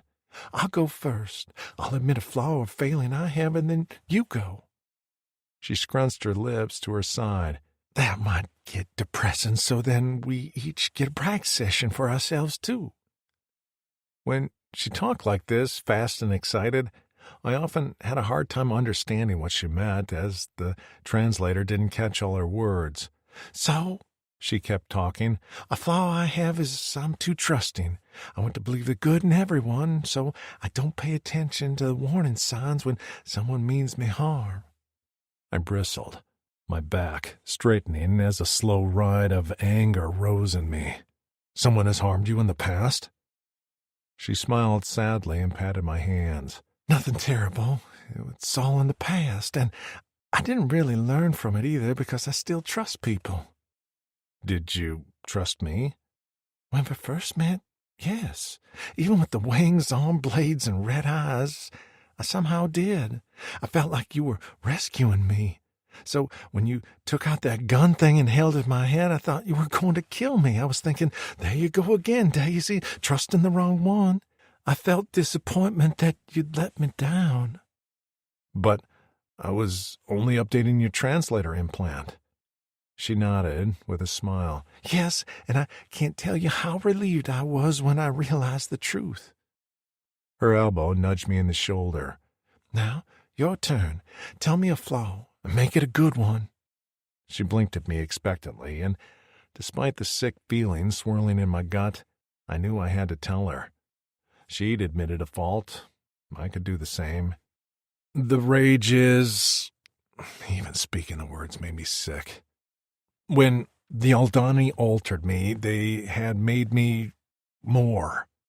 My split tongue and tail are side effects of splicing me with a winged creature, except it affected my brain in a way that's split too. There's me, and then there's the rage. Every time I let the rage take over, I lose a little more of me. That is what my brothers meant when they said I was dying. I patted my chest over my Cora, because the rage is killing who I am. When I first met you, my rage recognized you as something to protect, so I was hopeful. But in the desert, I shook my head. It didn't. So I will not lose myself when I fight for Vazriel. I cannot, because I don't trust the rage anymore. I only trust myself. Once I know you're safe, it won't matter who I am." Her eyes leaked gobs of tears. She sniffed and pressed her lips together while shaking her head. "No, I won't believe it. What happened in the desert was an anomaly. I was able to pull you back then. I could do it again. Daisy, I can!" she shouted on a sob. "I know I can." I gathered her in my arms and let her cry on my shoulder. My Cora ached too, as I would have given anything to be whole for her for the rest of our lives. But it wasn't meant to be.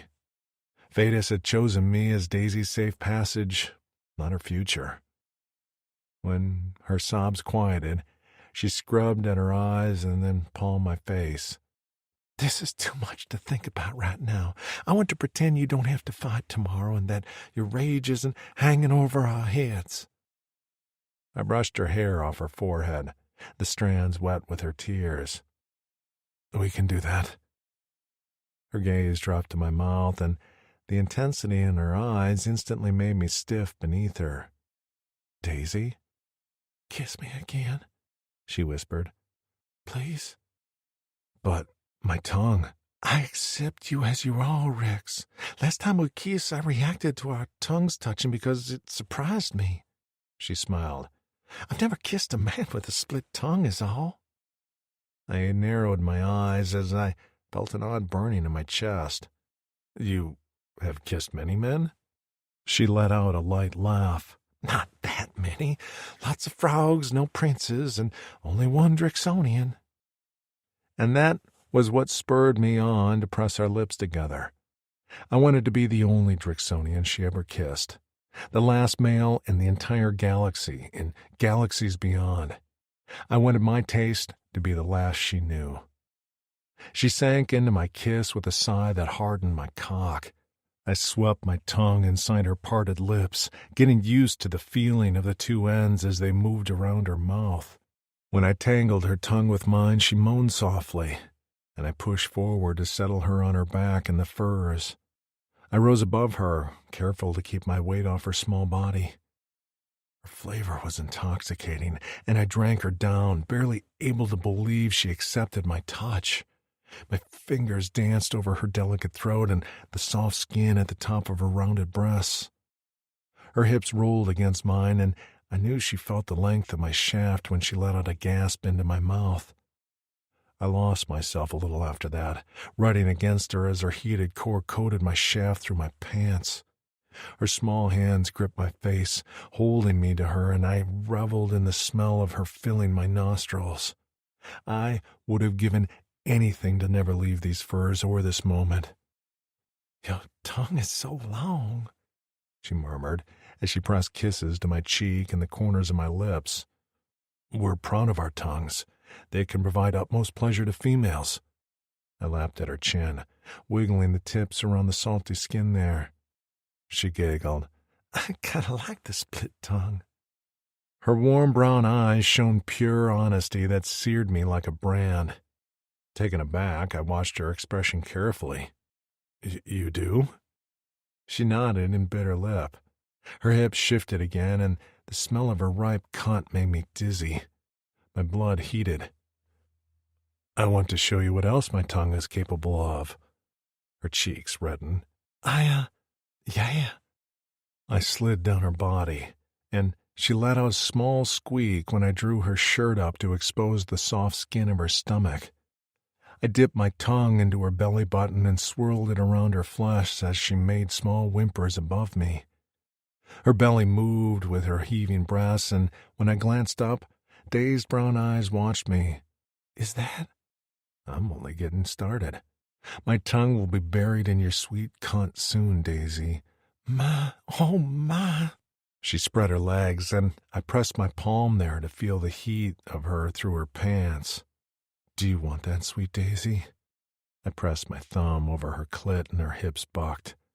I do," she whispered, lips glistening. I tore her pants down her legs and gazed at the bush of golden curls between her legs. With 2 fingers I spread her delicate flesh, and her breath hitched as the cool air of the room hit her wet folds. I rubbed a thumb there, studying her so I knew right where to make her scream. While I wanted more than anything to taste, this was about her, and making her feel total ecstasy. "Rex," she whispered. "Beautiful," I murmured as I found her clit and flicked it. A cry left her mouth as her back arched, and I didn't give her a chance to recover before bending down and placing my mouth on her cunt. Chapter 11. Daisy. The feel of his lips on me was incredible, and I didn't have a moment to process before his tongue lapped at my entrance, before sliding up to swirl at my clit. The 2 ends worked in tandem to pluck and suck at the hard bud until I was a writhing mess on the furs. He worked me until my mind was fuzzy and limbs shook, all the while doing nothing to curb the obscene sounds in the room. When he pulled back with glowing purple eyes and stretched his tongue all the way to his chin, I swore I saw God. Then he speared me with that thick muscle. To send me over the edge, he started a rumbling deep in his chest that carried up his throat to vibrate his tongue. Inside me, like my own personal toy. I screamed without warning, the feeling so surprising and overwhelming. It was almost too much, and I wanted it to stop, but also continue forever. Rex was enjoying this as much as me. His eyes squeezed shut as he moaned and fucked me with his tongue like a professional.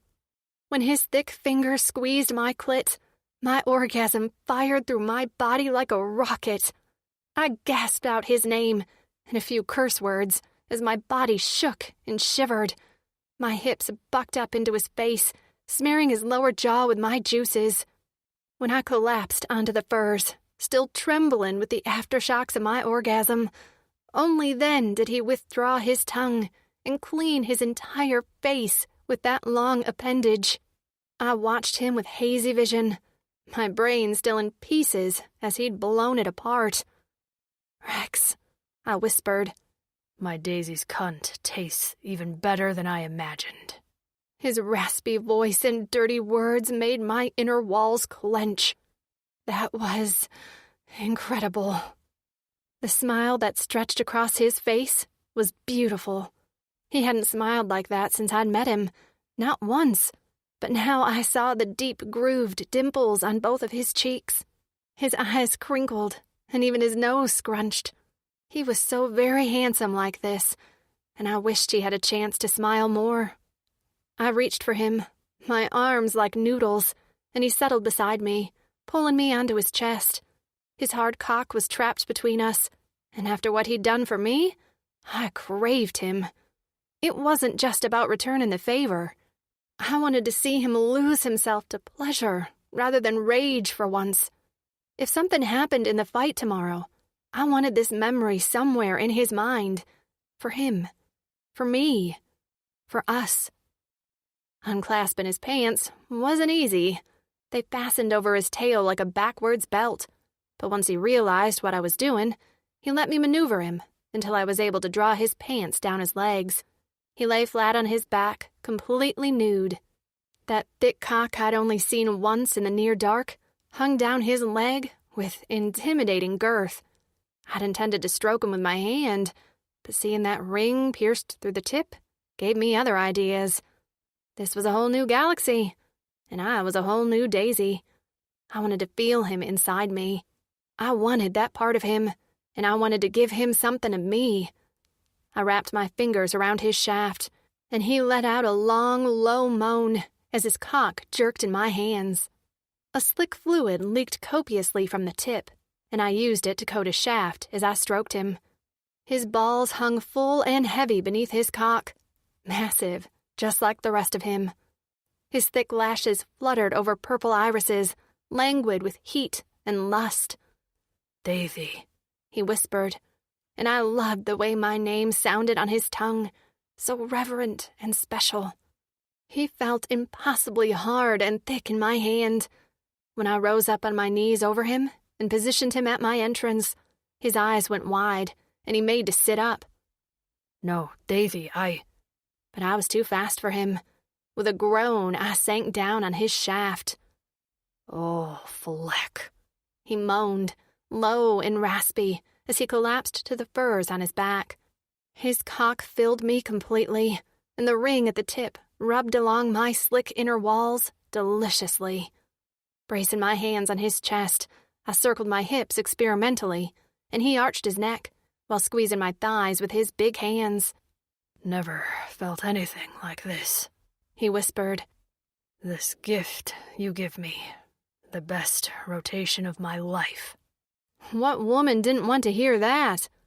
I began to ride his shaft, slowly at first, as I was stretched to the limit around his girth. But soon I was able to pick up the pace, loving the way he felt inside of me, and thanking whoever pierced his cock.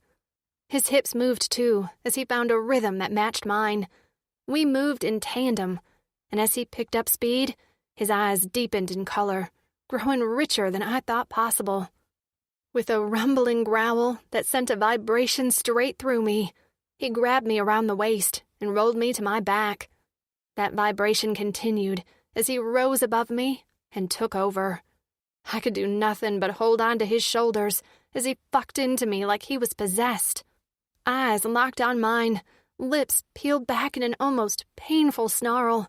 He pounded me until I didn't know where I ended and he began. When I felt a suction on my clit, I yelped and looked down our bodies. That node at the base of his cock was latched onto my clit and driving me wild with each pleasurable sucking pull. I wrapped my legs around his hips and held on as he nuzzled into my neck, nipping at the thin skin with his fangs. Beautiful Daisy, he whispered in my ear. Tried to resist you, but this cunt sucked me in and won't let go. His lips skimmed across my forehead. Don't let go. Keep me inside. Never let go. Never, I whispered, just as I felt my orgasm begin to ripple out from my core. His hips stuttered, and he came on a shout, just as I cried out. My body bucked, his jerked above me, and we came together in a crash. I hugged him to me as he shook, his thick cock still pulsing inside me, while my legs turned to mush for the second time that day. Rex panted on top of me, his body trembling, and I ran my fingers through his white hair, scratching at his scalp. A long time passed in post-coital silence until he rolled to the side, eyes once again soft and lazy. His fingers brushed over my lips, down my neck, and across my chest. Thank you. Thank you, I whispered. I thought, he swallowed. I worried I could never mate, that the rage wouldn't let me. But when you took me inside of you, it was the first time I ever felt like I could think clearly. I hadn't known he'd been worried about that, and it meant everything to me he'd had a moment of peace when we joined. How do you feel now? He made a contented humming sound. I feel like I could sleep for 1,000,000 cycles. You have... I glanced around, but there was no clock. One day.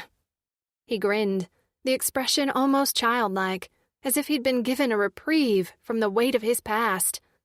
I knew this wouldn't last. Tomorrow he had to fight and be strong and continue to control his rage. But for now, his grin gave me hope. Maybe a foolish hope, but at least if the unthinkable happened, we had this moment. No one would erase this or take it away. His finger pressed between my eyes. You are thinking, Daisy. I grabbed his finger and kissed the tip. I am thinking. About? About how handsome you are? He laughed with a deep rumble that made me want to dance in celebration. Where was the champagne? I wanted to pop it. I'm not the beauty in this room. Well, agree to disagree. I kissed his lips.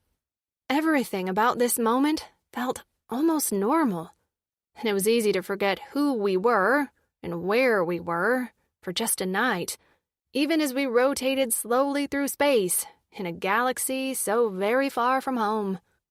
With slow movements, we used the expeller and small cleanser in the room to strip the travel and grime from our bodies. We ate a small meal we had bought on the way to our room, but I found I wasn't very hungry. We then climbed into the furs together, him naked and me wearing only a large shirt. "Sleep, babe," he murmured, rolling onto his back and pulling me onto his chest. "Tomorrow will come, whether we will it to or not." I wanted to stay awake and bask in his presence, but he needed the rest. Heck, I needed it too, if I was going to keep my wits about me. So I closed my eyes and listened to the steady beat of his heart. I prayed tomorrow at this time it'd still be beaten, because if not, I wasn't sure I wanted mine to beat either. The collar chafed my neck as Rex led me into a lower level of the station, down a grate where unknown fluids dripped from above. Trash crinkled beneath my boots. I had never considered what an underground fight club would look like on a space station in a neighboring galaxy, but this all seemed very appropriate. Rex hadn't spoken much this morning. When I'd awoke, I expected to be cradled in his big, strong arms, maybe spend a little time cuddling. But the furs were cold. Rex was awake, exercising in the corner of the small room and throwing shadow punches. He was all business today, and since our lives were riding on it, I didn't protest at the lack of dawn romance. We ate, used the cleanser, and then got ready to leave. Rex explained that Rinian 2, as a whole, never slept. There were too many species with different sleep cycles and resting needs, so it was like the New York of the Rinian galaxy. When I thought of it that way, everything made sense. They lacked good pizza and bagels here, though. That meat we'd had yesterday wasn't too bad, and Rex had given me a pastry-like sweetbread in the morning, which had been delicious. I grimaced at the smell the lower we traveled in the station. We weren't flying under the radar now. A large Drixonian with a chained human was something to gawk at. I had to admit, Rex was impressive compared to the other races I'd seen. Sure, many were muscled with visible natural weapons like claws, teeth, and spikes, but none had the presence of Rex. His reputation preceded him, too, and I heard many whispered words in different languages I couldn't translate. But a few I could pick out, and I knew they all meant one thing: monster. I wanted to shout at them all that he wasn't a monster. He was caring, feeling, an sentient being, moved by a Game of Thrones monologue about honor and duty. A loving man who knew how to play my body like a harp. When we reached the bottom of the walkway, we entered a room which rose up all around us like a bowl. As we strode toward an elevated platform, encased in a steel cage, my legs threatened to give out. This was real. In moments, he'd be fighting something in there. I knew what damage he could do. So what would his opponent be like? Vazriel hadn't told us. That bothered me. But Rex said he could kill anything thrown at him. I appreciated his confidence, but didn't trust Vazriel, or anyone, would play fair. And my main concern was that he wouldn't be able to hold the rage back. He assured me he could, but what if something triggered him?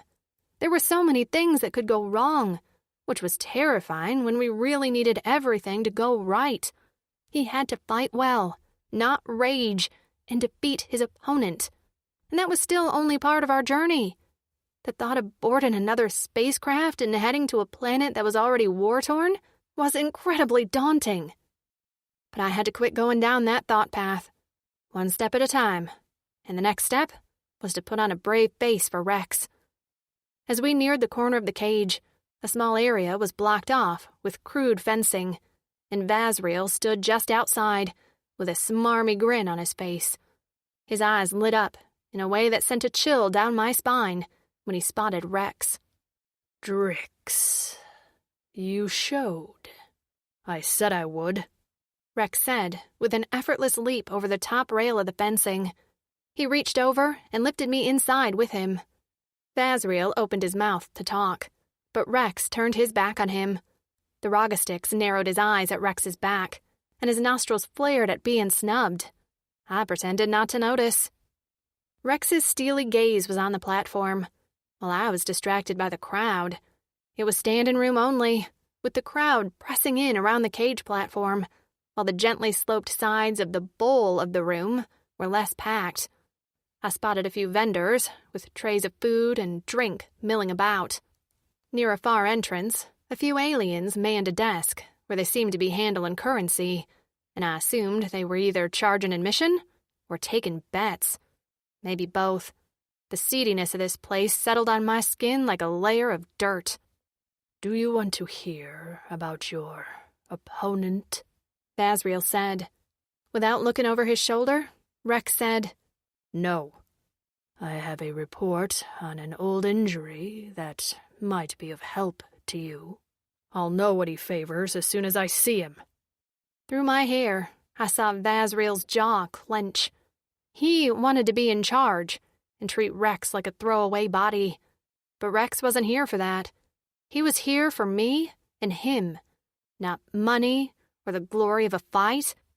I knew he hated this, and it pained me he had to do the one thing he swore he never would do again in order to get us off this station. A roar rose at the far end of the bowl, and a small group entered through the opposite entrance. I took in each one, trying to guess which was the fighter, but as they drew closer, they parted to reveal who I could only assume was Rex's opponent. I nearly collapsed when his massive yellow eyes with vertical slanted pupils took us in. He walked similar to a gorilla as he rose to bipedal a few times before hunching forward on long arms and massive knuckles. His haunches were massive, and I imagined he could squash my entire body like a grape between his thighs. His back was covered in sharp quills, and thick horns like a ram's curled around the side of his head. He had a massive underbite, with jagged teeth visible, and his jowls dripped with saliva. This was some sort of beast alien, and when he rose onto his two legs and took in Rex, he shouted what sounded like gibberish to me. Some of the crowd understood it, though, as they began cheering and hollering. I turned to Rex as the crowd's noise grew, but he was quiet, taking in his opponent thoughtfully, like he was studying an interesting puzzle. "Rex," I whispered. His eyes slanted to me. "A Horsian. I fought one before." I didn't have to ask him if he'd won. Him standing beside me was the proof. "Can you beat this one?"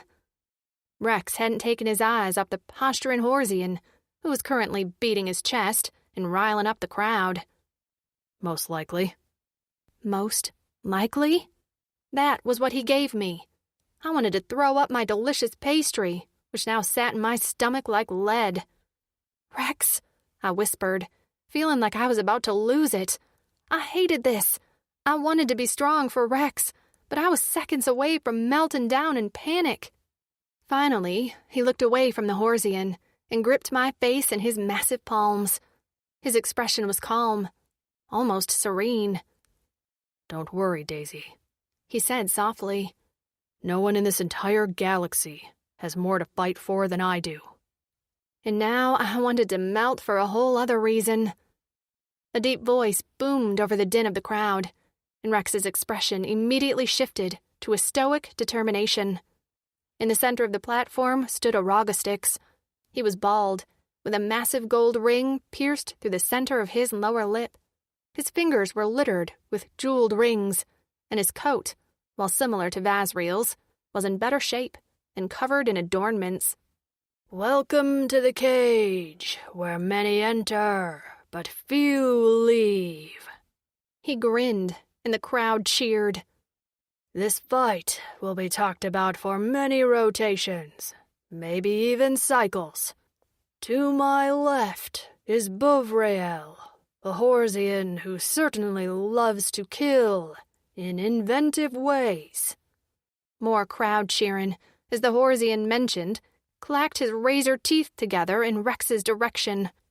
"To my right, we have a special treat for you, a last-minute edition, who hasn't been heard from in many cycles, but who has agreed to fight today. I present to you the Drixonian monster." My heart dropped into my heels. The Horsian at least got a name, but Rex was nothing but a monster. For a moment, I almost told him to go ahead and slip into a rage and slice into that Rogastix MC, but I held my tongue. Rex didn't flinch at the name. His gaze remained steady on his opponent, sizing him up with an emotionless expression. I ducked my head, breathing deep, before I lost my mind and screamed. "Fighters, enter!" The MC hollered. Rex's hand slipped from mine, and I nearly went into panic mode. He turned to me and handed me the chain to my collar. He let his mask slip for just a moment, to lean down to peer at me through my curtain of hair. "I will return to you, the victor, Daisy." And that was it. He leapt up a few stairs and pushed open a small door in the cage. When it closed behind him, a small purple alien locked it from the outside. I gulped and peered up. The top of the cage was open, and Rex could easily soar over it. But he had no reason to escape. He had to fight and win, or we were both doomed. The MC talked some more, but I tuned him out, focusing on Rex's back. He wore only a pair of pants and thick boots. His tail swished lazily along the floor, the split tip flicking back and forth. Neither fighter was allowed outside weapons, so he had to relinquish the metal barbs he normally wore on his tail. Buvrael's tail lashed viciously, smacking the leather-covered platform with loud cracks. His saliva dripped from his jowls, and his beady eyes stared hungrily at Rex. Both fighters were required to stand on crude X's slashed into the leather until the MC left through a door in the cage. As soon as he shut it behind him and the lock clicked, a hush fell over the crowd. Buvrael swayed side to side, his knuckles dragging on the platform. Rex unleashed his machete slowly and then raised his arms, crossing them at the wrist in front of his neck. He lowered his brow and peered through his slitted eyes from between his fists. The MC's voice boomed over the silence. "Fight!" And the crowd went crazy. Buvrael made the first move as he leapt into the air like a panther. In response, Rex spun, smacking Buvrael in the side with his tail before he hit the ground. Buvrael grunted and hit the ground on a slight stumble. Rex lashed out with his forearms machetes, but Buvrael dodged them easily. He punched out with his fist, catching Rex on the chin before he whipped his tail at Rex's side. The flesh split open on his ribs, and black liquid fell from between his scales. With a sick dread, I watched the single drop hit the platform as if in slow motion. At the sight of first blood, the crowd went into a frenzy. The chant for monster had started already. I was unable to move, frozen in horror as the fight continued.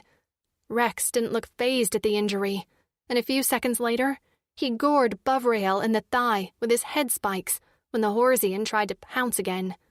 Jelly-like blobs of blue blood oozed from Buvrael's thigh, and while he tried to hide it, he limped slightly as he crashed into the cage near my head.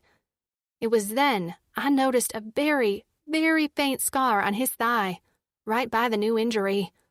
Had Rex targeted that area on purpose? Distracted, I wasn't paying attention to what Buvrael was doing. I felt the heat of his breath and smelled the stink of his body, seconds before he turned and hissed at me through the cage. I stumbled back, blasted by the stench of rot. Rex rushed him in a growl of fury, but Buvrael was ready.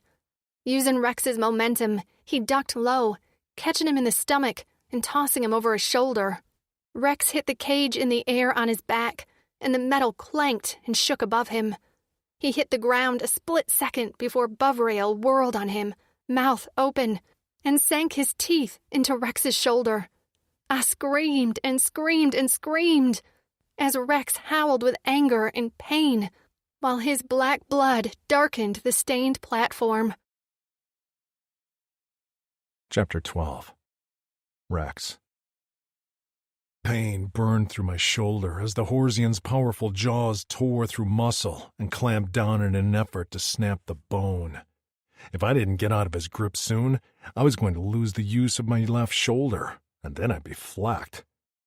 Through the agony coursing through my body, I heard the chants, and I fought back the haze of red which clouded the edges of my vision. The pain settled into the cracks of my mind and pried them open further in an effort to let out the rage. Any injury was a warning to the monster inside of me, because the rage's main motivation was not to be defeated. My body was its host, and it needed me alive. I struggled against the Horsian as he began to shake his head, further tearing into my shoulder. The rage rose up my throat, clogging words as my muscles swelled. My mind warped and shuddered. There was a reason I couldn't let out the rage. What was that reason? I couldn't remember, and I was so tired. The rage would end this fight. Release the rage. Stop the pain. Just let it all go. Then I heard one sound over the chants and the growling of the Horsian. A scream, a pleading voice. "Rex!" it said. "Please fight for us, babe, please." I focused and craned my neck back to meet wet, soft brown eyes. Pink lips moved, and the voice came again. Small fingers clutched the links of the cage as she pressed her face to the metal. I'd kissed those lips. I'd heard my name slip between them in pleasure. They belonged to my female, my mate, my Daisy. I had to win for her. With a roar, I gripped the Horsian around the neck and squeezed. Around my flesh in his mouth, he wheezed. I curled my claws and dug in, relishing the feel of warm liquid spilling out over my knuckles. With a wounded cry, he loosened his jaws and I moved fast. I wrenched my shoulder from his grip, pain searing through me as flesh tore. Bovril sought to flee, but I was too fast for him, too motivated with Daisy's voice in my ear and the memory of her touch on my flesh. I sent a boot into his side, and bones crunched. He howled as his tail whipped at me, catching me in the thigh. I lost my balance and fell to the platform as he staggered to his feet and sought to bite into me again. I knew if he got his jaws into me one more time, he wouldn't let go. I rolled to the side, and his jaws snapped at air. Leaping to my feet, I brought my machetes down on the back of his already bleeding neck, and he collapsed onto his stomach. I thought I heard a crack of bone, but I knew I couldn't let up until I was sure he was dead. The crowd was chanting something else now, and I ignored them as I kicked Bovril over onto his back. He stared up at me, gasping, his eyes filled with pain. This was always the moment where I hesitated, where I wondered if he was being forced to fight just like me, if he had no other choice. But then his lips pulled back into a snarl, and I didn't wait to see what filth he planned to spew. It was either him or me who would leave this. I plunged my claws into his neck, wrapped my fingers around his throat, and tore it out. His body bucked, blood sprayed in an arc into the crowd, and the Horsian laid beneath me, eyes staring unseen as his chest went still. I stumbled away from him, still holding flesh and bone in my fist. I dropped it with disgust, the pain once again soaring to the surface as I caught sight of my mangled shoulder out of the corner of my eye. I turned to find Daisy standing right where I'd left her, face completely drained of color and her eyes streaming with tears. Her entire body trembled as the crowd surged around the fencing, the only thing separating her from them. A clawed hand reached out and brushed her hair. She screamed and plastered her back to the edge of the cage, as far away from the crowd as possible. Bovril was nowhere to be seen amid the chaos. I didn't bother to wait for anyone to let me out of the cage. Daisy was in danger of being crushed or stolen. When I threw my body against the door of the cage, the lock snapped, and I burst through the opening to snatch Daisy to my chest. She curled her arms around my neck, and I pushed through the crowd. If anyone got in my way, I swept them aside with my tail. Nothing would stop me from getting Daisy to safety. I reached the ramp leading out of the arena on a sprint.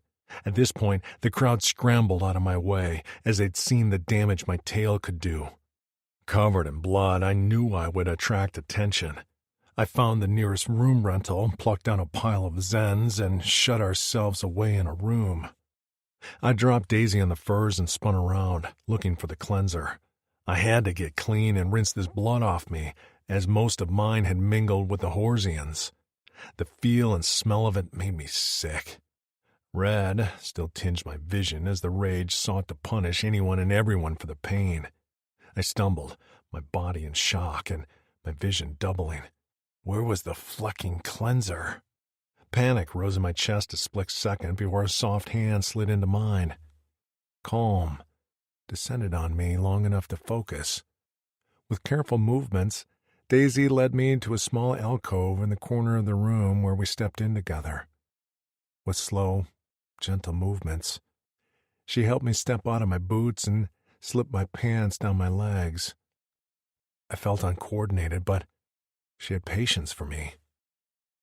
I panted, my machete still out as the threat to me and Daisy still felt pressing and imminent. I couldn't force my Cora to stop pounding, not until Daisy stripped off her clothes and revealed her beautiful body. Some of her pale flesh was streaked with blood from my hands, and the black marks drew my gaze. "It's okay," she said softly. "You won, just like you said you would. It's behind us now." She turned on the cleanser, and I tilted my head back as the powerful air washed over me, stripping me of the blood and grime. The sound drowned out the echoing chants in my ears. When the cleanser turned off, I remained in the same position with my eyes closed. The silence stretched on, and I reveled in the absence of the crowd's roar. Slim fingers tangled with mine, and I glanced down to see Daisy's brow furrowed in concern. Her chest heaved, and her pretty breasts, tipped with hard pink nipples, begged for my mouth. Her clean scent surrounded me, and the adrenaline from the fight tipped over from violence to lust. This was what I fought for. I heard myself say in a low voice filled with want, "I need you." Her big eyes blinked up at me. "Take me." I hauled her to me with my uninjured arm and smashed our lips together. Immediately I sank my tongue into her mouth, fucking into her as my cock sought her heated core. She gasped against me, but this time it wasn't an inhale of lust but a sinking release into pleasure. "Rex," she murmured against my lips. "My hero." I rushed out of the cleanser and spread her out on the furs in the small room. She lay beneath me, now flushed pink with arousal, and her legs parted to reveal her wet folds. I dove between them, eager to taste her again. I wanted her flavor on my tongue every day, sweet, fresh, and intoxicating. She cried out, arching her back into me and gripped my horns as she bucked into my mouth. I thrust my tongue inside of her and began to prush, the vibration that started in my chest and rose up my throat and onto my tongue. She came quickly, screaming my name, and while she still trembled, I rolled her onto her stomach, pulled her onto all fours, and plunged my cock into her. Her cries continued as she thrust back against me. I held onto her hips and relentlessly pounded into her sweet body. I plucked at her hard nipples as I buried my face into her golden hair. "My Daisy," I growled, possession filling in the cracks of my mind until the rage was a distant memory. "You take my cock like you were made for it." "I was." She arched her pretty neck, and I skated my teeth over the vein there. As I plumbed her clit with my fingers, she let out a long, low moan. "I was made for you, Rexor." I came on a roar, filling her with my seed as her inner walls clenched around me. She gripped my horns, gasping out her pleasure as we found her release together. I remained inside of her until I was drained dry, until she went slack in my arms and her eyelids fell shut. When I laid her on the bed, a small smile curled her pretty lips. I kissed her there, once again savoring her flavor as I curled my body around her. Chapter 13. Daisy. Fightin' made Rex insatiable. He woke me with his tongue between my legs. Then he let me show him what a blowjob was, and then he came inside me 2 more times before I told him if he didn't get me some food, I was going to perish. He left and returned quickly with an armful of food he laid out on the bed in a buffet. We both ate ravenously until Rex gave me a look and fucked me after smearing my nipples with a sticky syrup. After that, we used the cleanser again before I put a moratorium on penetrative sex, since I was so sore I could barely walk. He felt bad about that and then proceeded to rub my feet. Eventually, he rested his head near my hip. I ran my fingers through his hair, feeling content for the first time in a long time. I never would have imagined my life would turn out like this, where I'd have a great day getting screwed into the mattress by an alien with a split tongue. The Horsian knew, he said, peering up at me with languid purple eyes. Knew what? What you mean to me? He engaged you to anger me, and it worked, because I made a mistake. Shockingly, his shoulder had already begun to heal. While he still favored it, he'd gained almost full use of the appendage, and the scales had knitted back together. Yeah, but you didn't let the rage take over. It was close, he murmured, his fingers caressing the inside of my thigh. Until I heard your voice. Did my voice hold the rage back? It did. Sometimes Phoenix talking to me would help, but not always. Rex, what about... I hesitated to bring this up, but I couldn't stop thinking about it. Now that we'd physically connected, I couldn't imagine life without him. What about when we reach Torin? Do you still plan to leave? He didn't speak for a long time. Daisy, we talked about this. I sat up. But that was before. He lifted onto an elbow and studied me. Before what? I bugged my eyes out at him. Before this? I gestured to the bed. His face fell. For as long as I live, I'll treasure what you gave me. No. I was already shaking my head while anger bubbled in my gut. Don't give me that thanks for the memory crap. I don't want to be alone on this planet. You won't be alone. I will be alone if you're not with me. He jerked at my shout, and his brows lowered as he plucked at a rip in the furs. I don't trust myself not to hurt you. I trust you not to hurt me. But on Vic's listen, I did hurt you. I was able to bring you back. Until you can't. Until I'm lost to the rage.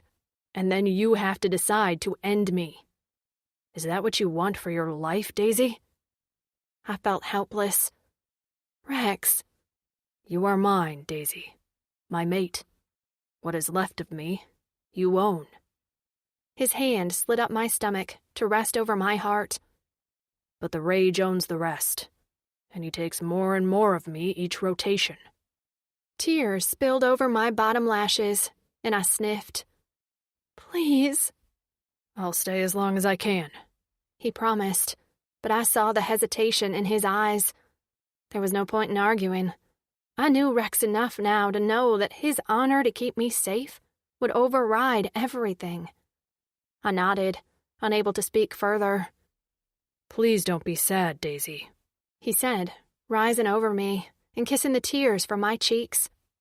Aren't you sad? I whispered. He paused a moment and met my gaze. I'm not. This time with you has been the best of my life. As a chit, I dreamed of finding a female mate. And as a prisoner, I mourned the end of that dream. But now that I've met you, you're better than anything my mind could imagine. You make me laugh, and you see the qua half full. I choked out a laugh through my tears. Glass half full. Glass half full. And you make me feel. He pounded his chest. I haven't felt in so long. I wasn't sure I could anymore. You feel so much, Rex. I cupped his face. I've never met a man as courageous as you. You still manage to care for others when you haven't been shown much care in your whole life. It's the memory of my family that would never die. Only during the rage do I forget them. And it is the one thing that scares me the most. When I cease to remember them, then I'm no longer the Drixonian warrior, Rexor Bakut. I gripped his face and shook it. I won't let the rage take you, Rex. He didn't believe me. I could see it in his eyes. We'll see, Daisy. We will see. Vazriel had told Rex a time and location for us to meet him to depart Rinian 2. After another meal, we left our room and headed to the lower-level dock to Vazriel's spacecraft. Rex had explained to me that most passenger aircrafts required documents to board, and if the passengers failed to produce them, then authorities would be called. We, of course, had no documents and had to rely on Vazriel. As we reached the bottom of a graded ramp, Tritters carrying cargo walked by us on the way to a large spaceship which sat alone at the end of the dock. Vazriel stood outside, directing the Tritters on where to stack the crates and locked metal boxes. As we approached, he turned. His one eye widened, as if he was surprised to see us, and that grin of his I hated spread across his face. Rex went stiff at my side. You came, Vazriel said. I nearly lost my arm in that fight, just for passage on your craft. Of course I came. Vazriel's expression didn't change. Well, I wasn't sure. Plans often change on Rinian 2, don't they? A better offer can always come along. I didn't like standing exposed on the ramp. Rex hadn't bothered with my collar, instead choosing to cover me with the long red cape. I fidgeted beneath it as some Tritters stole glances at us. Rex was studying Vazriel carefully, and I wondered if he had the heebie-jeebies as much as me. I didn't seek other offers. We'd like to board now. Rex took a step toward the craft, but Vazriel stepped in front of us, blocking our way. See, I did. His eye gleamed. I sought other offers.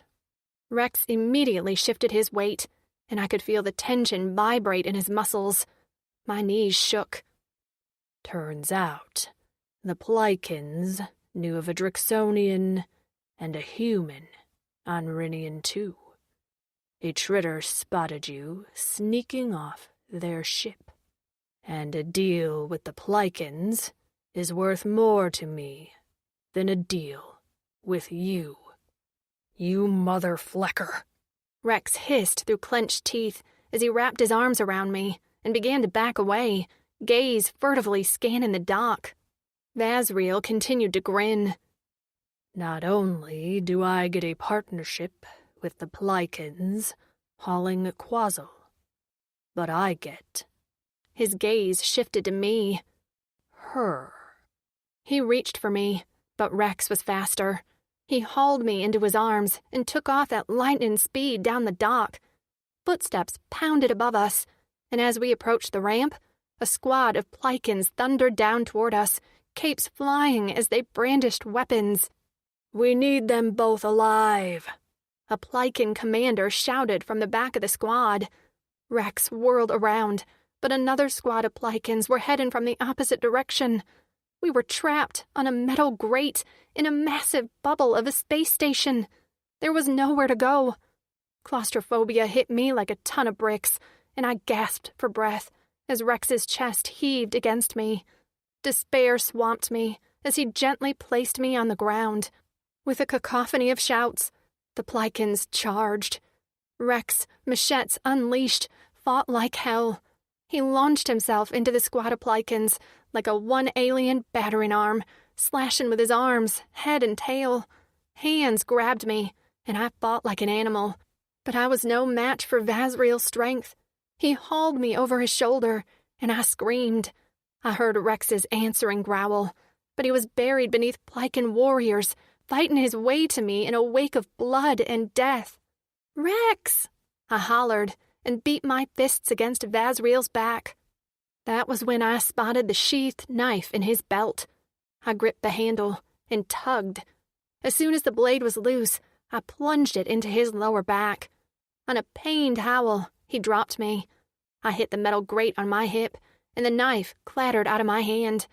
I scrambled for it on my hands and knees. Just when my fingers closed around the handle, a large boot stomped on my hand. I screamed as pain shot up my wrist. Vazriel crouched in front of me as I cradled my hand against my stomach. "Now you'll learn what it's like to really be owned, pretty human." "You'll never own me." I spat in his face and received a vicious backhand in response. Pain exploded in my cheek, and I felt blood pool in my mouth. A roar reached my ears, and I craned my neck to find a writhing pile of Plycans, fists pummeling down. Through the fray of limbs, I caught sight of blue skin struggling beneath maybe a dozen Plycan fighters. "Rex!" I called hoarsely as Vazriel dragged me to my feet. "Rex!" The pile of bodies moved as one in a pulse, and then like a bomb going off from within, they detonated. Plycans went flying, some falling off the grated dock to crash to their deaths below, and a massive winged creature emerged on a howl of fury. I'd seen Rex in his rage before, but this was something else. He was bigger than I'd ever seen him, with his midnight black wings unfurling like massive sails and his muscles vibrating with anger.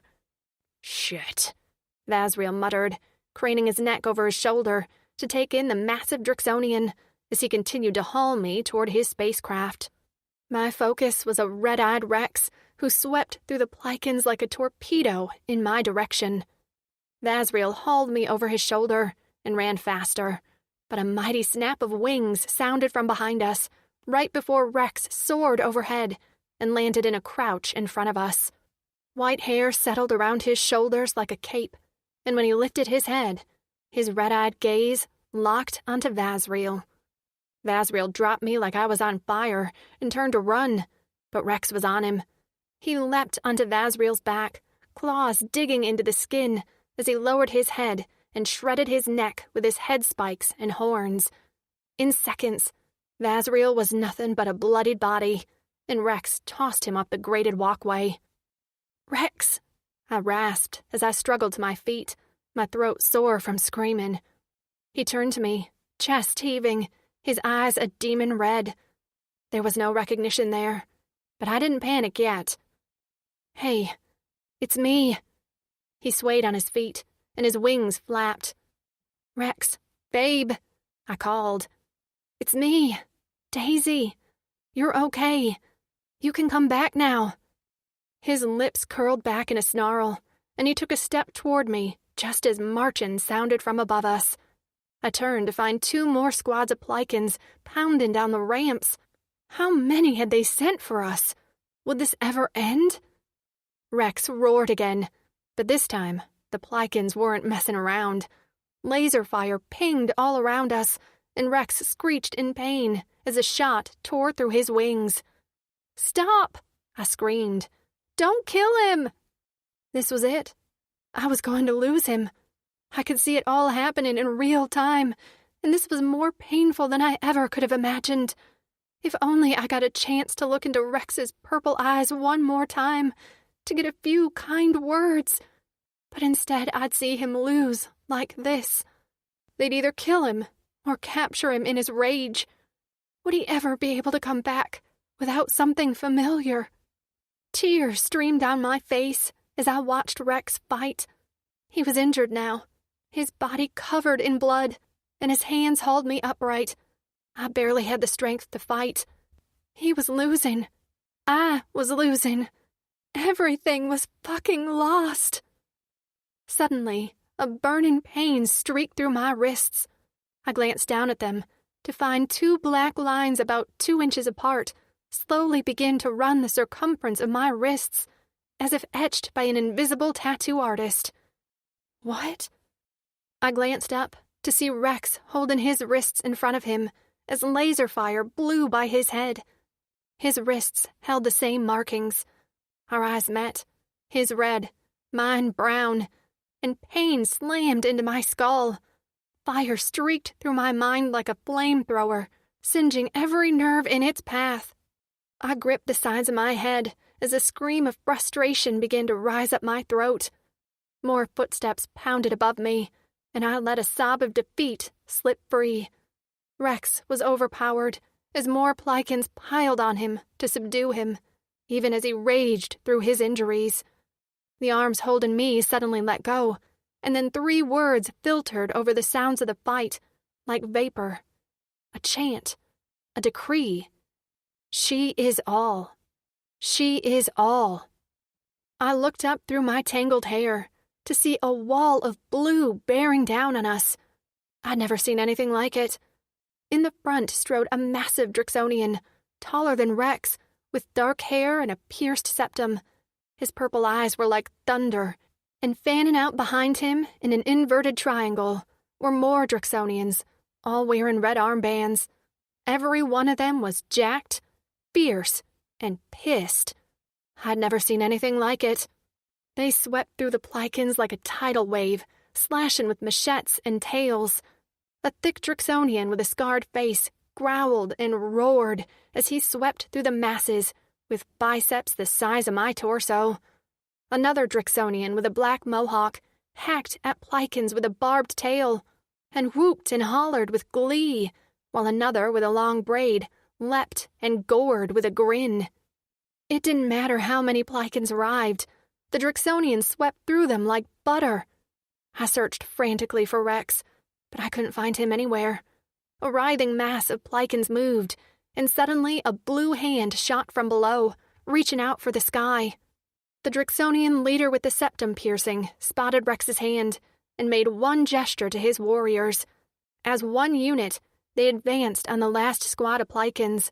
One by one, they picked off the bodies, sending them flying to their deaths in a flurry of limbs. With a roar, Rex emerged, soaked in blood so his white hair hung matted to his skull. Wings torn, leg ripped open above his knee, and his chest pulsing blood. He appeared half dead. The Drixonian leader reared back, his face paling to nearly white as he took in the stumbling creature in front of him. "Don't hurt him!" I hollered, staggering to my feet. "Please, he's one of you. He's a Drixonian." The leader's head turned to me, and when I tripped on a fallen Plycan body, he lunged for me before I hit the grate. Rex growled and sought to advance on the Drix leader, except his leg gave out beneath him, and he hit the platform hard. He continued to snarl at the Drixonians, and his lack of ability to detect his own race cracked open my heart. The fire in my mind flared hotter and brighter. "Who is he?" the Drixonian asked. "He's one of you," I pleaded. "He saved me." The Drixonian with the braid stepped up next to the leader, and both of them turned their gaze onto the snarling, feral warrior in front of them. "What's his name?" the leader asked haltingly. "Rex," I gasped out.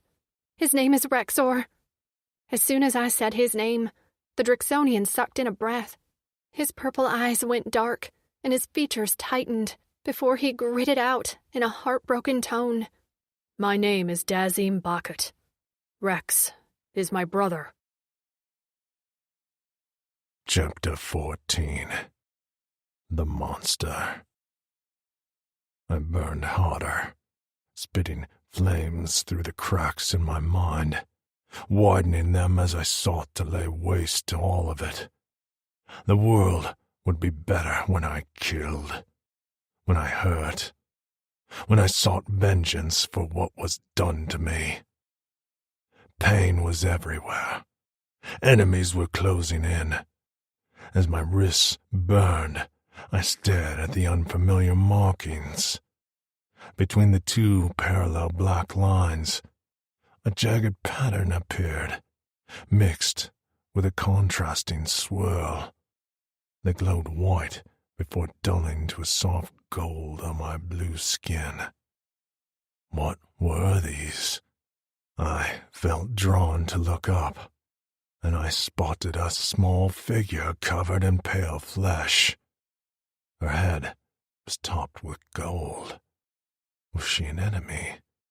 No. Some deep recess in my mind called. I protect her. But why? She was surrounded by others. I didn't know them, but they had to be enemies. Everyone hurt me. I took a step toward her, and then my pain slammed into my skull, nearly crippling me. I fell to one knee, clutching my head. The fire raged on, widening the cracks in my mind. Yes, this was what I wanted. Get rid of the weakness. Only be strong.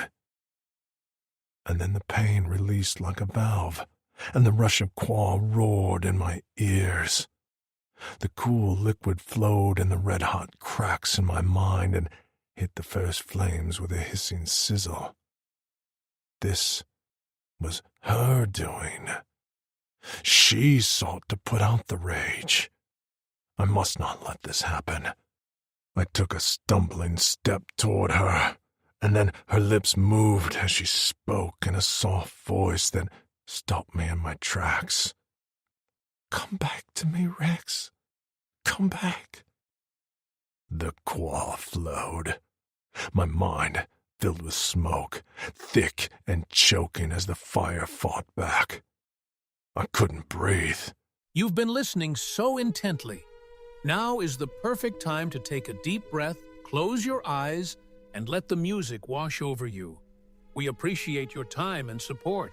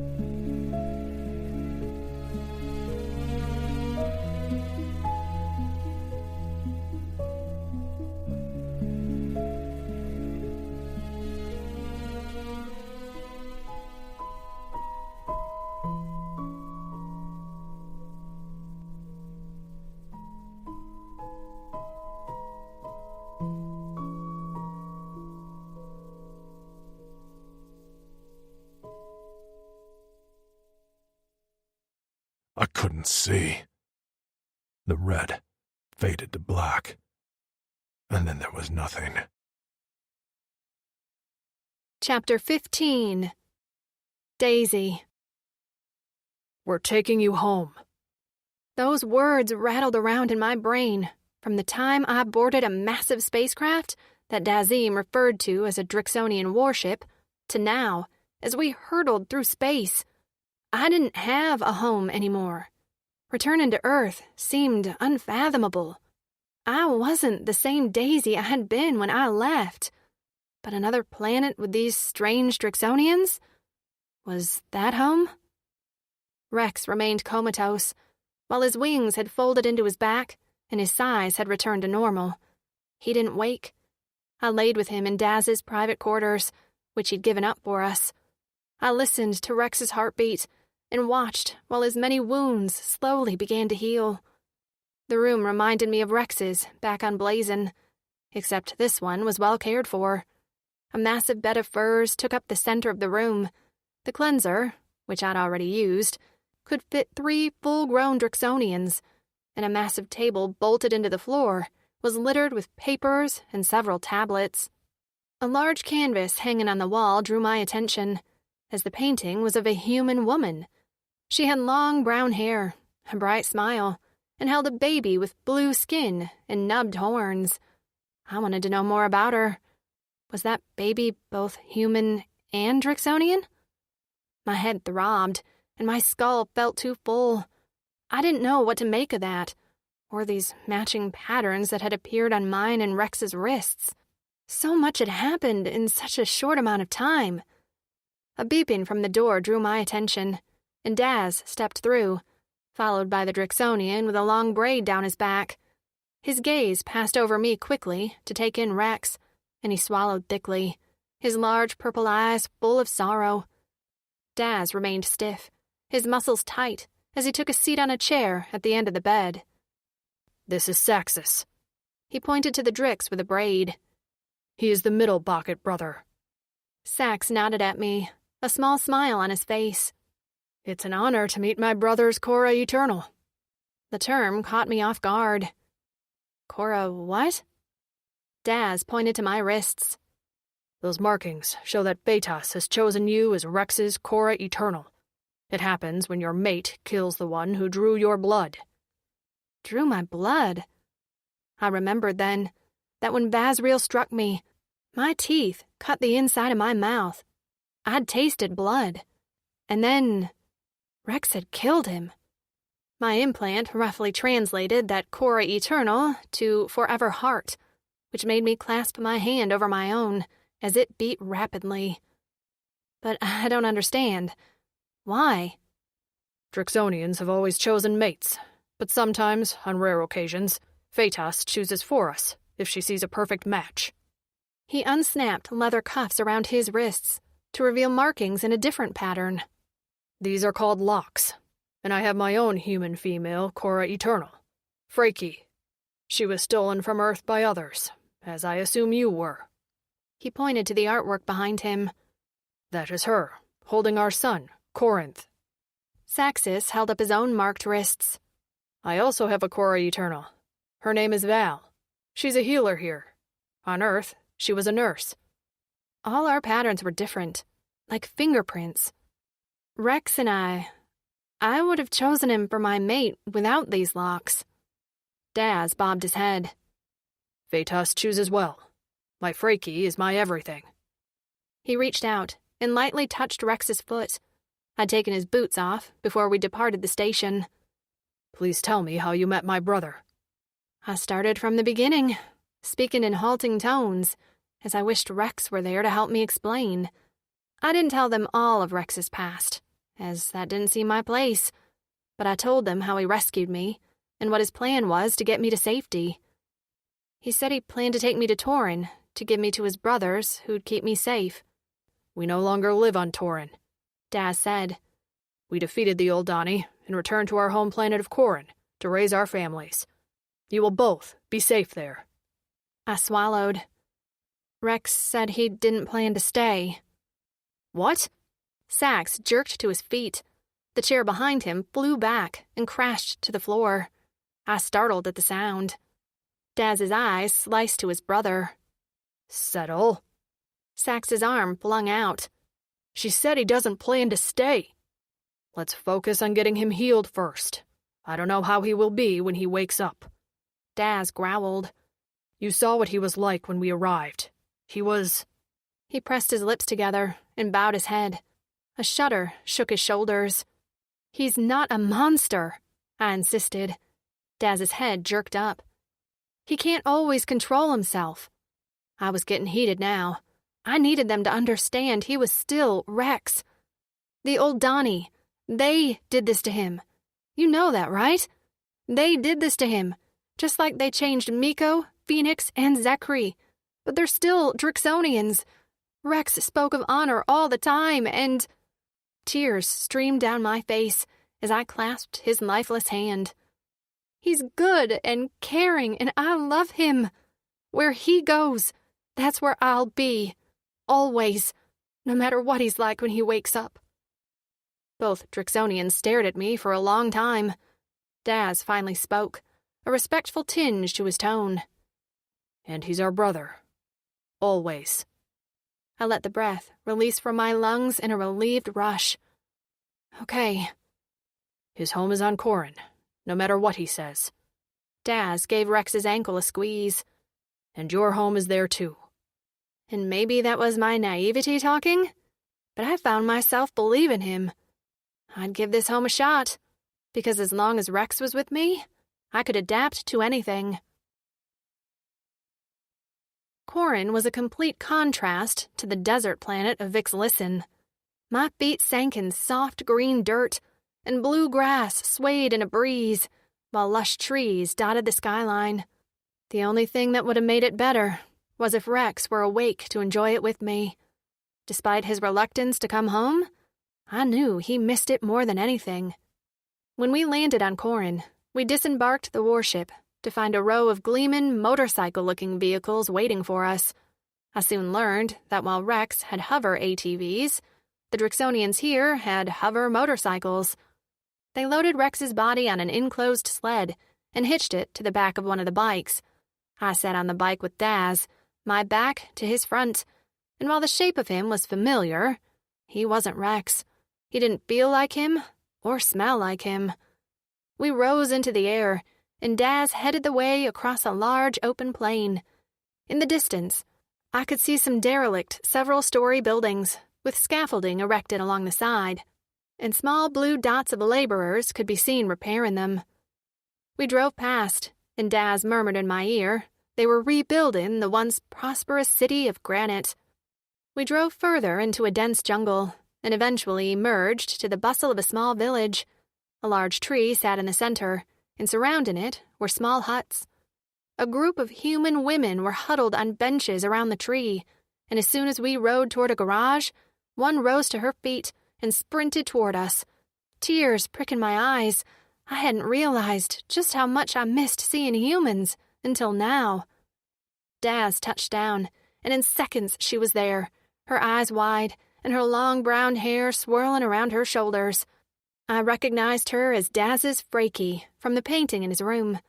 Straps crossed over her chest, and when she turned slightly, I caught sight of a little dark-haired head peeking out of a wrap on her back. "A human!" she cried, her hands immediately reaching for me and helping me off the bike.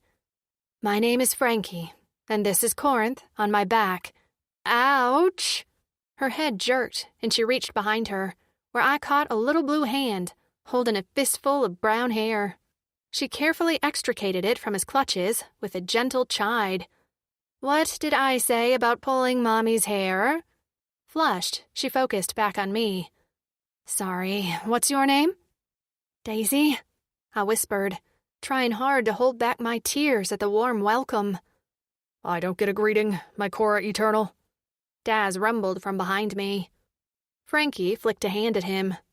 Yeah, hello, glad you're alive, love you. Now take your sleep-striking son and let me get her settled." Daz lifted their son out of the wrap, the child appearing tiny in his massive hands. He hoisted him up to his chest and nuzzled their foreheads together. You'll sleep for your sire, won't you? The little thing yawned, displaying an impressive set of fangs. Frankie threw up her hands. Are you kidding me? Now he yawns. Daz ignored her and then looked over his shoulder, where Sax stood near the sled, holding Rex. Place him and Daisy in the empty hut. Arrange food, and make sure Val pays them a visit. Already on it, brother. Sax picked up one end of the sled, while the massive Drix with scars picked up the other. Let's go, Gar. Who's in there? Frankie asked, craning her neck to see inside the vent holes. It's Rex, Daz answered, before I could. His expression was somber, and his son picked up on it as his little lip began to tremble. Frankie sucked in a sharp breath and laid her hand on Daz's arm. Oh no. Is he? He's alive, Daz answered. His eyes met mine, and he sighed deeply. I'll explain soon, mate. For now, he's alive. He gestured to me with his chin. And Daisy is his core eternal. Frankie's eyes went even wider as her gaze went straight to my wrists. What? I didn't. Oh my God. She reached for me before hesitating. Can I hug you? And at that moment, I couldn't have wanted anything more. I'd been on a constant edge of worry since I woke up on that spacecraft. I was sure I was dead many times over. But now I was here, among safe aliens and human women, most who looked happy and healthy. I never thought I'd get this again. Relief crashed over me like a wave until I felt like I was drowning. All I could do was nod and blurt on a sob. Please. Oh, sweetie. She gathered me in her slender arms, and I cried my heart out on her shoulder. Suddenly, more arms were around me, and I realized the rest of the women had joined us. There were 6, maybe 7. I couldn't count. All I knew was that they were the only thing keeping me upright. Words of encouragement filtered through, light jokes about aliens, and soon I was alternating between laughing and crying in a therapeutic way. They led me over to the benches under the tree, where I met them one by one. There was Val, Sax's mate, who was also one of the settlement's healers, as she was a nurse on Earth. She held a small baby in her arms. Miranda was a tall black woman with braids, while Tabitha was a bubbly college-aged woman with purple hair and a sexy smile. Reba held a newborn in her arms, a little boy who stared solemnly out from under a thick, nubbed brow. In the distance, Anna chased her 7-year-old daughter, Basil. Naomi, a tiny thing with a massive pregnant belly, leaned against a thin woman with dark hair, who studied me carefully. I began to get a little worried about what was in the quah here. There were a lot of babies. I didn't want to talk, too overwhelmed and a little heartbroken about Rex, so Frankie had them all tell stories of how they met their mates. Val and Sax had been imprisoned together by the Uldani to be used as a breeder couple, while Miranda had found an amnesiac Drac in the dense jungle before slowly coaxing him back to rejoin his race. I was happy for these women, who talked of their mates with love. I knew that feeling. But Rex wasn't here, and I didn't know if he would be okay. I tried to remain positive, but my well was close to dry. Luck had been on our side so many times. When would it run out?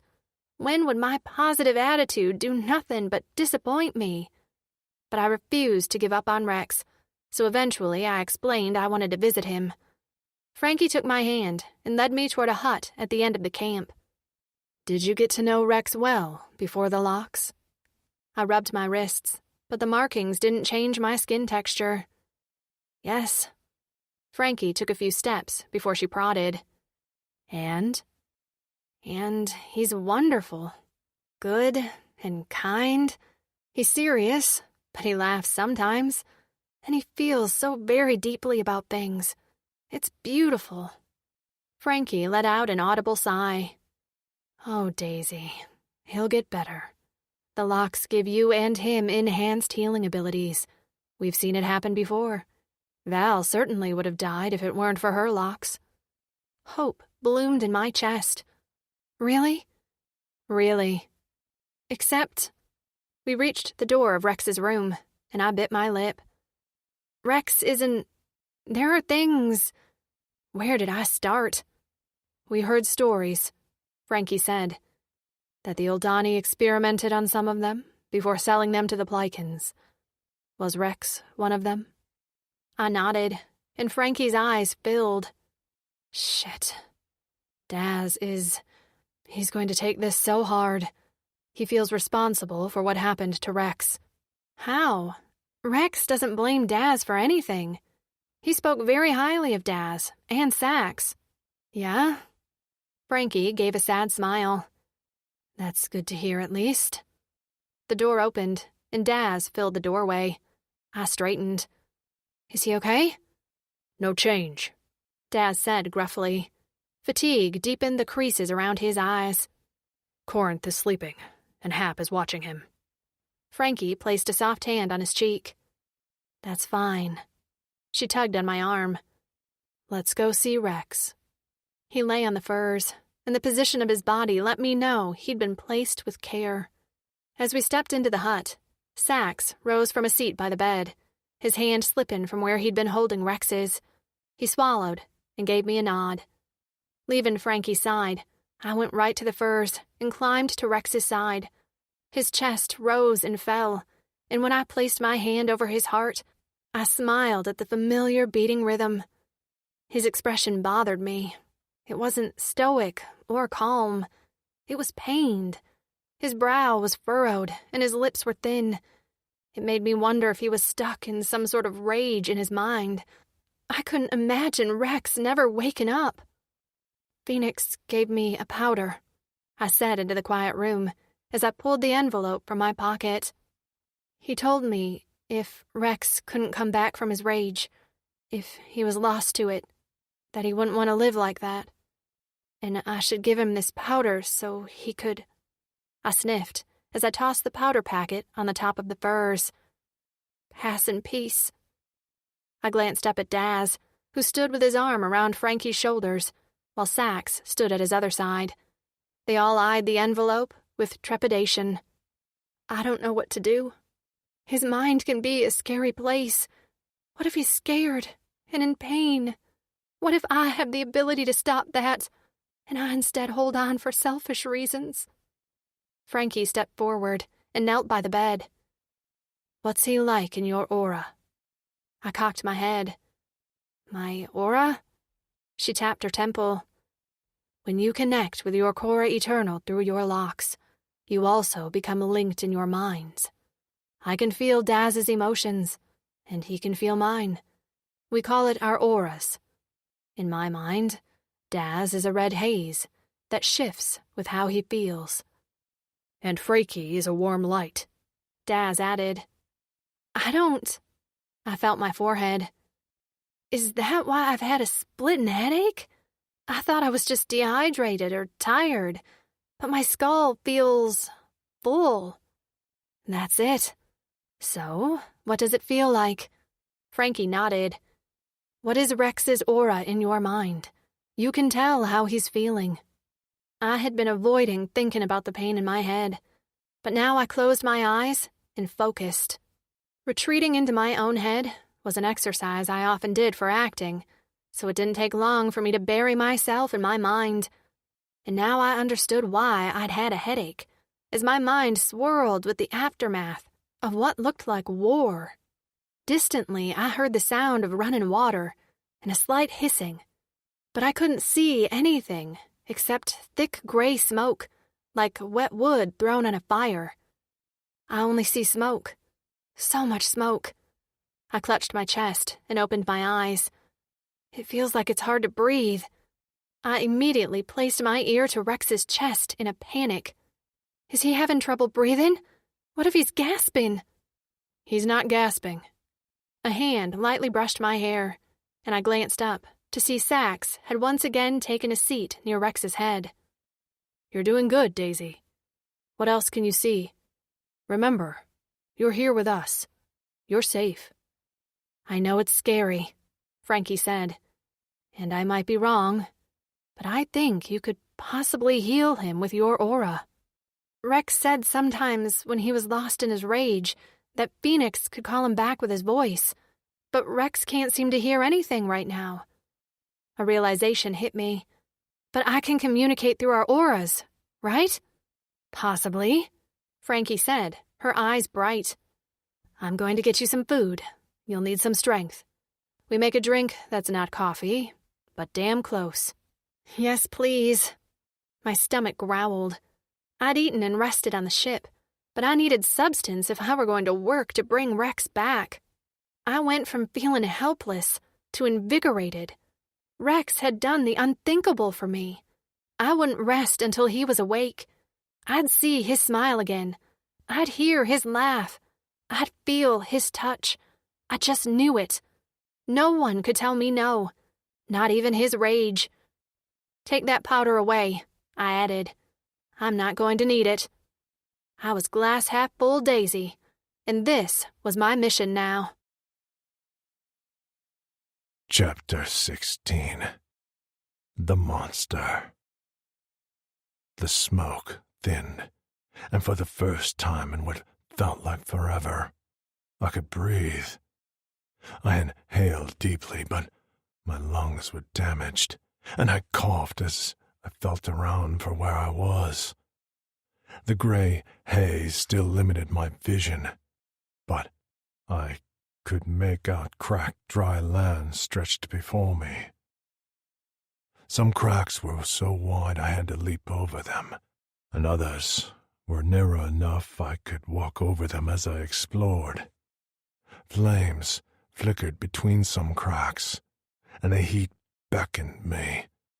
It was cold, so cold. I wrapped my arms around myself and shivered as I stumbled over to a flaming tear in the ground. Except, as soon as I drew close, Qua flowed into the crack, putting out the fire on a hiss. I waved the smoke away, coughing.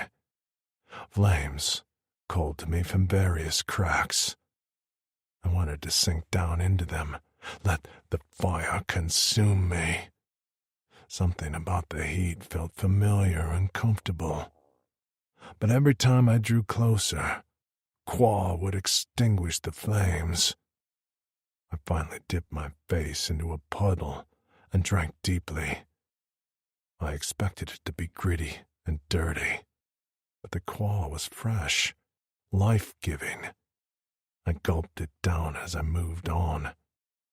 Ahead, I spotted a wide valley glowing a bright orange from within. I took off for it, wanting the heat. My Cora raced, my claws extended. A voice beckoned. Come, monster, come to me. I reached the cliff. My toes curled over the edge, and I peered down into a raging fire that crackled, sputtered, and hissed. That was it. The end of everything. All I had to do was dive over the edge, and there'd be no more battle. Let me take over.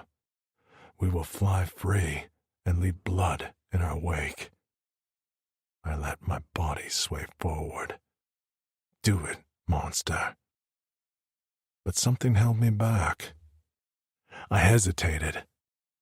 I glanced down at my wrists and rubbed my fingers over the markings there. I had another name, another purpose. Suddenly, the sound of rushing Qua roared in my ears. I turned to find a wall of water rushing through the valley. It plowed through the fire, silencing the voice that had beckoned me to leap. The Qua ran clear and fresh, filling my nostrils with an unmistakable scent of home. I whirled around, panicking. Where was I? How did I get home? Then, just as suddenly as it came, the water vanished. In its place was a blackened valley. The ground trembled beneath my feet, and I nearly fell over the edge before stumbling back to land hard on my back. I scrambled backward on my hands and feet just as the ground moved. The plates of land shifted beneath me, and the valley grew narrow. The cracks around me knitted back together, sealing the ground so when I stood, this time it was on firm, packed dirt. The trembling came to a sudden stop. And that was when I heard the voice, soft at first, but gaining in volume. "Rex," the voice called, "come back to me. Come home, babe. Come home." I opened my eyes. Chapter 17. Rex. The first face I saw was home. Her brown eyes were liquid and large tears fell from them to splash onto my cheeks. Her hair hung in a golden sheet around me as she clutched my face. "Rex," she said on a broken sob. "Is it you? Are you with me?" I blinked and attempted to reach for her, but my arms felt like lead. I swallowed around a dry throat. "Always," I rasped. "I'm always with you, Daisy." She let out another sob and collapsed onto my chest, hugging me tightly. I peered over her head to find we weren't alone. 2 Drixonians stood side by side along with a small human female. I met the larger one's eyes. They were so familiar and so very much like my own. I hadn't expected to ever see them again. I swallowed and licked my dry lips before greeting him. "Hello, Brick Brother." Daz's large body swayed, and then he took one step toward me before his knees buckled and he hit the ground with a thud. He grasped my hand and brought it to his face. "Brother," he said hoarsely, "I never thought I'd get the chance to see you again. Your Korra Eternal brought you back." I managed to lift a hand and place it on Daisy's blonde head as she gazed up my body with wet eyes. What? What happened? "What's the last thing you remember?" Daisy straightened and swiped at her eyes. "I remember killing Bezriel and then—" I rubbed my forehead. "After that, fighting. I fought Plikins, and then I was losing. You were screaming." Glimpses of my brothers' faces flashed through my mind, and my chorus skipped a beat. "No," I whispered furiously as I struggled to sit up. "No, you saw me when I was—" "Calm, brother." Sax, my best friend for half my life, settled a hand on my shoulder. "We brought you here because we want you here. This is your home, Rexor. With us." I shook my head. "I'm not that Rexor anymore." "And you think I'm the same Saxus?" he said with a head tilt. "I was held in an Aldani prison while they shot me full of drugs to turn me into a mindless breeder. We've seen loss, brother, loss and pain. None of us are the same, but we're still Drixonians." "I'm not." "If you say you are not a Drixonian warrior, I'll fight you, wounded or not," Daz growled. "Daisy told us what you did to rescue her. You risked everything to get her to safety and are the epitome of an honorable Drix. Don't you dare tell me that because the Aldani flecked with your body and mind that you're not a Drixonian. You are." He pounded his fist on the bed for emphasis. "And this is where you belong. We have built a home here with human females we've rescued. You're an uncle, twice over. Daz and I both have sons. You have a mate who has spent 2 entire cycles with barely any rest working to bring you back to us through your connected auras." Daisy's small hand slipped into mine, and I rotated her wrist to admire the marks. I had heard of Korra Eternals. They were legends, rare, but the matching locks were unmistakable. I glanced at Sax and Daz, who also had locks in varying patterns. The other female in the room must have been Daz's mate, as her locks matched his. I sat up, bringing Daisy with me, and nodded at her. "You are Daz's mate?" "I'm Frankie," she said with a smile and wave. "I'm so glad you're back. Your brothers talk about you often." "We thought you were dead," Daz explained. "We didn't learn until recently when we defeated the Aldani that you were alive, but changed. You defeated the Aldani? We're on Corin, Rex. Pride tilted his lips into a small smile. They were never going to stop exploiting us. We overthrew them, made peace with the remaining council, and came home to Corin. We've been looking for you and the other stolen warriors ever since. How did you find us on Rinian 2? I asked. We heard of a fighting Drixonian. We had no idea it was you until Daisy said your name was Rex. I couldn't stop the hot flash of shame. I was not myself. We'll talk about that later, Daz said. We'll let you and Daisy rest now. She's been awake for too many human hours. I took in Daisy and noticed that dark circles marred the pale skin under her eyes, and her lips were bitten and chapped. I swiped a thumb over them. Babe, she smiled. It was worth it. You're back. Frankie pointed to a tray of food on a table near where I lay. Please, eat. You have to be starving. To Daisy, she said softly, You're okay? I'm great, my mate said with a smile. Daz reached out and grabbed the back of my neck, bringing our foreheads together. The gesture overwhelmed me. There was nothing like a Drixonian greeting from Daz. His strong hand at the back of my neck calmed me, and his purple eyes bore into mine. The feeling of rightness and belonging settled on me like a second skin. He remained still for long moments before whispering hoarsely, Our family is finally complete again, brother. When he let me go, Sax stepped in, and I finally saw a bit of the brother I knew when he shot me a cheeky grin and a soft punch on the shoulder. Heard you won that fight on Rinian 2 against a Horsian. We all know where you learned those skills from. Yeah, Savvy, I quipped. Daz threw back his head in a roar of laughter, and Sax placed a hand dramatically over his heart and stumbled back with a mock gasp. The disrespect! After they walked out and closed the door behind them, I grabbed the food tray and placed it on my lap. Fresh fruits and vegetables were nestled beside a bowl with a warm porridge like grain. I haven't had guara in too long, I murmured, sinking my teeth into the fruit's flesh. The flavor exploded on my tongue and I moaned. Daisy's hand snuck over, stealing a few berries. Please, eat more, I urged her. I just ate. That's all yours. She settled down in the furs while I inhaled the food at a record rate. When I was stuffed, I let the tray drop to the floor and laid down beside her, our noses nearly touching. How did you do it? I asked. How did you bring me back?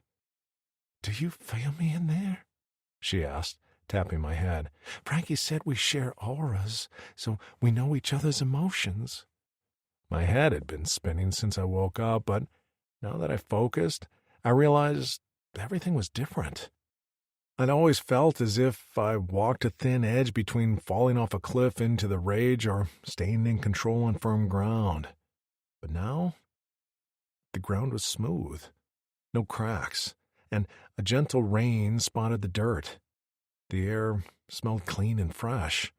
No smoke or fire, just, That was you, I whispered. The Qua put out the fire and then you. Closed the cracks, she said softly, smoothing my hair off my forehead. Do you still feel the rage waiting? I searched for it, but the anger that fueled him was no longer there. No. I gripped her neck and pressed our foreheads together as euphoria washed over me. Daisy, I don't sense the rage at all. She let a muffled sob slip from her lips as she smiled. I didn't know what I was doing, but Frankie told me to try. I couldn't lose you, Rex. I wouldn't lose you. I knew I could bring you back. Your hope is what kept me alive and brought me back. Thank you for not giving up. Never, she whispered. I love you, Rex. My home is you, and your home is here. Your brothers, they didn't give up on you either. Shame sorrowed my gut. They saw me, Daisy.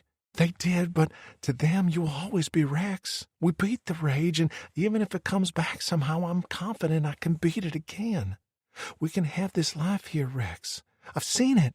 There are babies and pets and good food, family, friends, laughter.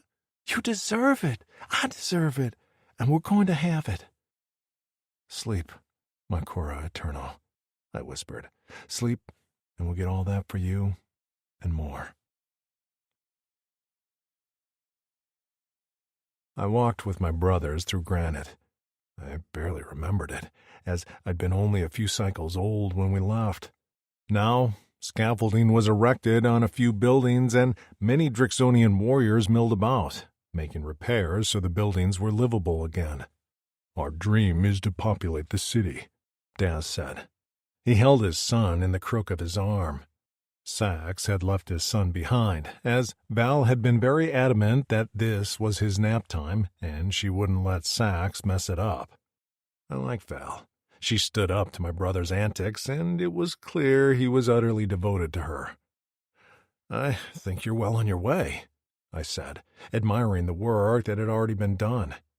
It had been a few rotations since I'd woken up, and every day I tested the ground of my mind for cracks, and every day I found them filled in. As we walked, Daz explained what life had been like since I'd been presumed dead. They led the first uprising against the Aldani and won.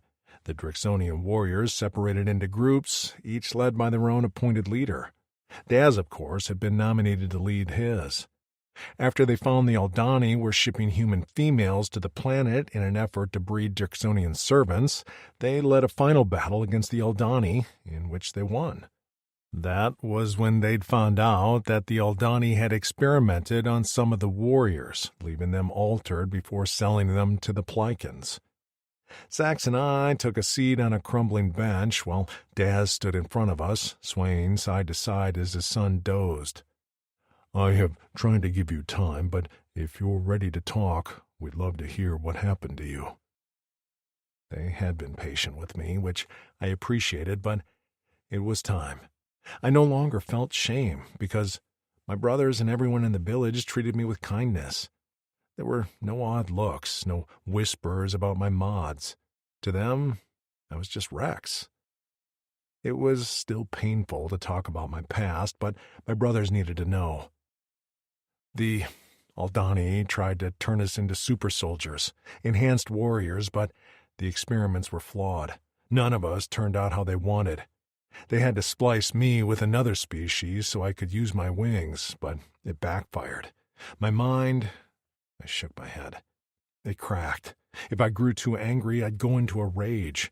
I was stronger and faster, but I also had no control. I killed indiscriminately. I rubbed my hands together as I stared at the dirt between my boots. I feel so much shame when I think about my actions. A hand settled on the back of my neck. You can't hold on to that forever. You did what you had to do to stay alive. When I was sold to the Plycans, I was a gladiator for many, many cycles.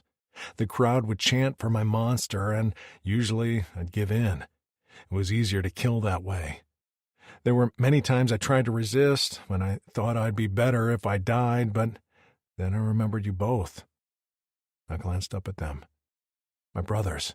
And my Drix pride wouldn't let me give up. Eventually, I killed my owner and escaped.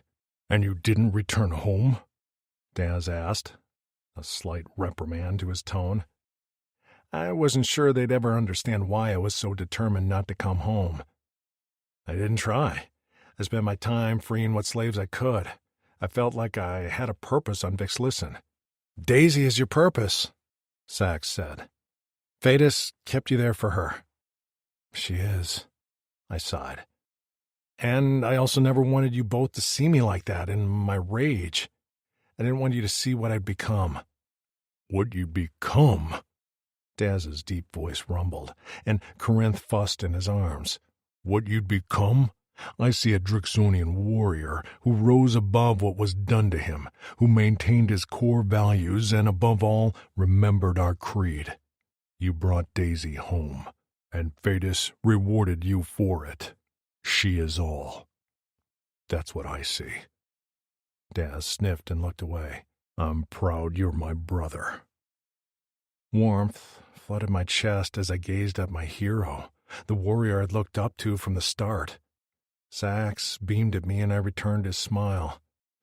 Well, I'm proud to be a Bakut. Look at what you two have done. You've returned us to Corin. We can start again with females and families. Daz shook his head as he ran a large palm over his baby's soft head.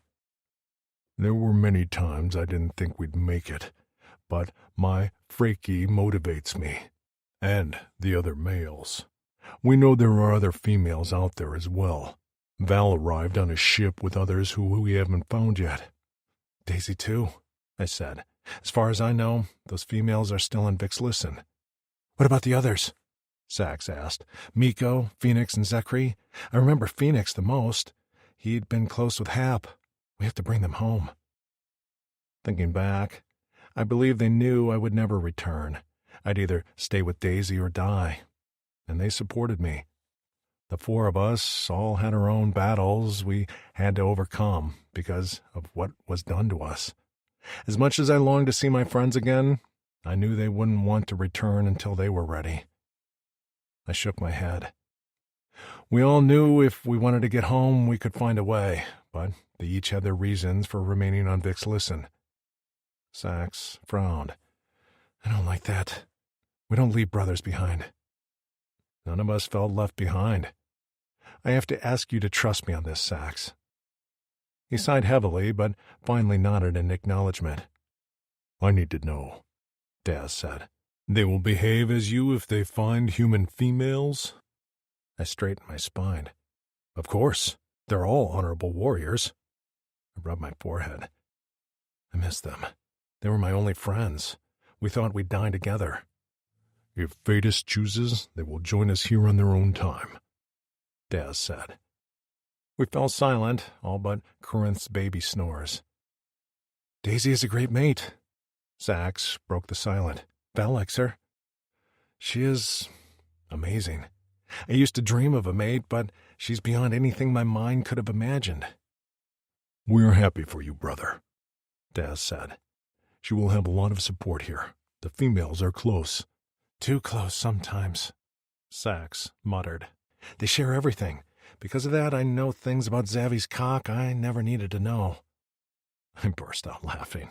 Mohawk Zavi was always quick with a smile and a joke and brewed excellent spirits. His mate, Tabitha, was something Daisy called a hoot. Freaky tells me the males gossip just as much as the females, Daz said with a smile. I don't gossip, Sax protested. You told me just the other day Drac and Miranda were trying to conceive. Sax clamped his jaws shut and shrugged. I might have heard through Miranda, who told Naomi, who told Gar, who told Ward, who told Reba, who told Val, and then she told me. Daz gave him a pointed look. Sax crossed his arms over his chest. Whatever. We walked back through Granite on the way to the bikes. I settled on mine and turned on the engine, loving the feel of the purr between my legs as the bike ascended into the air. As we rode back to the village, I relished in the breeze flowing through my hair and the calmness in my mind. I'd grown so used to chaos and anger, I'd forgotten what it was like to just exist. When we rode into the clearing and I spotted a familiar golden head sitting near the center moke tree, I smiled. Her head was tilted back as she let the sun warm her face. I flashed back to when I first saw her. She'd been making the same motion, also looking for warmth, for light, for hope. That was my Daisy. And it was why I'd always come back for her, no matter what. Always. This concludes Rexor by Ella Maven. Narrated by Oliver Highpoint and Rachel Woods. Copyright 2020 by Ella Maven. This unabridged audiobook is published by arrangement with Ella Maven, care of Corvacero Literary Agency, and was produced in the year 2024 by Tantor Media Incorporated, a division of Recorded Books which holds the copyright thereto. Please visit Tantor.com for more information on our growing library of unabridged audiobooks.